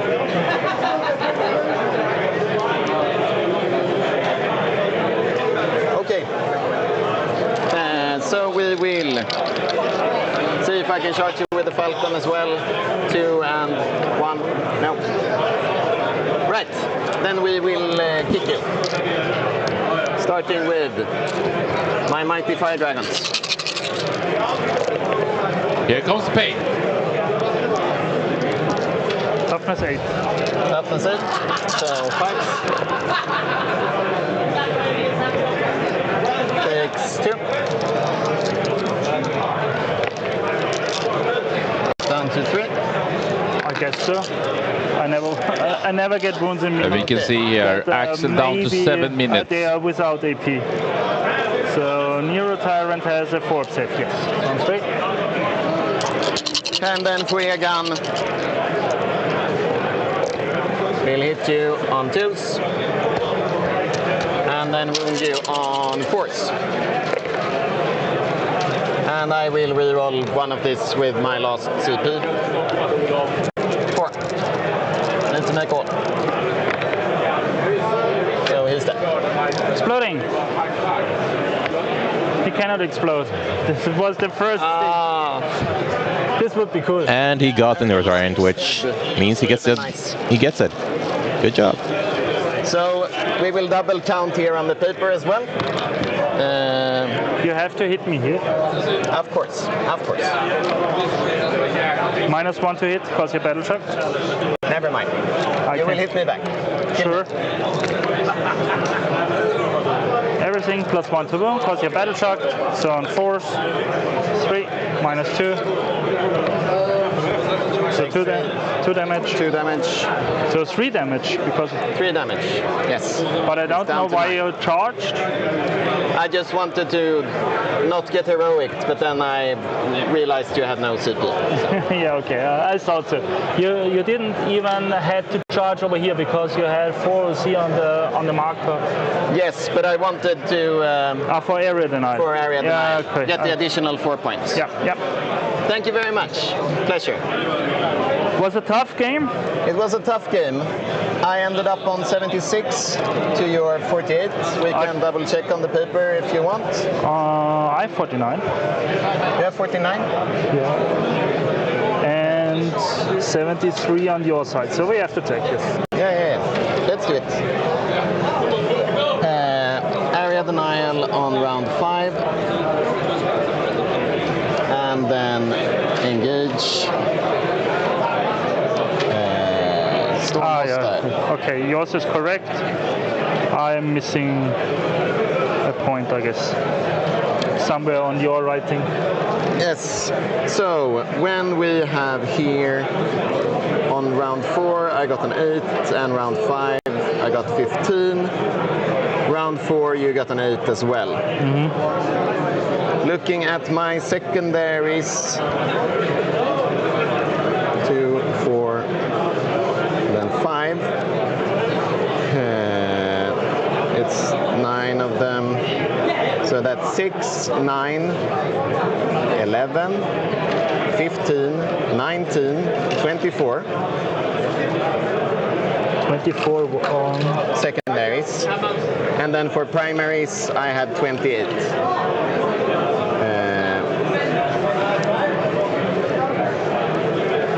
How do you fill this in? First time trying. Your primaries, you had 8. Okay. And then you had 5, 8, 12, 16, 22 for secondaries. I have more on my counting, but for you as well. So Oh, you have more. Yeah, on your engage on all fronts, you had one unit here and one unit here, correct? yeah, sure. This was the 1 point. Yeah, but on paper there's way less because I have 30 secondaries and you have 33. 30 secondaries and I have 33. Okay. So we have to. So you have 2 for establish. Yes. Then you have 3 for recover. Establish 2, 3 for recover. Yes. 2 for secure. 2 for secure. Display 4. Display 4. Bring it down 4. Bring it down 4.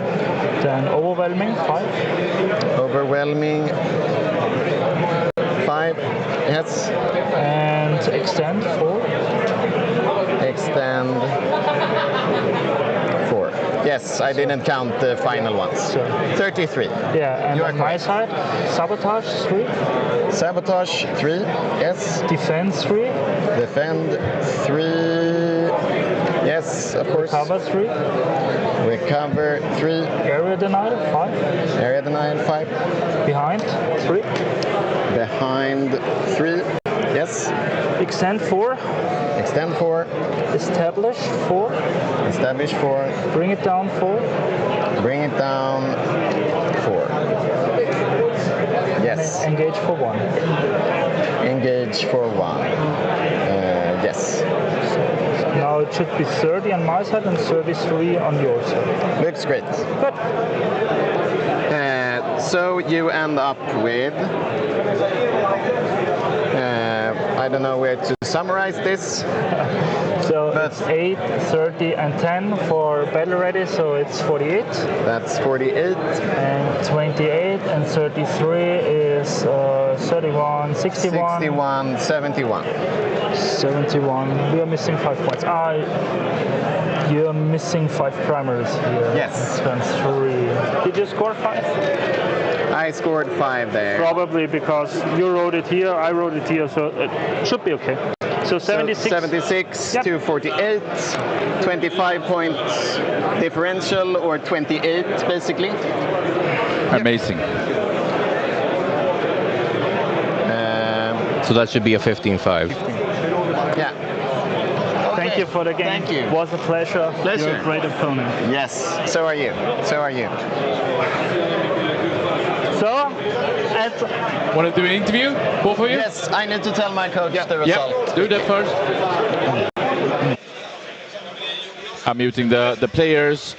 We saw also a great way on how you actually conclude the match, and summarizing down, I think that Peter showed an amazing Warhammer, and I think he was really on point with most of the interactions, rules and point part.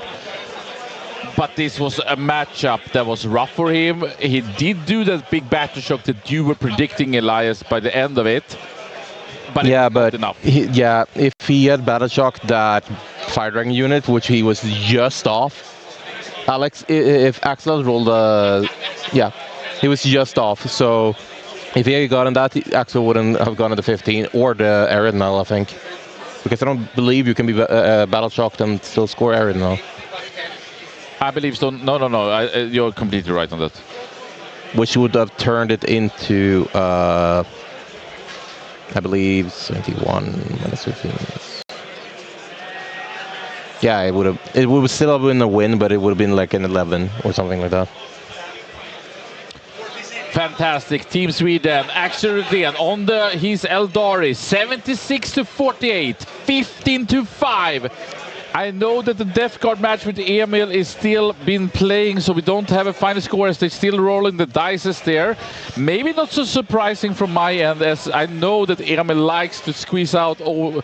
He, Joel and Axel typically always use all their time. So Well, time not spent is time wasted. That's a good point. So we actually right now have Sweden with 101, 35. Impressive to say the least.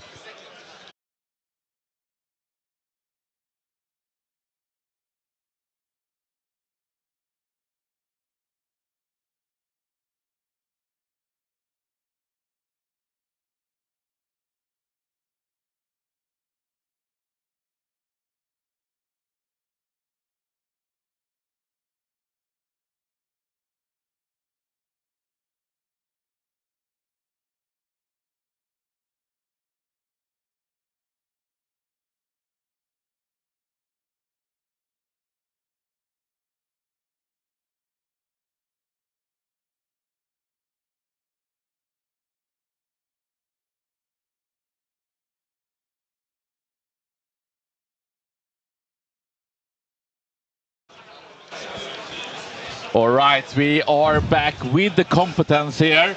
Peter, what were your expectations? Like, when did you even know you would go here, being a part of the United Nations, the mercenary team? It was about 2 months before. Okay, but you didn't know about WTC. That was for the Yeah, World Masters sure. that you played here the last couple of days. Sure. I know that this WTC is in Leoben since 1.5 years, but first I had the intent to train and to get better for the team again, because I was in the ETC team 10 years ago. But I couldn't manage with time, with the job and something. And then 2 months earlier, Tom wrote me and for the mercenary team, and it happened, yes. Amazing. And Axel, legend of this tournament to say the least. I think this is your 6th time. 7th, actually. Apologies for that one. It's no problem. 7th time, you have won it once. Coming here with your Eldari, going up in this first round, what were your thinking around that? Well, not facing knights, of course, with my army is a bit of an issue, but some UC Norns and the big guys is nice, because then my 20 Fire Dragons get to do their thing, which they're somewhat supposed to do.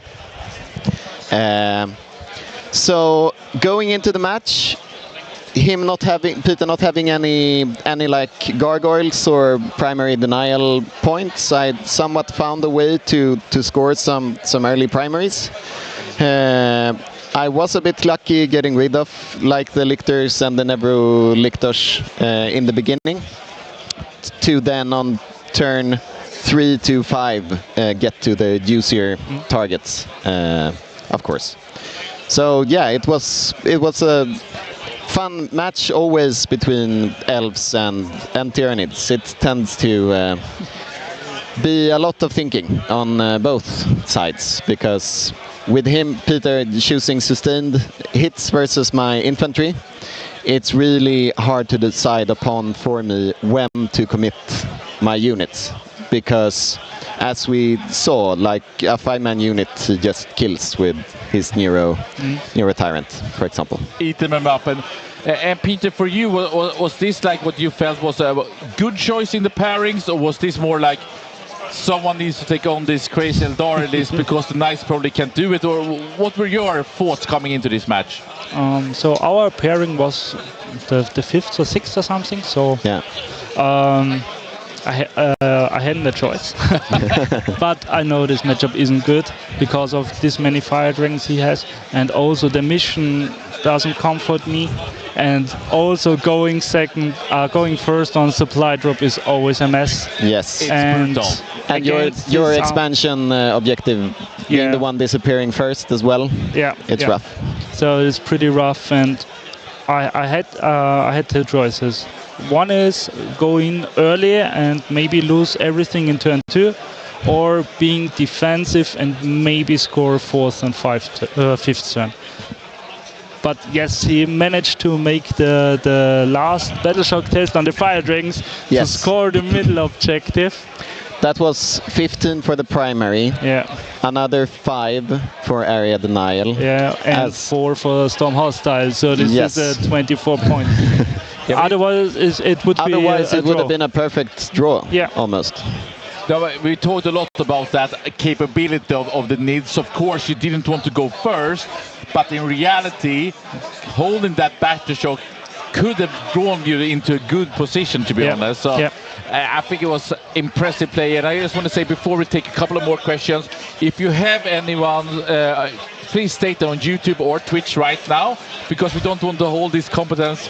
Peter especially been playing throughout the War Masters into this day. He needs his rest for tomorrow, because that will be needed. But Peter, you showed an amazing Warhammer, I felt, in the way of how you were focused, thinking, correcting, adjusting. It felt like you were laser sharp in this match. Thank you. It's just routine, I guess. And if you play, the more the play, the better you get for normal. And as you said, I already played War Masters. I played the tournament in before. Oh, the Alpine also? Yeah. Oh, wow.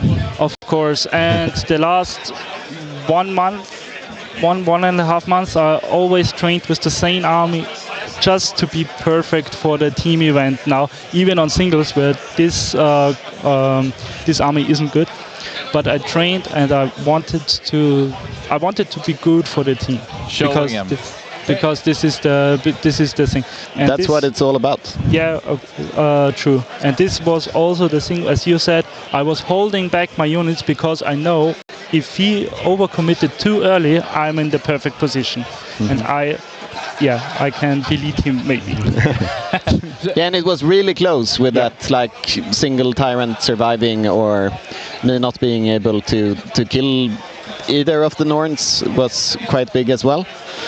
And it's always swingy with dragon activations into 4+ invulns. Yep. Everyone is nervous. Peter, apologize, but I actually did lose which nationality that you are from. Austria. From Austria, so this is your home tournament. Basically, yes. How does that feel, having, of course, I guess you've been to several Alpine Cups, and now having the WTC and the War Masters in your home country, is that making it extra for you? Yeah, sure, and this was the main reason why I said, yes, I want to be a mercenary. And of course, I would have attended the War Master as well, because it's in Austria. And yeah, sure, I know the Team Austria as well. I know the promoter from here. Yeah. So it's really cool to have this in Austria. Amazing. And I mean, you shown some fantastic Warhammer, so maybe it's more, are you a NID specialist? Is that like your thing, or you play many armies? I have like 4 or 5 armies, but when I'm going to a tournament, especially for a team tournament, and we are preparing, I'm only doing this army for practice games and for tournaments. Understood. Just to be, like you said, have my army, be perfect in my army, know everything, know what to do, and know how to react if something goes wrong. Yeah, that's so cool to hear. We could really see that, and I'm almost questioning why you're not representing the Austria team, but I know also they are really strong, looking with mighty list for this tournament. Like, do you think that Austria can be an upset for this tournament, or will you continue prevailing with the United Nations? I don't know by now, but maybe because they questioned me in 2022 or 23 if I will attend, but I couldn't do it because of my job. Yeah. And maybe next year I will try to be in the team as well, because I like big tournaments, I like big team events, and yeah, it's good. You showed some fantastic Warhammer. Really was lovely to see it. Over to you, Axel. I need to counter say, where is the wagon? We saw the Peter with the wagon with all the different dices and things. I know that you normally bring it, and that you are, I would say, almost like a surgeon with your instrument when you play, but now you missed your wound dices. Yes. I was lacking some tokens, so we had to redo that for a couple of times before Peter lended me some dice. And yes, as I told him, I was really envious of his tray over there. It's a luxury to have. But not for this tournament. Not for this tournament. Flying with one, it's tricky, you know. I see. All right, both of you maybe don't know and up to speed. I think, yeah, your Death Guard players have finished the game. I don't know the result, but just very quickly here, of course, really hard for United Nations coming into one of the contenders maybe for a medal. Still, I think that you showed some really good strength and across the board tried to defeat the Swedes, but they were a bit too much.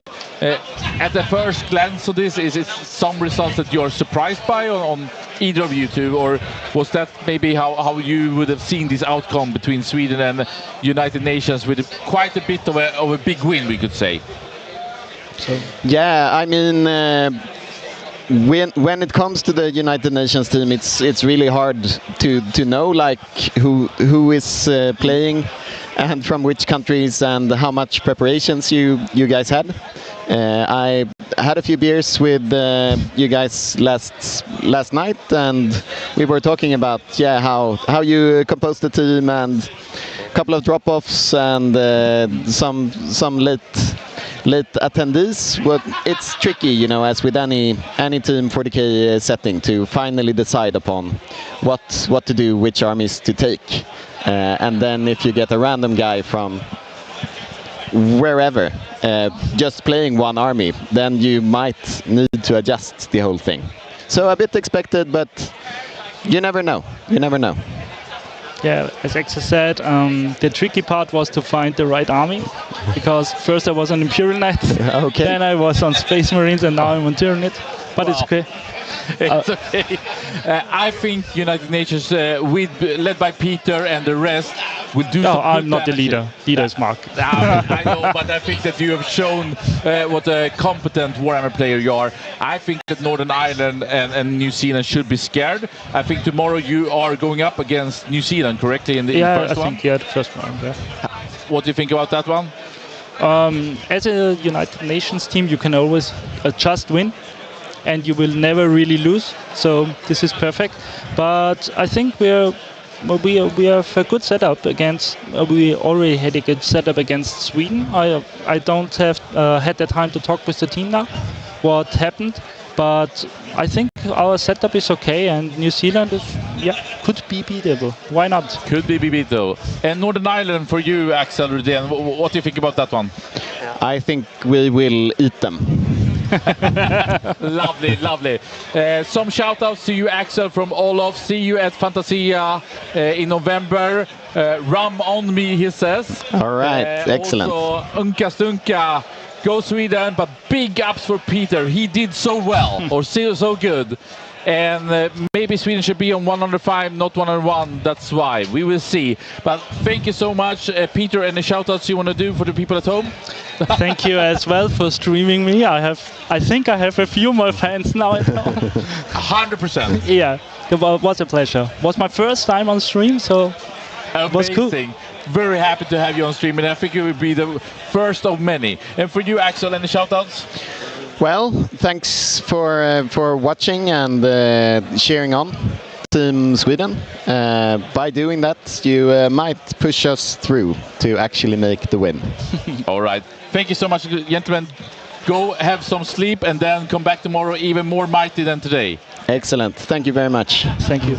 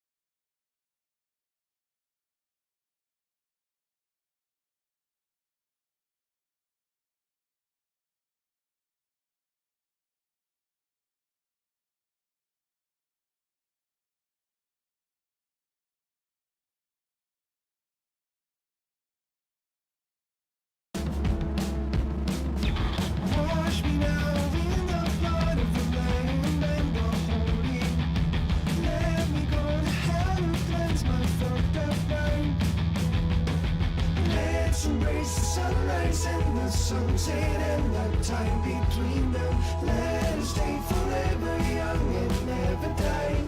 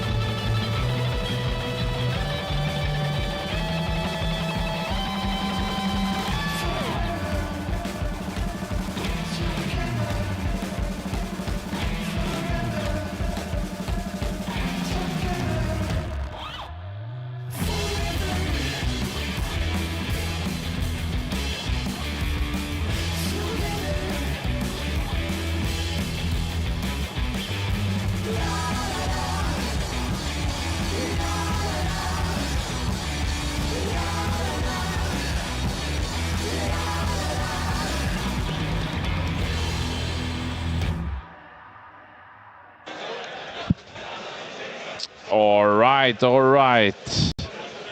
Welcome back, Elias. You can shoot in a bit to me if you want.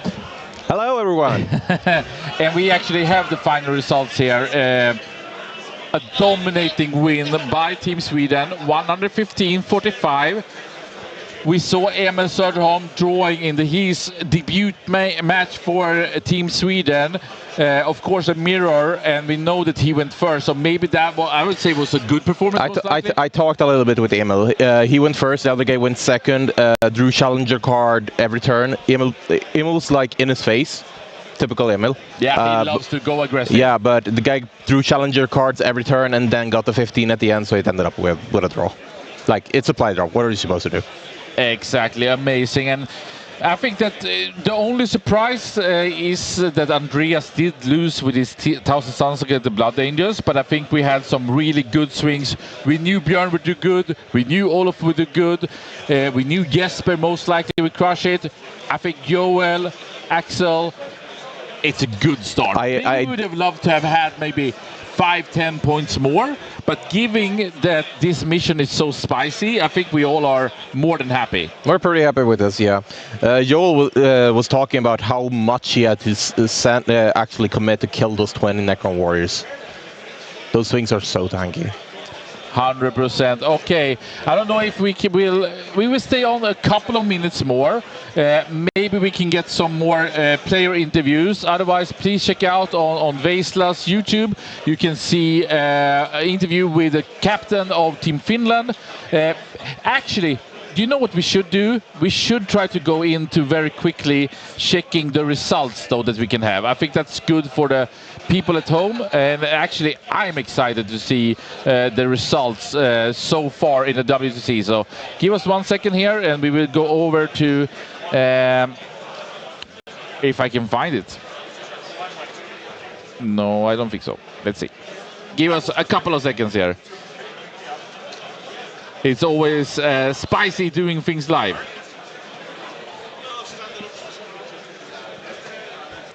It was actually an interesting way of a naming convention, we could say.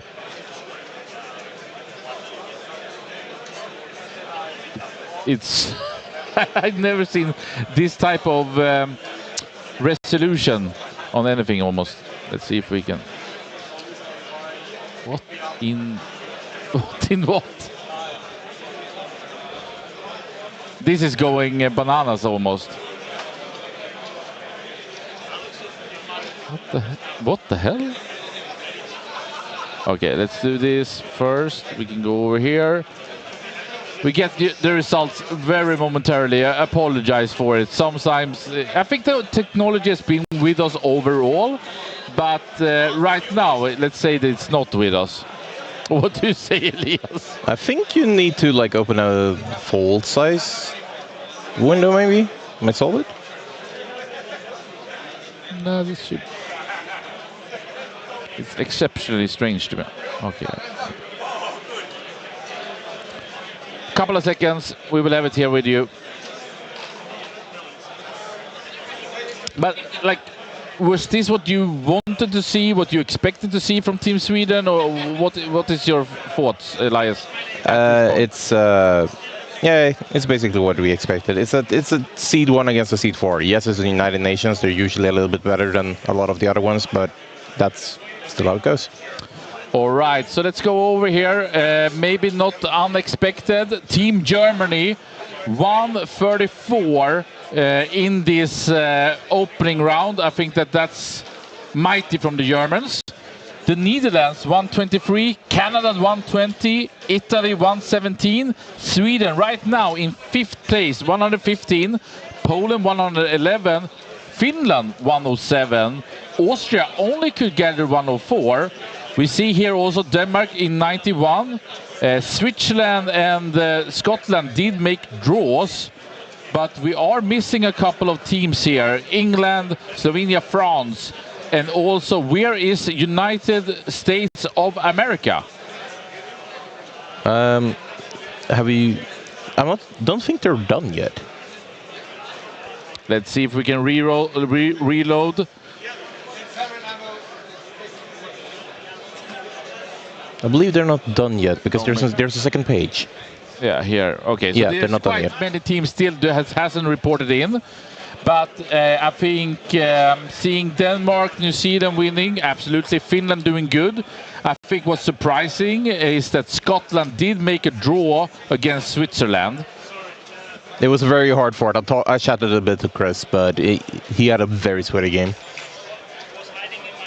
Also seeing that Northern Ireland in Sweden's group did lose against New Zealand. Maybe not so unexpected.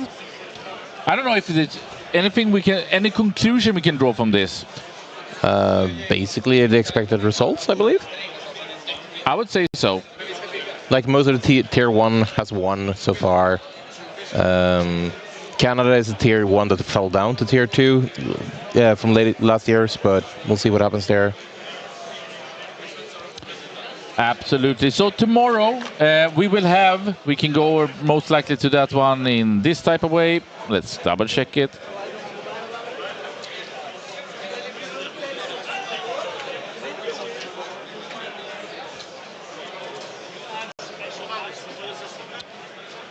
Why doesn't some things not want to cooperate with you? It's actually hilarious.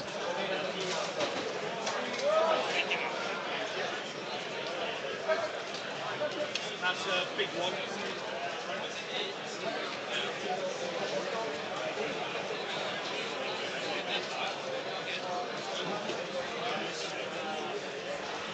All right, so for tomorrow we will have Team Sweden versus Northern Ireland, 9:30 in the morning. So set your alarms for this Friday morning. That would be an epic one. And then in the afternoon, Team Sweden versus New Zealand. We have seen Team Sweden once again showing strength in the opening round. And I think if it wasn't this mission, if it wasn't this type of who went first, we would have had even more scores. So to Sweden, 115 to 45. Elias, what do you think of day 1 of the WTC 2025? We got supply draft done. That's the most swingy mission. So we're just happy having a win on this one. 100%. Because this is the mission for upsets. Elias, check with the chat.